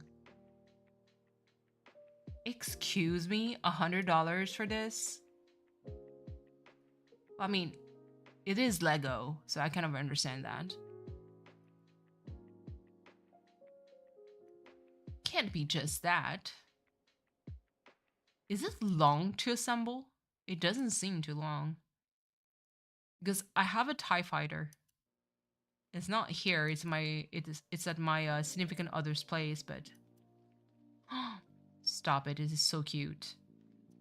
You paid 75, but that's like US dollars. In Canadian, look how expensive it is. We're getting robbed here. This is highway robbery. Let me see. Is there another? The Millennium Falcon. 110. Stop. Get out of here. The Orient Express. 400 almost. Ooh. Ooh, this is gorgeous. 80. Okay. Wait. Okay. New. Show me. Dungeons and Dragon. Ooh, this is nice. The Batman one. Oh, wow. Batman. Ooh. Okay, expensive. Medieval City. This is the House of the Sinwon Dwarves. What the heck? Legos are so different compared to what I used to have when I was a kid. Like, holy moly. This doesn't even look like Lego. Yes, you are getting robbed. I mean, what in the heck? This is not Lego. What in the heck? I mean, it looks good. It's just... Okay, on this angle, I see that it's a little bit more like a Lego. That is wild to me. It's 35 bucks. Holy shit. Wait. Sorry, I'm mesmerized. I haven't been on the Lego shop before. I know that I go crazy whenever I go to Lego World just to see. Oh. Those are good. I want to collect the Star Wars one, like specific ones. I don't want all of them. I never had Lego. It was very stress relieving. Yeah, I've had Legos, but obviously I couldn't really build like super cool stuff because it was like just blocks basically. Let's see.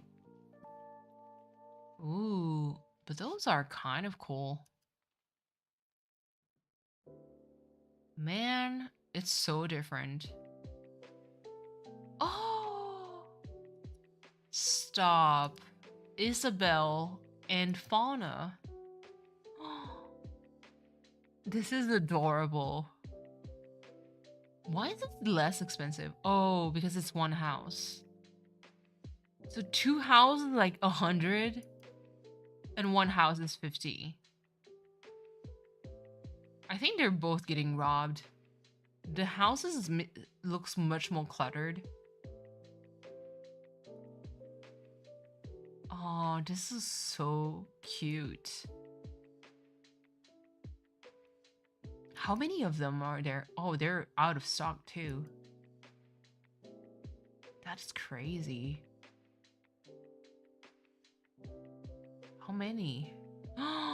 Wait, there's Marshall. I see him. Wait, okay, hold on. There's Marshall, there's Bunny, there's Rosie. Oh, Julian, that's the one you were talking about, and Cap'n.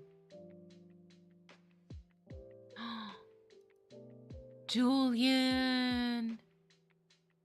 Oh, this is cute. Oh my god, this is very, very cute. And it's his birthday. It's so small. Please. It's 20 bucks because there's no house. Wow. Lego, you pay less for a homeless person. I mean, Julian doesn't have a house in the box, so that's why I said homeless, but obviously in game, Julian has a house. Marshall, you're here with Cap'n. This is everything. 40 bucks. Julian got scammed. Why is Julian like $20? And Marshall and Cap'n get like 40. Oh, Marshall is so cute. Look at this face. Oh my god, I love it. Holy crap. It's so nice. Isabel was 40, Kevin was 30, Bunny was 20, Julian was 15. It's so mean for Julian. It's so mean. I want the Star Wars one. I do have a patient tomorrow. Holy shit. Well, it's just one, so it's fine. And I have a patient Saturday too. Those Peppa Pigs. What the heck? The ways that I did not realize. The hermit crab is adorable. It's so cute. Everything is so cute in there. Like, the ways that hold on. By theme. Oh, nice. Let's go with, where's Star Wars? There we go. Star Wars, show me. See, okay, for the Star Wars one, why I want them is because of the size. Some of them are so big, and I want them. Stop, I want that helmet with the flowers. What is it? What the fuck? It's gorgeous.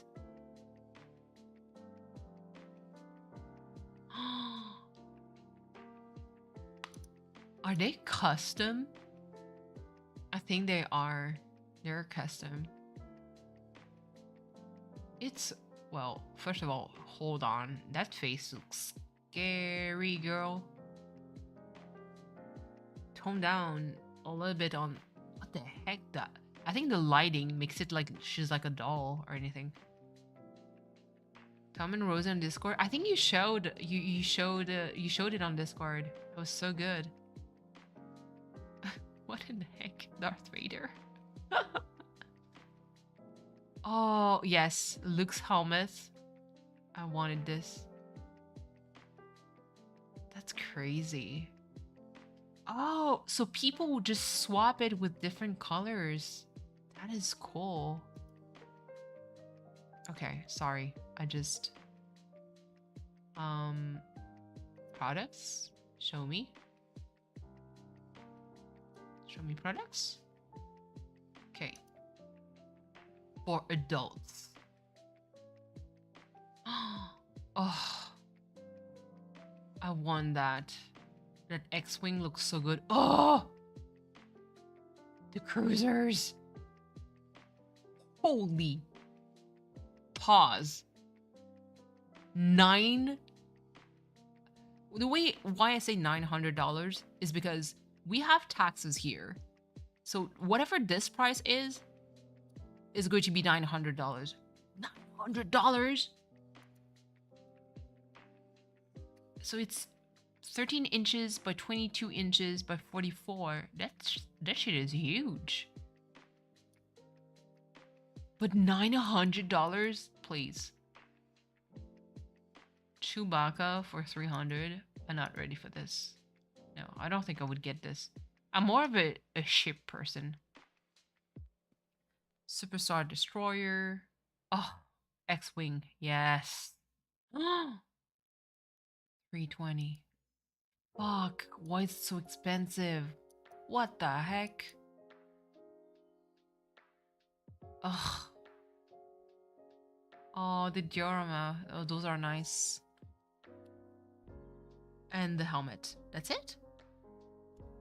There's nothing else? The Razor Crest. Jesus, that looks big. Wow. Some of the castles are gorgeous. One of my customers into the big sets. Yeah, I'm someone who's into the big sets. Absolutely. Yeah. See the Millennium Falcon? I've seen it built in real. Yeah. It's $1,050 Canadian, aka $1,100. I've spent enough. Listen, the Millennium Falcon, when I saw it in real, it's huge. And I always wanted it. But it's not the biggest one. This is like 5,000 pieces. Oh. The AT&T also is huge, and I always wanted it. 6, oh my god, almost $7,000 pieces. I would get this though. I would get this, the Millennium Falcon, because I'm more of an old school Star Wars fans. R2D2, please. 300. Okay, it's not so bad. Well, compared to the 1,000 before. The Cantina, Mandalorian. No, I'm not really into that. I remember seeing a Death Star from Star Wars in Legoland. The Death Star was so huge, it made no sense. But listen, $1,000. But look how big this shit is. This is the dude's torso. It's huge. And the Millennium Falcon is also pretty big. But this is definitely like those that I would get. Hold on. By theme. Spider-Man, Sonic, Indiana Jones, Lord of the Ring, Minecraft. Well, Animal Crossing. I like the bonsai for like 4 years. Wait, hold on. Oh yeah. I'm going to see the botanical collection. So the flowers. Oh my god, they're so beautiful. The orchid is so beautiful. I love it. I like this one. I like the the sakura, the cherry blossom one is beautiful. Oh, it's so beautiful. Yeah, the bonsai one. See, it's $70. $70, my dude. Why is it so expensive? Why do you do this to me? Oh, it's gorgeous, for real. I love Legos. I thought to myself, like, at some point, I'd love to get myself a set and I just stream me doing Legos. Because that's it for the botanical? Oh, okay. I expected more for some reason. DC, Friends, Harry Potter. I think the Harry Potter one, there was one that I find very impressive. Yeah, that was the Hogwarts castle. Once I was 40, yeah. Welcome to Canadian dollars. We're getting scammed. That's crazy. Do it. No, I mean, not now. I have a bit of stuff to buy for myself. I do have the so for streaming again, so I have to upgrade my computer eventually. I have to get myself a second screen, a second monitor. I need to get myself probably some kind of like stream deck or something just to ease the transitions a little bit easier. A new camera. Obviously because this is not. But oh, the Lego stream? Yeah, I need to, but first of all, I need to buy me some Legos for that. But unless, because Honestly, I'd love to do a Star Wars one. Because that's what I want. Look at the Batman. Maybe there's going to be something. This is like $400. Get out of here. The Bat Cave for 500. Why is it so expensive? What do you do this to me, Lego? Prices? Okay, less than 24 to less than 25. Yeah, those are just figurines. They're not really like super expensive. Bunny's camp is 25. You could get Julian's. I'm going to buy them. Just want to. Okay, hold on. Let me add to cart. I want to see. Okay. Get that. At times I'd like to get my jean shorts. I don't have it set up. Yeah, it's. My brain is not made for shorts. I know that I probably have like more chances on getting more subs and growing my channel by making shorts than getting like watch hours. So that was one route, but again, I'm like, my brain is not for shorts. And I know I spoke a little bit to Cleo about it, and I explained to him like how I really admire people that are able to make shorts, because my brain just cannot comprehend what the fuck is going on, you know. Wait, oh, the parrot is cute. Yeah, see, I remember this when I was a kid, like that green thing with nothing. Like, you just build on that. You get ideas all the time. Oh yeah, it's just having like the setup. I know. Look, I wish I knew how kids do it. You know, these days with just their phone and filming things, and it's like, oh yeah, let me use this, and then you crop this and you cut this and you do this transition. I'm like, what the fuck is going on? They're doing magic on the phone. And I'm like, yeah, I'm officially in the old people clubs because I don't fucking know what they're doing. But I know that if you manage to film some of it, there's like programs that exist. I know that on computer there's like CapCut, I think, that allows you to create like shorts, but on your PC and not on your phone. I never really tried it. I still need to try it, but yeah. Shorts is like a different realm. I'm not, my brain is not built for it. Okay, so definitely for less than $25, yet not a whole lot. Let's see. I'm going to see the Animal Crossing ones. So 100 was Tom Nook. I'm baffled that Isabelle and Fauna is like out of stock. Let's see. So if I get 1, 2, 3, 4 out of 5 sets, it's almost $200, and I'm not even adding the taxes, so that's like $250 almost. I'm still learning my phone too. Yeah, so just give yourself some time. Like, how can I say it?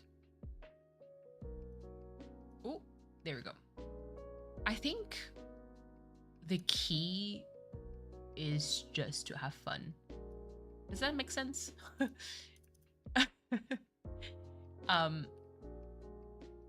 Like, experiment.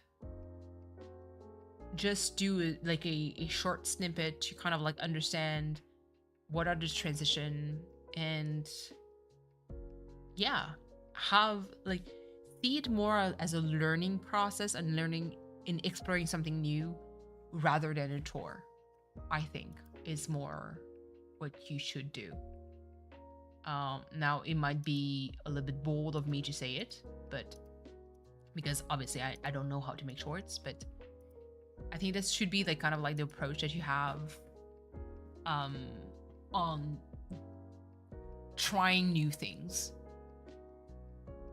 Enjoy the process of learning, enjoy the process of like making errors, because it is fine to make errors, you know? So that's pretty much what I can say. Like, hold on, my Steam is up. Can I play something that is a little bit different? I can definitely play. I want to play something that is a little bit like soothing for me. Wait, maybe the puzzle one. I have it. Where is it? I have the Glass Masquerade. I've been playing it offline for a lot. Oh, the cat cam is here. Hi. Let me turn it off. Ooh, okay. Good. Now for the game. I'm going to Glass Masquerade. There we go. I struggled to get Isabel and had to go online to find nooks and cranny. That's crazy. Like I said, Isabel seems to be the only one that I will have a hard time finding. So again, so I've been playing a lot of that. To kind of like relax my brain instead of streaming for a long time. So right now I'm just like, interesting. Hold on. I'm kind of like looking at all this and feels like it's very soothing. Okay, wait. I'm trying to... Where is it? I've been falling back into old school K-pop also. Oh my god. Where is it?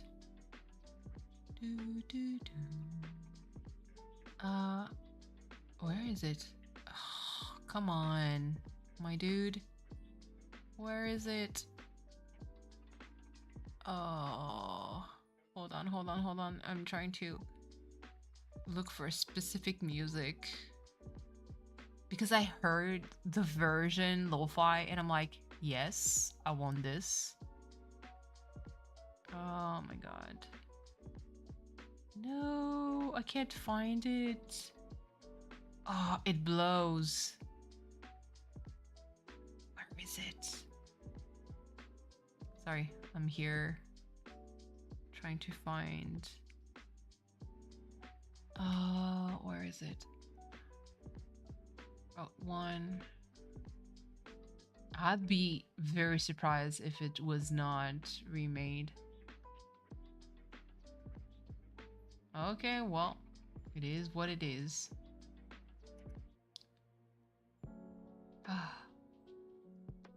Hold on, I'm going to turn the music off. Music off. There we go. I can have the clicks, but...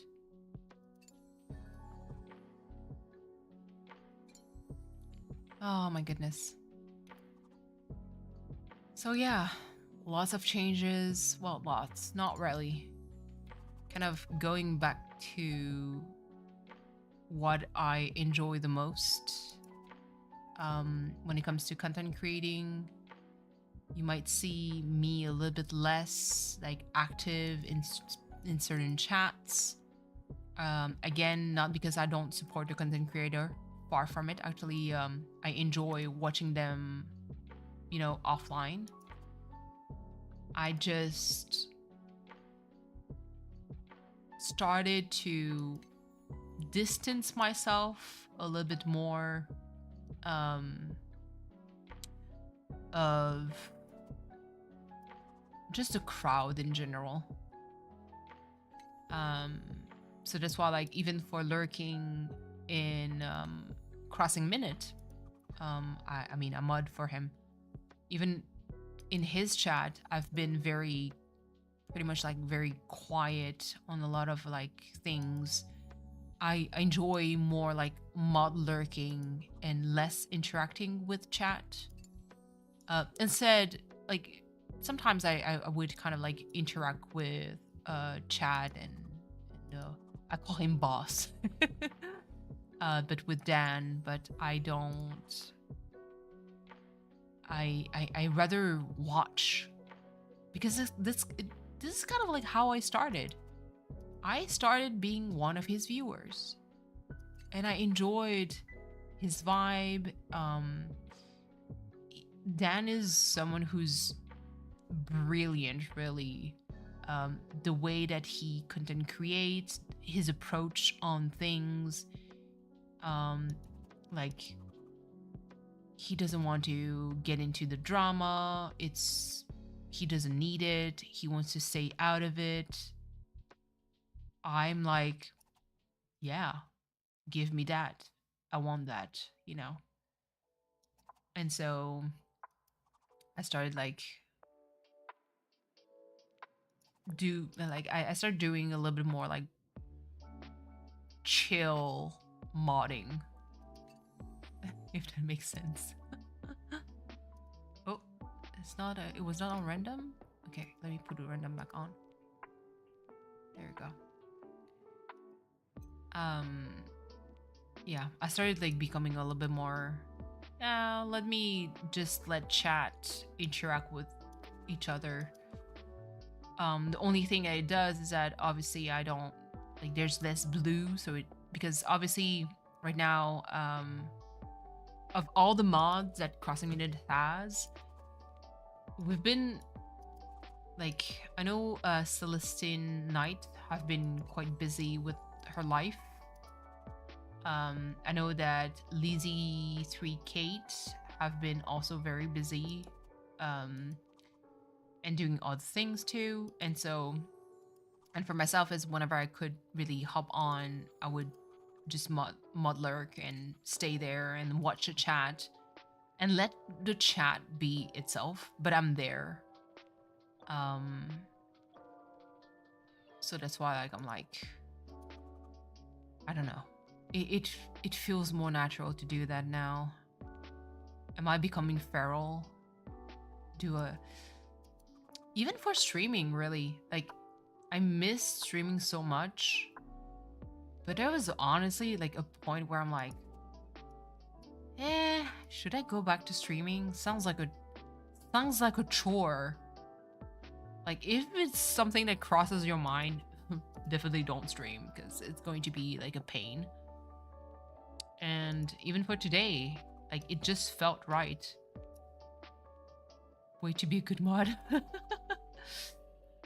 I don't know, it's just, I feel going back to understanding what made you like the streamer is important to me now. Because probably you noticed that, because I mean, if you guys watch a lot of different streamers, and obviously I see you guys around like a lot of different content creator that I obviously watch a lot too. But I don't know if you notice sometimes as they grow, it's not that they become different or anything. It's just that because of the crowd, they become different. It's not that they change. Like, it's not, oh well, when he became famous he changed. No, the person was already like that. It's just that because of the crowd, they have no change, like no choice but to adapt. Like, as a content creator, you have to, like, it's not that you have to, but you cater to viewers. And so if you want to have views, if you want to have money in a lot of cases, because they're monetized, because they have sponsors, because they have like a lot of different stuff, you have no choice but to somehow like still lurk a lot. I know. And I'm also becoming a very expert lurker here. But you have no choice but to to kind of like cater to the audience, because the audience, like, what do they want to see? If your goal is to grow and to be monetized and have money out of content creating, then by all means follow that kind of like vibe. Capitalism is hard, yeah, it is, but I can definitely respect that. But to me, sometimes doing that unfortunately leads to things losing its charm. Lurking is the path of true enlightenment, please, Jaren. Not you as you play Baldur's Gate 3. Oh, you're no longer. You were. Listen, Jaren, if I tell you that I'm simping very hard for Astarion, would you be surprised? I feel that so much in working in sales. Yeah. It is a sales thing, I guess. YouTube. You have to sell yourself. And so that's why, like, sometimes I just stop really interacting with chat, because I feel that I know that the content creator did not change personality. They're just still the same. It's just because of the business, they have to adapt into creating content that people would watch. And so that may be the reason why they stream certain things, they talk about certain specific subjects and other things, and I'm like, I get it. More power to you, but I'm not going to interact with your chat anymore. I'm modding it while I'm listening to you. Oh, yeah. You're not surprised. Of course I'm sipping for Astarion. Listen, hold on, pause. Modding it? Jaren. Is there a mod where I can have like a full reverse harem without penalty?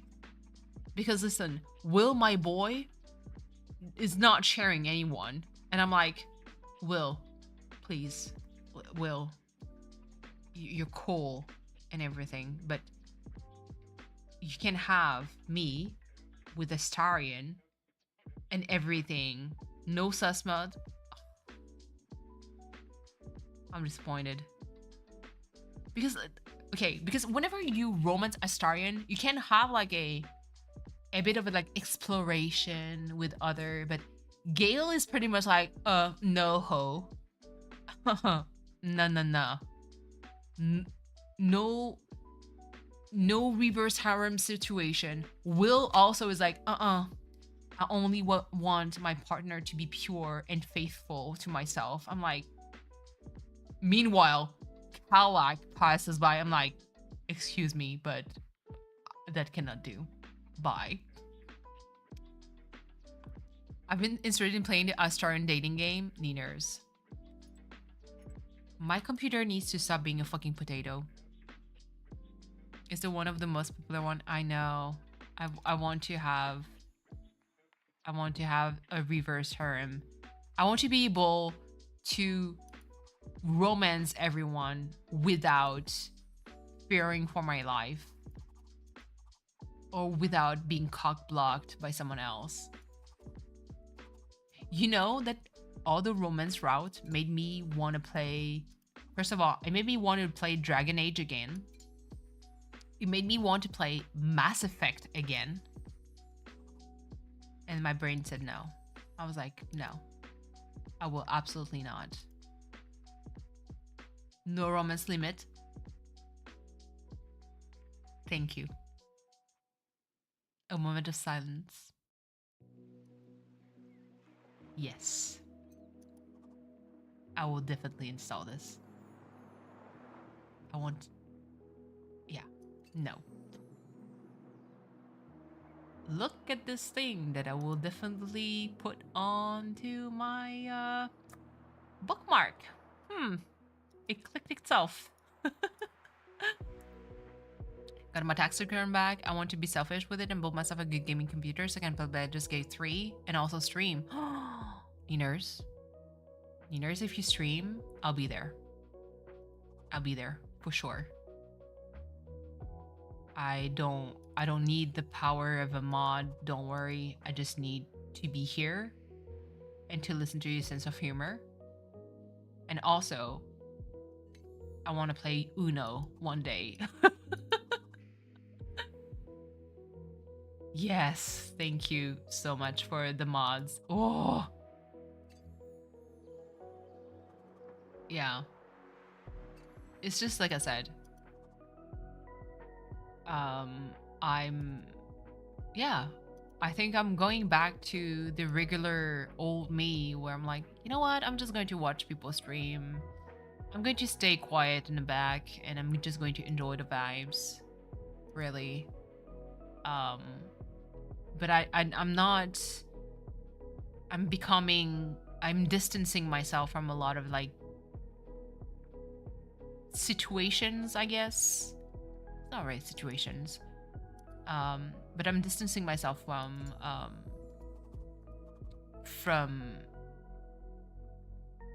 kind of being more social. I don't want to put a front of being like, hey bestie, like, no, don't do that. Like, I can be friendly, but like, I'm not going to pretend things. I don't know the first thing about building a computer, so fingers crossed. Oh, well, so to build a computer, there's a shit ton of videos. It's basic mechanic. It's just, I think, and correct me if I'm wrong, Jaren. The hard part is basically you have to make sure that everything is going to fit inside the box you're going to buy. So you, like, let's say you can't just buy pieces willy-nilly and be like, oh, I can get any tower, like, shell, and it's going to fit. If you're going to build it from scratch, obviously. What the? Like, can you not? Okay.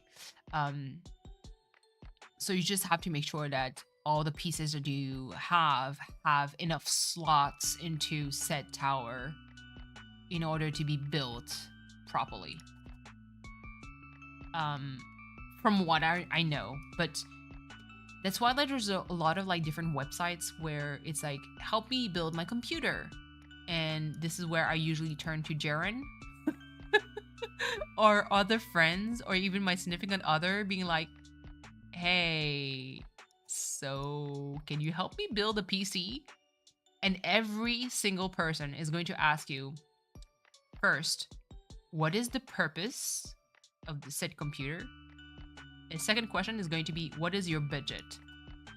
Because, listen, the graphic card and other, like, I think graphic card, what is that? The video card or something? You're going to fucking cry just looking at it. You know? Yeah. You may want to make sure that those line up. Absolutely. Using a guide on part picker. Yeah. There's definitely like some website that can help you pick which part fits with what, because there's basically a whole catalog of like specs, and you kind of like click on things, and if it's compatible, it's still going to like show you, okay, with this box you can use this and this. Yeah, it's like, it's very straightforward. And set on CPU, then get a motherboard to match, and then the RAM that matches that. Everything else is more interchangeable. Yeah. In my case, I need to definitely upgrade CPU, GPU, I think. First, I always want to play and stream Baldur's Gate 3 like a girly pop. Listen, me too. I should go back to streaming Baldur's Gate at some point. And simp hard. I have like my old save where I first started streaming it and then I stopped, and then, you know. But yeah. So it's definitely a matter of budget. Building a gaming computer can be expensive depending on, first of all, what kind of game do you want to run? Because obviously, like this game, Glass Masquerade, it's not something that is very computer intensive, all right? However, if I want to stream like a Dragon Ishin or like a Dragon period, or any Yakuza game, I want to stream it. Probably my CPU, I believe it's CPU. My CPU is going to tell me fuck you, and the stream is going to be absolute trash because my CPU is not following up with whatever I want to stream. If that makes sense. Logical increments. What the okay, I'm going to play dumb here because I am. What is logical increments?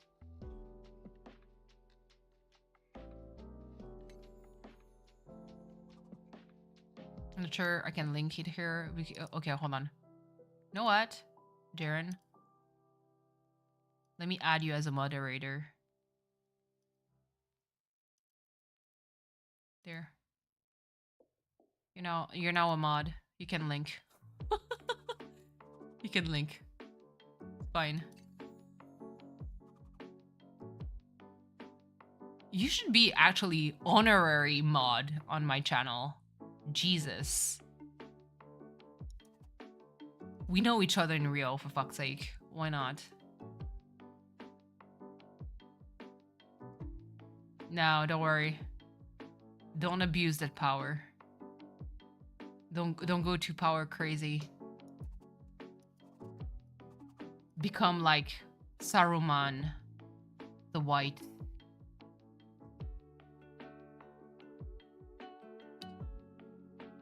Logical increments. Nice. So yeah, leaners, just get yourself a budget, try to see if it fits, and then it's all good. Obviously, like I said, it really depends on what kind of games you want to run. If you want to run like something that is very like hefty, like let's say, like I said before, Dragon's Dogma 2 came out. Even if I bought the game, first of all, I'm not even sure I'd be able to run it properly. So that's one. Second, if I ever want to stream Dragon's Dogma 2, I know for a fact that my computer will not be able to stream it properly. So if you know like kind of like the so that's why like look at the games that you want to play, look at the specs that they recommend, like minimum, average, maximum, to get, usually try to get the maximum just because why not? You want to be able to run a game and a little bit more powerful and keep it for a very long time. So, try to see like what is the, if I want to run it, like I want to run Baldur's Gate and I want to see all the butts in all their glory in HD quality, what do I need to run it? And they're going to give you the minimal specs for it. So you just have to like tweak the settings and it is going to give you the recommendation. No one's computer runs Dragon Dogma 2 well. Listen, the only person that can run this fucking game like properly is fucking Asmongold. And guess what? He owns a company that builds computer.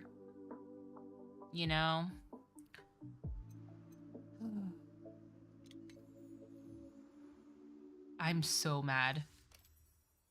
But that's the thing, like, it's for the PP, yes. All the butts, all the floppy dicks, and breast. Like, if you want to have the high res, then get it.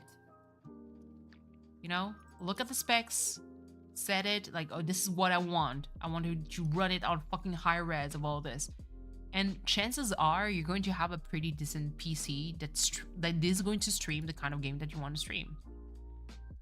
However, if you want to run another kind of game that that is like, oh, I think it's like the graphics are much higher than Baldur's Gate 3, then I mean, this is my suggestion. You do whatever you want with it. Maybe I'm wrong, but I would personally try to find parts that would fit the other games that requires a lot more like specs, like something a little bit stronger.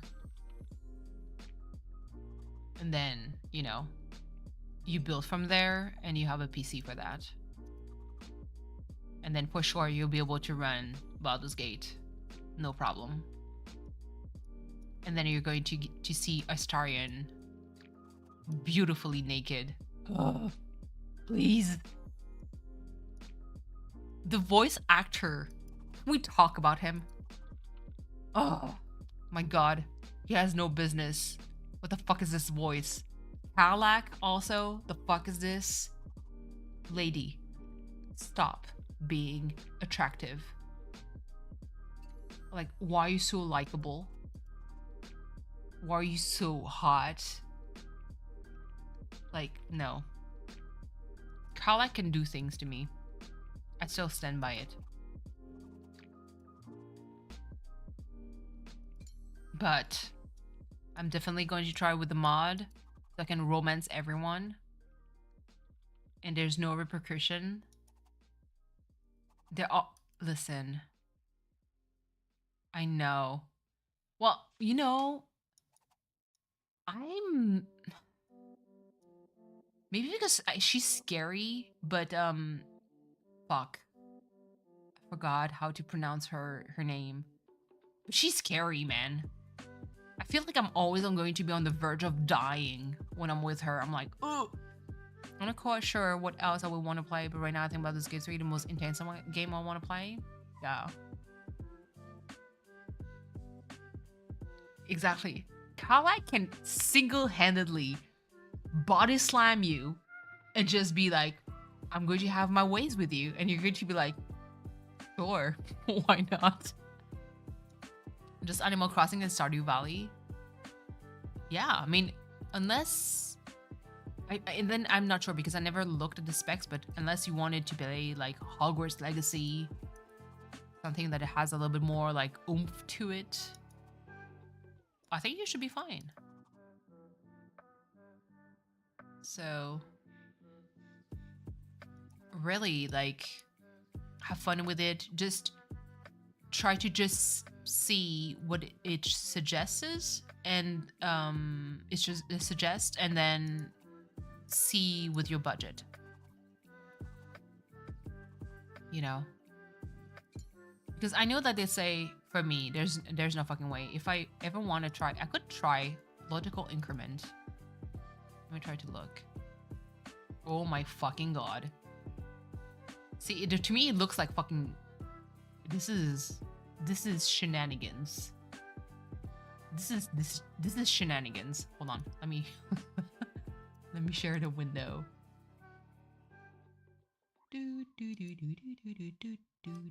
Oh, what the? Okay. Let me... Ooh! No? Okay. This is... Let me just make it a little bit bigger. This looks like lunacy to me. What is this? Jaren, please help. What is this? What am I supposed to do with this? Destitute. Oh, so if I'm broke. Destitute. This is me. I'm a destitute. Wait, hold on. What is the highest? Monstrous. $4,200?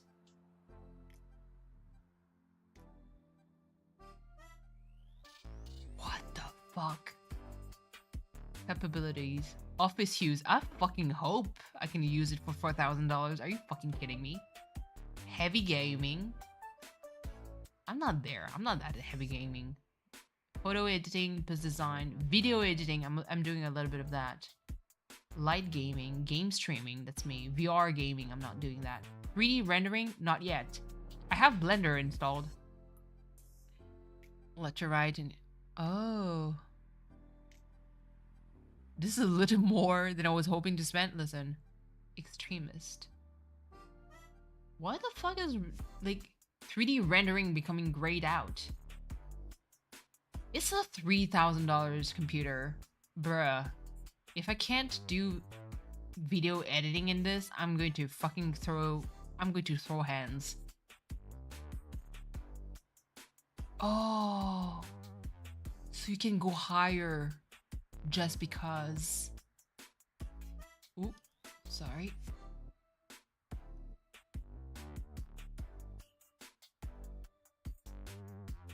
Holy, $2,000. Oh, for 4090. Weren't they like almost out of stock for the longest time for these? $2,000. What the fuck? You're going to see Nianers, your graphic card is going to fucking eat everything for your budget. But otherwise, I can definitely do excellent and outstanding. If it's worth to go exceptional, I can swing it. I have to spare specs. Hold on. Outstanding. Yeah, that sounds like a little bit more like my budget too. Exceptional enthusiast. Yep, I couldn't do it. It's okay, Mama Cat. Like I said, it depends. You really have to compare for a lot of like these stuffs. But holy moly, dude. It is expensive as hell. Holy crap. To me, what blew my mind is a graphic card. The GPU, yeah, graphic card. $2,000. Are you fucking shitting me? But yeah, as you can see, like graphic card is definitely what eats the most of your budget. And then you have the case. Oh, fuck this. What the heck? This is ugly as hell. I rather, yeah, I like a more like a sleek kind of like casing. That is fucking crazy. And the CPU too. I believe CPU is most important for, well, GPU and CPU, but the CPU is what dies with me whenever I stream. Goodness gracious. Well, I'm going to keep that around. Let me bookmark it as a favorite. So yeah, minimum office use, heavy gaming, light gaming can be do like entry. I need to find me a sugar daddy to do a 2,000 for one part. It's funny because I was always kidding about like, I'm going to make an OnlyFan, but with Doris's paws. Like it's her, like it's her paws.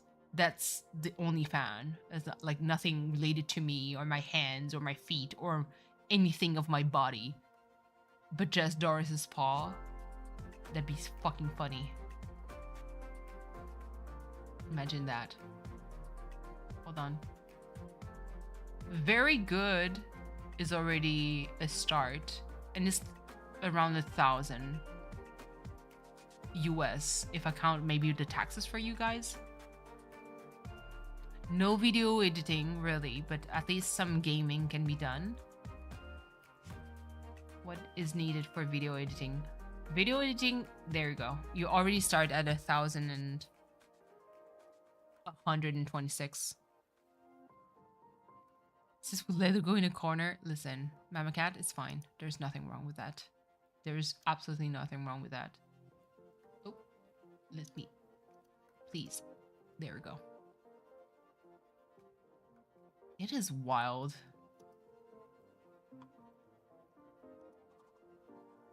But yeah, no. I would absolutely love to see content from you guys. And even when it comes to streaming, really the main thing that I would tell you is just have fun. I do like making videos so hard on my old laptop. Yeah. Even me, I'm making like very minimal like editing, but it is something. It's not great quality. Hey, you're talking to me. You're talking to me. The one thing about this site is like you can skip custom coolers and fancy cases and knock at least 100 off any of the higher. Yeah, I think this might be like good.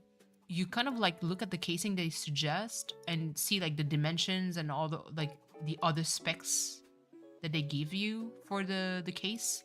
So you make sure that you have something else that costs less but is just as effective. But that will have enough space for your parts to fit in. You know? Listen, you just mentioned overclocking, and I'm like, what the fuck? How am I supposed to overclock? How does it work? What does it do? And I'm drawing blank here. Let's see. Goodness gracious. Why the fuck this one is so hard for the puzzle part? I've been using the same case for 10 years now. Recycle. That's good. I'm proud of you. You're going because out of this thing. Yep. Absolutely. And I mean, it depends also if you ever want to stream, Niners. Like, are you going to be a streamer that will show your face eventually? Like, is it part of your plan? Because honestly, if nobody's going to see you on screen, you don't need to have the fancy LED lights and whatnot, because your camera is never going to be on. Like, why do you care? You know? So you can, because there's a lot of like components that I've seen before that are crazy expensive because they have lights, and I'm like, well, what if I don't want the lights? What do I do? Like, am I going to get a discount? The answer is actually yes. You know, my job is customer facing. Yeah, so it's really up to you.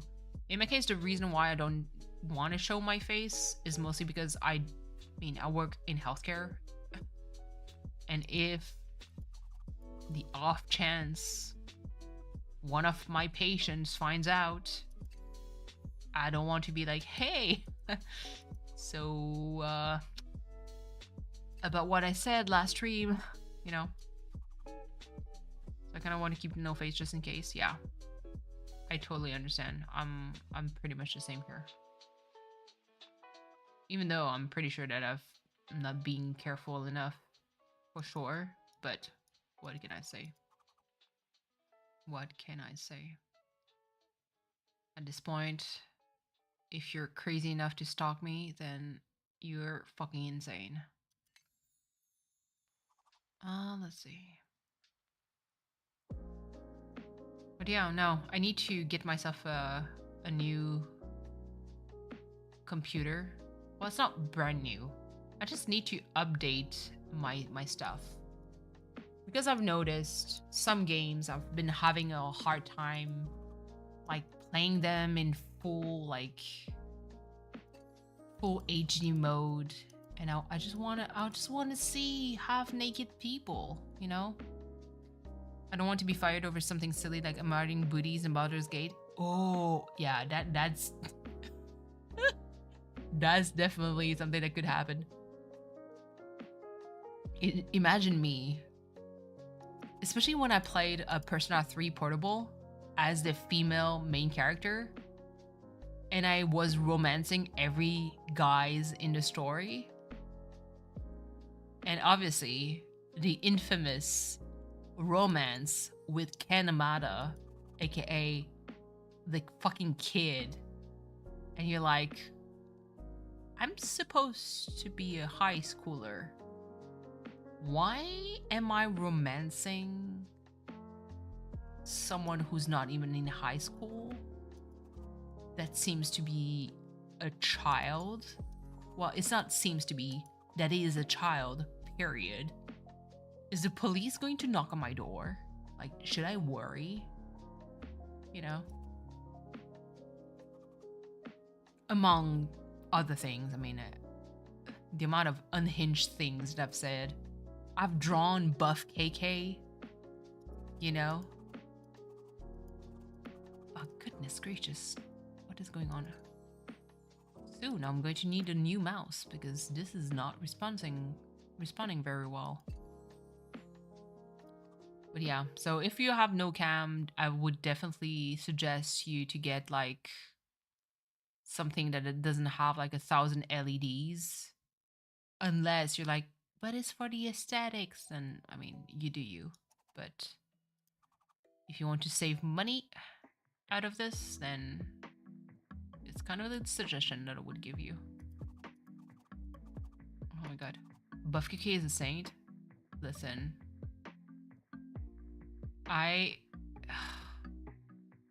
So, because I don't know if you were there since the beginning, Jaren, but my friend Kuya Koi, another streamer, he started streaming like Resident Evil 4. And obviously, who's not simping for Leon Kennedy?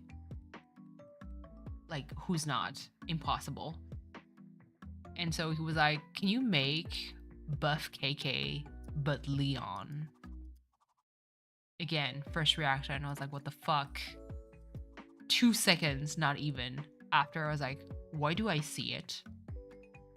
Say less. I'm on it. And he told me like, yeah, because he wanted to. I was like, well, what's the time crunch? Like, when do you want to have the drawing for the thumbnail? And basically he tells me, so he poked me, I say Monday or Sunday, and he said I need it by Friday. I was like, say less. So I started drawing and I created Buff KK but Leon. And hold on, I'm going to take like a 2-second, not break, but I want to show you. I want to show you what I drew. I have absolutely no shame. Absolutely no shame. Desktop? I think I put it on my desktop. Where is it? Oh my god. Oh no, it's not there. I think it's on my Clip Studio Paint. Where the fuck is it?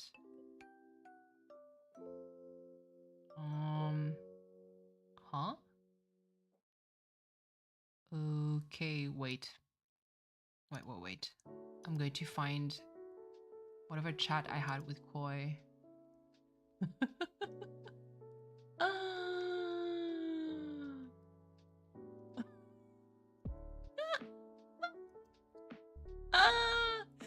Sorry. Woo. Again. No shame. Wait, because I need to see chat when I'm going to show it. Oh.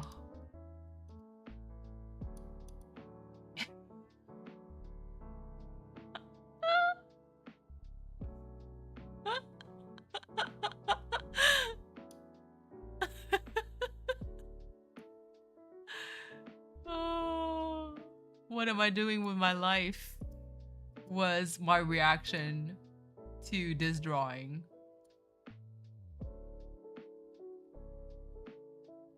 Literally, what am I doing with my life?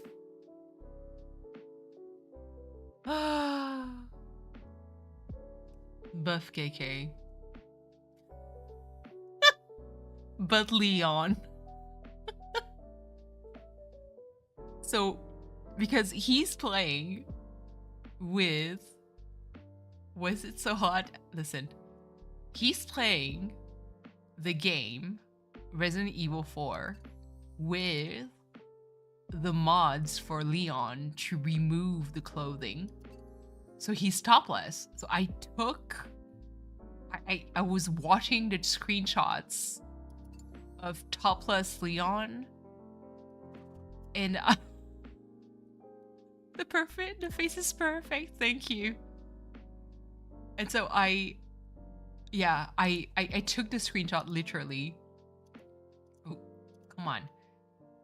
I took the screenshot of the mod because it is basically, by the way, the mod changed Buff KK for actual Leon, and he's dressed like this. This is the actual quote unquote costume that he has. And yeah, so I inspired myself on it. I'm like, oh my goodness. And then obviously it's Leon, so I had to put the hair on and make it very animal. But yeah, this is Buff KK, but Leon. So he's playing the game with the half naked mod for Leon and Luis, another character in the game. And I screamed because I was like, this Leon Kennedy already has a design for his character. I'm like, this dude has no business on being this hot. What the fuck? And then you make him half naked. It's over. It's over. You know? I'm pretty sure there's going to be a lot of like skimpy mods for Baldur's Gate 3. I'm pretty sure it's like, make your whole team walk around naked. Cause why not? Cause we're all a bunch of perverts.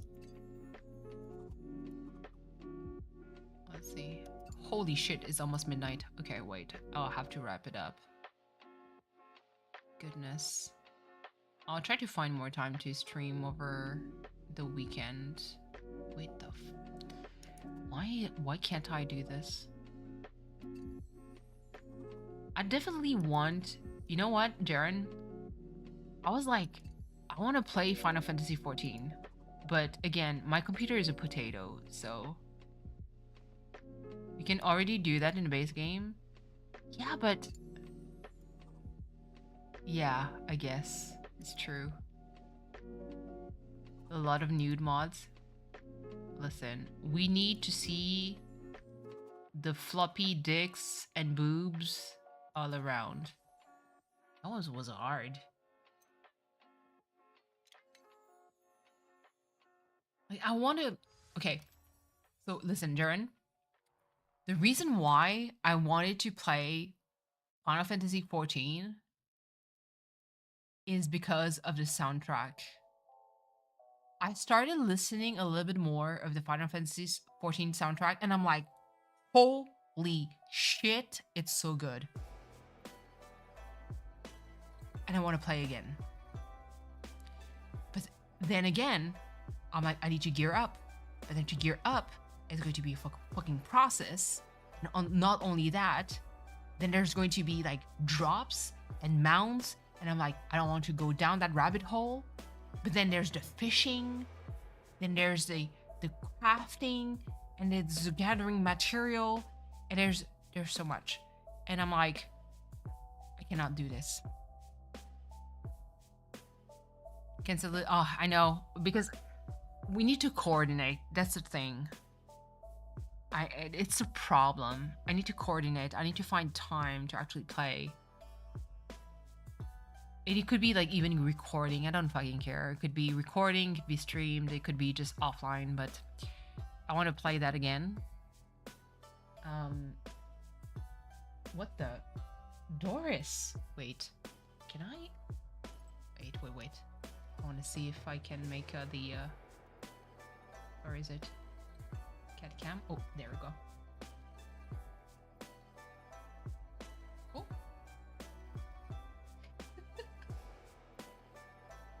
Here's Doris in all her glory.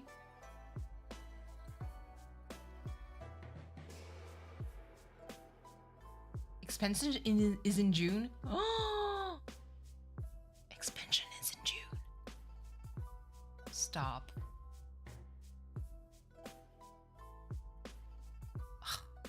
Listen, I didn't even hit the end of Endwalker. I think I just got into Heaven's Ward with the dragons. I just got there.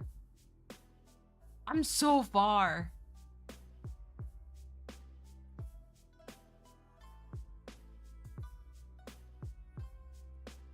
I would pay for the paw pics. Yeah. Hold on. I can try to get Doris into my lap as I'm going to wrap up slowly. Hold on. Let me close actually this one game. There we go. Let me try and see if I can catch her. Yes.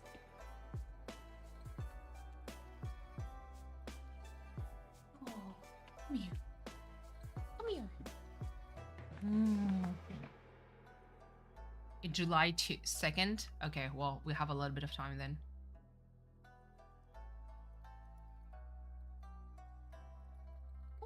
There she is. Why do you turn your back this way? But every time the camera is not on, you turn this way. Here. Okay, well, I'm not going to force you to turn the other way. July 2nd. Oh my god. It's just, again, it's going to go down the rabbit hole. It's the same with Ragnarok Online, by the way. All my characters are ready. I could technically play again, but it's like, it's a process. And playing alone, oh, please. I'm not ready. I'm not ready. So there's like this, Final Fantasy 14 is definitely something I'd love to try again. I'm almost done with Final Fantasy 9.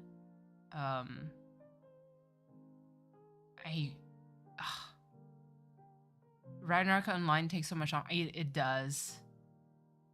And plus, by the way, I don't want to name the server because I don't want them to get in trouble, but like, it's all gone. Like, all the characters are gone. So you have to start all over again. And I'm like, please. It took me so much time to get my alchemist. And my homunculus too, and everything. I was like, oh, fuck. But at the same time, I've played this game so many times that I know the full, like, leveling process. Yes. He's so fluffy. He's so fluffy. But yeah. So that's why I'm... But Baldur's Gate 3 with the mods, I'm definitely on board with it. Because I don't have Dragon's Dogma 2 and I don't think my computer can run it, I've been Decaberry! Man, when I stream long enough for Australia to finally get to me, you know I'm doing something. Decaberry, how are you? Pew pew! Also, by the way, Decaberry, I don't know if you're going to be proud or scared, but I finished the jar of Vegemite that I bought. I finished it. I ate all of it. And I bought a new one. I don't know why. I like Vegemite. The shit is good, okay? Judge me. But listen, I need to do another in real stream at some point with snacks and just eat it. But yeah. So yeah, hold on. Let me look.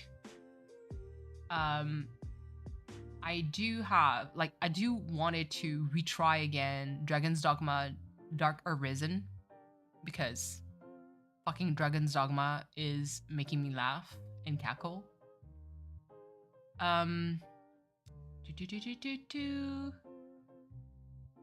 I have in my list, but I'm going to be so fucking trash at this.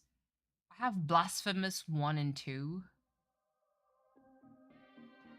Baldur's Gate 3, obviously. Crypt of the Necrodancer, I want to play it offline just to see if I can focus a little bit more. Cult of the Lamb is definitely going to be one that I'd like to do. I think... Yeah, I already streamed Days of the Tentacle. I have the Digimon Story Cyber Sleuth game. Let me see. Final Fantasy 15, yes. I'm still trying to figure out like what I need to stream next. The marathon stream is back. Vegemite is so good. How do you have just on toast? Try cheese and Vegemite sandwich. So, okay. This is how I actually ate all the Vegemite. The marathon stream are back. Yeah, to some extent. I mean, right now it's almost midnight and I'm working tomorrow, but it's like a very small day, so I only have like one patient. It's like my own. And Saturday I also have one patient. But basically, like the way that I finished the jar of Vegemite is just me making sandwiches. Because it gives flavor to it. Like it's salty. So it's like, I can't really explain to it, but it's like flavor points to me. I want to play also, but I think my computer, again, potato. I want to play Monster Hunter World. Give it a go because I'm absolutely terrible at Monster Hunter.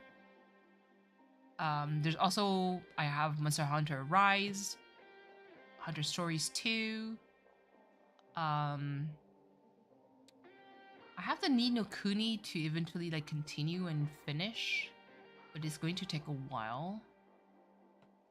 I have Persona 4 Golden that I need to start on stream because, again, I did Persona 3 Portable. I don't have the remake yet because it is expensive, but I want to play Persona 4 Golden. I have the Persona 5 Royal, but I need to make sure that I can stream it. Or if there's a restriction for like, you can only stream it until chapter 3 and then it's gone, then fuck this.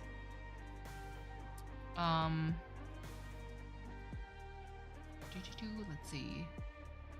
The Sherlock Holmes, I want to get back to it, but honestly, like, I get motion sickness and I get very confused on where to go with this one. So I need to just prep for this. And I have the whole Tales of Monkey Island to also play alongside the Sam & Max games. Do you have Monster Hunter? You have on that on Switch? No, I have on Steam for Monster Hunter. I understood your question. I have all of these on Steam. Hold on. There's also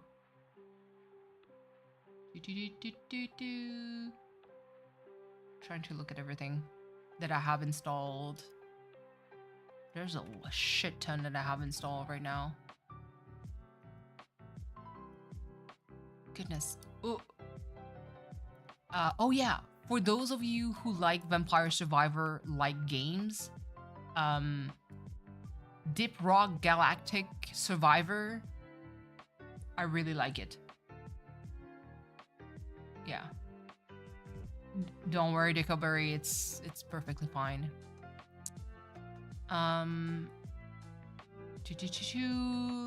There's some games that I've had, like I was playing during the spooky season, so Paranormal Sight was one of them. Some same, I get horrible motion sickness. Yeah, I'm very weak when it comes to that. Longest Journey is definitely one that I'd like to play. But I'm kind of feeling like I perhaps should play it offline for the Longest Journey, because it is something that's very atmospheric and it needs to have like some kind of flow to it. Yeah, so I have all the Sam & Max that I should play. Those are pretty fun. Pretty quick too for some of them. I have the Tales of a Monkey Island that I'd like to play. I really want to upgrade my computer to be able to play Like a Dragon Ishin during a stream, because otherwise my potato computer is not going to withstand it. I have some visual novels, the Hakuoki one. Let me look. I'm still looking at everything and I get installed. Yeah, and the Yakuza games. Diablo, Warcraft. Still there. Yeah. Ah, goodness. All right, let's see. Doris, hello. Say hello to the chat. Hello. Oh, bringing her face so close. For chat. Sheen scratches from chat. Head scratches. Mutton chops scratches. So many games, so little time. Absolutely. I mean, and even my Steam wish list is fucking crazy.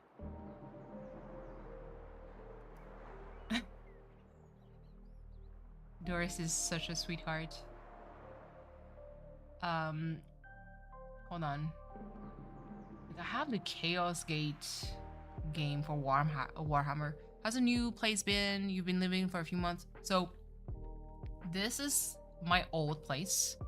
I'm basically moving between the two places. The new place is great. It's just that I don't have my streaming set there because it is a little bit smaller than my current place. And so having my desk and my significant other's desk is going to be very complicated. So that's why I keep everything here. And force of a habit of going from here to my current workplace, I'm more drilled into leaving from here than living from his place. So that's why, like, we're still together, don't worry. But we just live separately for a bit. But we see each other every week, if that makes sense. Let's see. On my wish list, Stray. If I have less of a potato computer, I want to play it. I want to cry on stream because of that game. Because fuck it. Stray, yes, because I want to play a little kitty cat. There's also I have a lot of games that I don't have wish listed, but some stuff that I'd like to stream. What else? Uno could definitely be something that I'd like to try streaming. Let's see.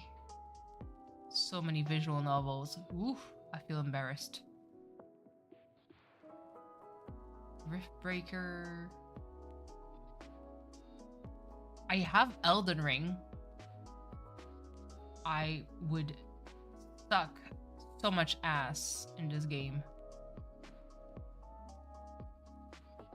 Yeah, Stray. Listen, I would cry. I would cry. Let's see. Hold on. Where are the ones that I added more? Hades 2 almost coming out. Hades 1, it was hard. Holy shit. Dune Awakening. Yeah. I don't know if any of you saw Dune 2. But I have some opinion about it. It was not bad, but I do have a little bit of an opinion about it, about some changes that they made, and I'm kind of wondering where they're going to go with it. Elden Ring would be a fun one to watch me play. You mean watch me die a lot because I don't know how to parry. You did see it? Oh, Darren, yeah. You didn't see it? You haven't seen it? It's fine. Honestly, I don't know if I'm the only one, but I liked... Have you read the books? Yes, I've read all the books. I don't know if I'm the only one, but I felt that Dune 1 was more, I would say, almost faithful to the books than the second. Like the pacing of it, because Dune is a very, very, very slow burn. It is not a very digestible book. It's thick. It's long. There's a lot of description. Never good to see anything. It's okay, I'm a cat.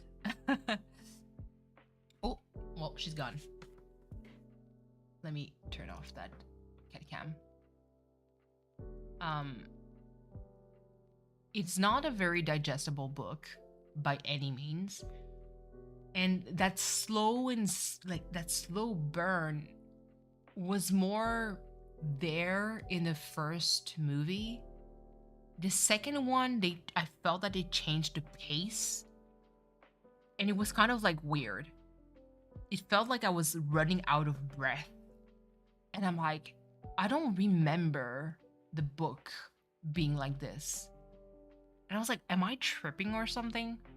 And I don't know if, like, aside from some changes when it comes to like characters' personalities, they did that. And I'm like, I can't see why, but I'm kind of like wondering why they did it and how they're going to adapt the rest of the story with those changes. But yeah, it's really like,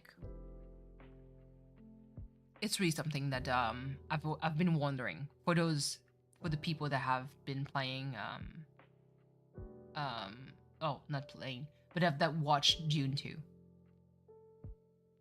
And also, really quickly, if anyone have tried The Last Faith, it's a Souls-like Metroidvania game that reminds me a lot of Blasphemous.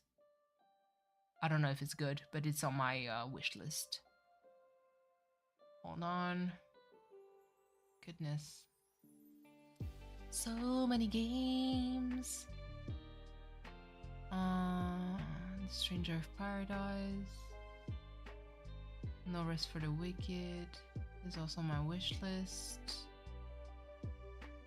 Let's see.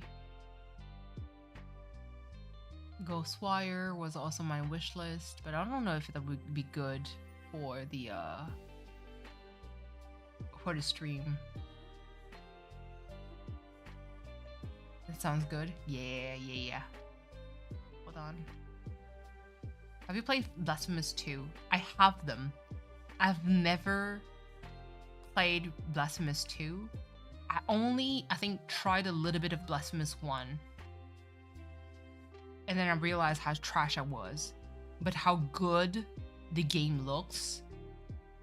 And so I was like, I want to play, but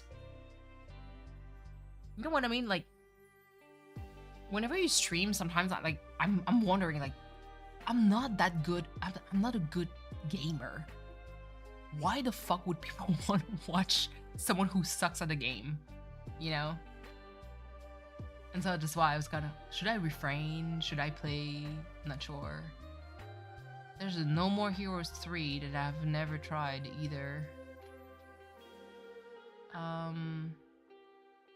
Let's see. There was one that I added and I was like, I want to see if people are going to play it eventually. Oh my god. The way the Suikoden 1 and 2 HD remaster is going to be released eventually. But the problem is, like, I'm scared they're going to do it like the Grandia 1 HD remaster massacre. And that the texture and everything is going to be fully gone and it's going to look like trash. Ghost Trick, definitely I want to buy it eventually. Because I love Ghost Trick. And I would definitely like play it for everyone. Judgment, Lost Judgment is also something that I'd like to buy. Still waiting for Tavern Talk.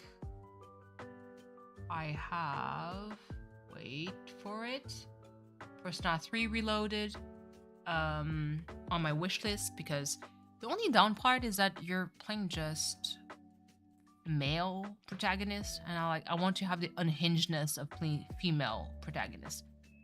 Just started playing Baldur's Gate 3. Death Rolls are actually kicking my ass. Decaberry, listen. It was on stream. It says minimal roll to pass this check is 5. I rolled a 1. I rolled a motherfucking 1 when the check was 5. And I was like, let me load scum this. Let me save scum this, because this is not happening. So absolutely, I totally get you. Touch Starved. Oh yeah, I was playing the demo, but I didn't get too far. And I want to play it just to show more. Apollo Justice, I still need to buy this one. but it was not on sale. Contra Operation Galuga. I want to get it. And Contra is hard. I don't think I've ever finished the game back then. That's how hard it was to me when I was younger. Monster Hunter Wilds is also a game that I'm really looking forward to.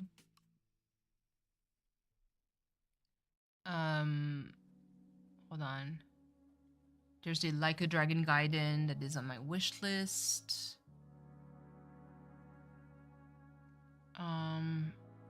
By the way, also, I don't even know.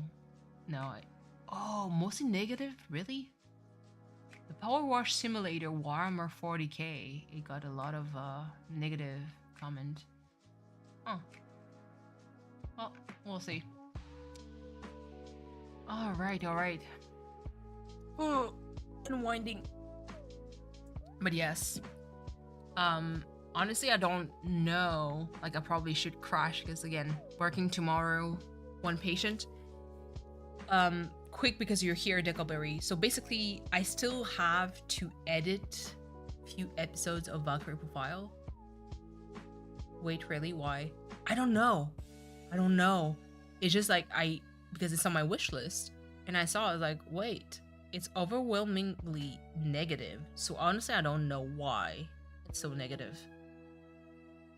But yeah, Dickleberry, so I still have like the 3 episodes of Valkyrie Profile to edit. The only problem is, like I said, there's a lot of like moments where the dogs of my sister and brother-in-law were barking, and I'm really dreading, and I'm procrastinating for the edit. But yeah, so this is like something that I still need to do. In order to finally finish the whole Valkyrie Profile series. I have Lunar to slowly record and release. So close to the ending, listen. And I got the A ending too. So Lunar Civil Star Story is definitely something that I need to record and release. Looks like it was short and repetitive. Oh, I mean, it's Power Wash Simulator. Listen, it is what it is. Lunar Civil Star Story. And then, here's the thing.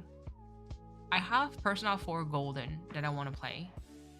But I need to finish absolutely Phoenix Wright. The reason why is, like I said, Phoenix Wright, the last case, will get me very emotional. The last case, and I believe I'm there. I think I'm there. Unless it was like the mask one, but I forgot. So I need to finish Phoenix Wright. So maybe next stream is going to be Phoenix Wright. Hopefully I'll be able to finish it. If not, I'm going to be very sad. I want to start streaming Persona 4 Golden for sure, but I want to have another to kind of like rotate from time to time because Persona 4 Golden is like, it's something. But I was thinking, because of Akira Toriyama passed away, rest in peace, I kind of wanted to start streaming Chrono Trigger. Because it's fucking Chrono Trigger. And again, one of my favorite games of all time. But I really need to finish Phoenix Wright first. I'm looking at my list of games. Yeah, definitely. Phoenix Wright needs to be finished. Then I need to start Persona 4 Golden. And when I need to kind of break things off, I might play Chrono Trigger. That'd be kind of like a good like balance for me. And then Lunar will take over the offline series. I need to re-record where is it? I need to re-record Turnip Boy Comics Tax Evasion because I accidentally deleted an episode. I probably know Chrono Trigger inside out. Yeah, pretty much.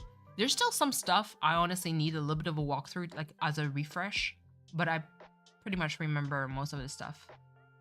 But yeah, so because Tony Boy commits tax evasion, I recorded the first episode, thinking of being it like maybe it's going to be a one-off. Then I recorded it again because it felt so fun.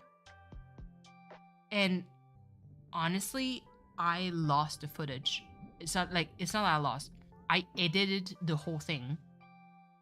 I was sure that I uploaded the second episode, but I didn't. And because I thought I uploaded it, I deleted the video because I didn't have enough space, disk space at the time. And I was like, well, it's uploaded, so it's fine, but it's not. So there's like a chunk that is just gone.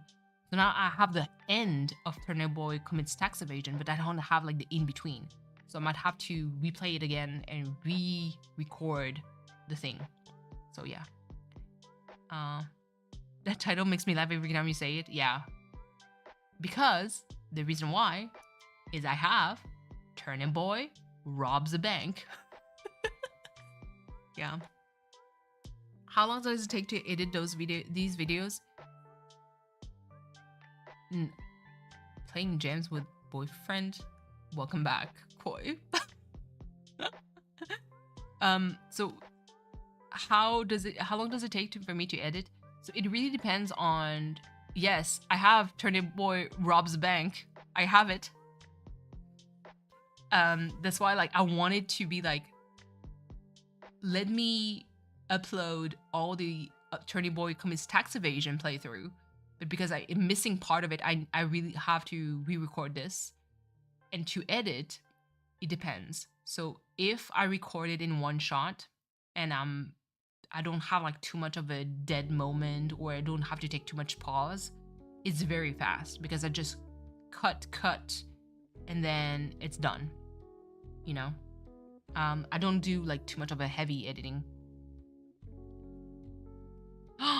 You streaming that next week for tax day? Let's go.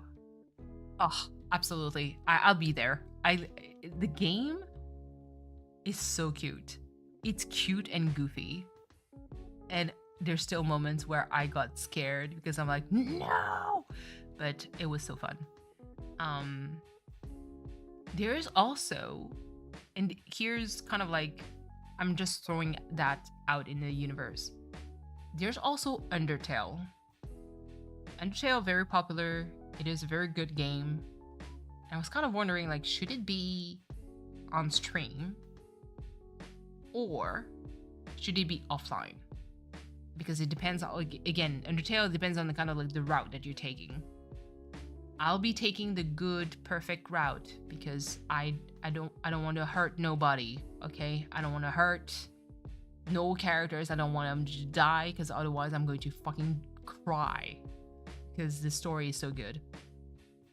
But yeah, Undertale is going to be one that I'm kind of like pondering. Should I not? I'm not so sure. But yeah.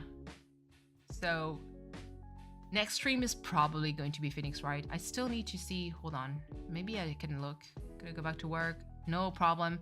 I'm probably going to wrap it up. I just need to double check for the Ace Attorney where I was. I'm getting commission done for Undertale's Team Future 2. Let's go. Undertale is actually super good. Let's see, walkthrough. What is this one? Does it remember where I stopped? Nope, it doesn't. Hold on. I think I finished the first one. I did episode 2. Master Mask. I think it's where I was. Yeah, I think I was in episode 2 out of 3. No!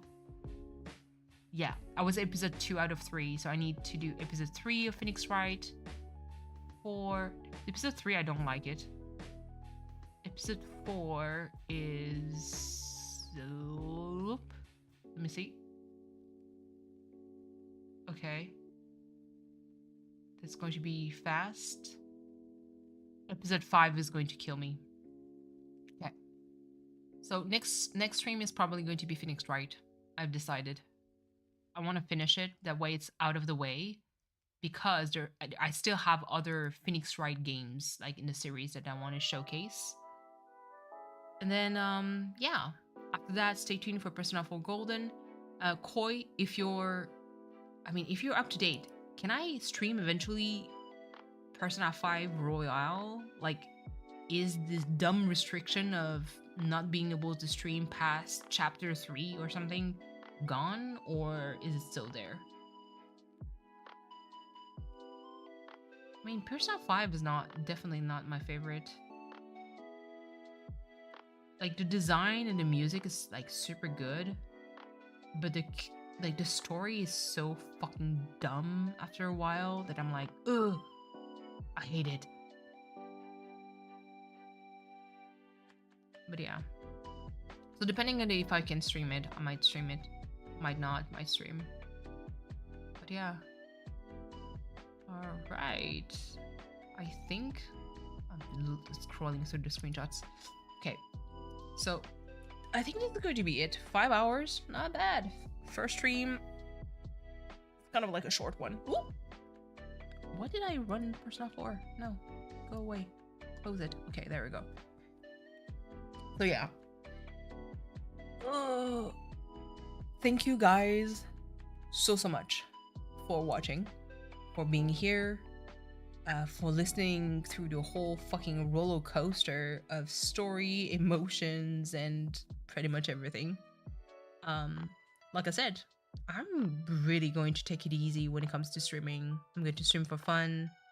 I'm going to stream the niche games that I want and really just enjoy things. I will definitely try to do a little bit more of watercolor like streams, drawing, even like bullet journaling whenever my camera is not going to act up and stop being so fucking blurry. But yeah, so I'll do a lot more of what I want. I will be a little bit more quiet on certain communities, which is fine. But I have a different approach on things now. Hello, Belle! You're right at the end of my stream. But it's been a while. How are you? But yeah, so going back to my stuff. Just new kitty form, yeah. Because in real life, my hair grew out. Like my old avatar with short hair, that's pretty much like how it started, and this is how it is almost right now. Well, not as curly in the front, but it's still definitely wavy at some point. But yeah, so I'm just going to enjoy my things. Take it easy, grow organically while having fun, because honestly, the very small viewers that I have right now, you guys are really the troopers. And I'm streaming because you are there, because I get to interact with you, and because it's fun. So why not? And just try to keep like a focus on that instead of, you know, having to please people, you know? I'm good. I hope you're well. Good. Glad to hear that. I missed a bunch of messages in chat games. Don't worry. I'll probably poke you for the Persona 5 stream. Because like I said, if Persona 5 is still like blacklisted for streaming, I might, after Persona 4, I might like stop doing Persona games until I'm okay to stream Persona 5. Or eventually I'll just have enough money to pay Persona 3. Content warning? I don't know, like, what was the game that you mentioned that the company doesn't want you to stream? Like, Content warning? No. Listen. Content warning. If you stream it, I could consider joining you. And probably barf rainbows. Lethal Company. Let me look. There's no fucking way. There's no fucking way I'm going to play Lethal Company. Are you insane?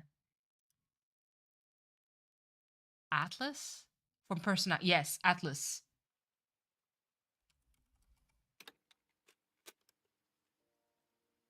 Like, I don't know if they're going to allow me to stream Persona 5 eventually.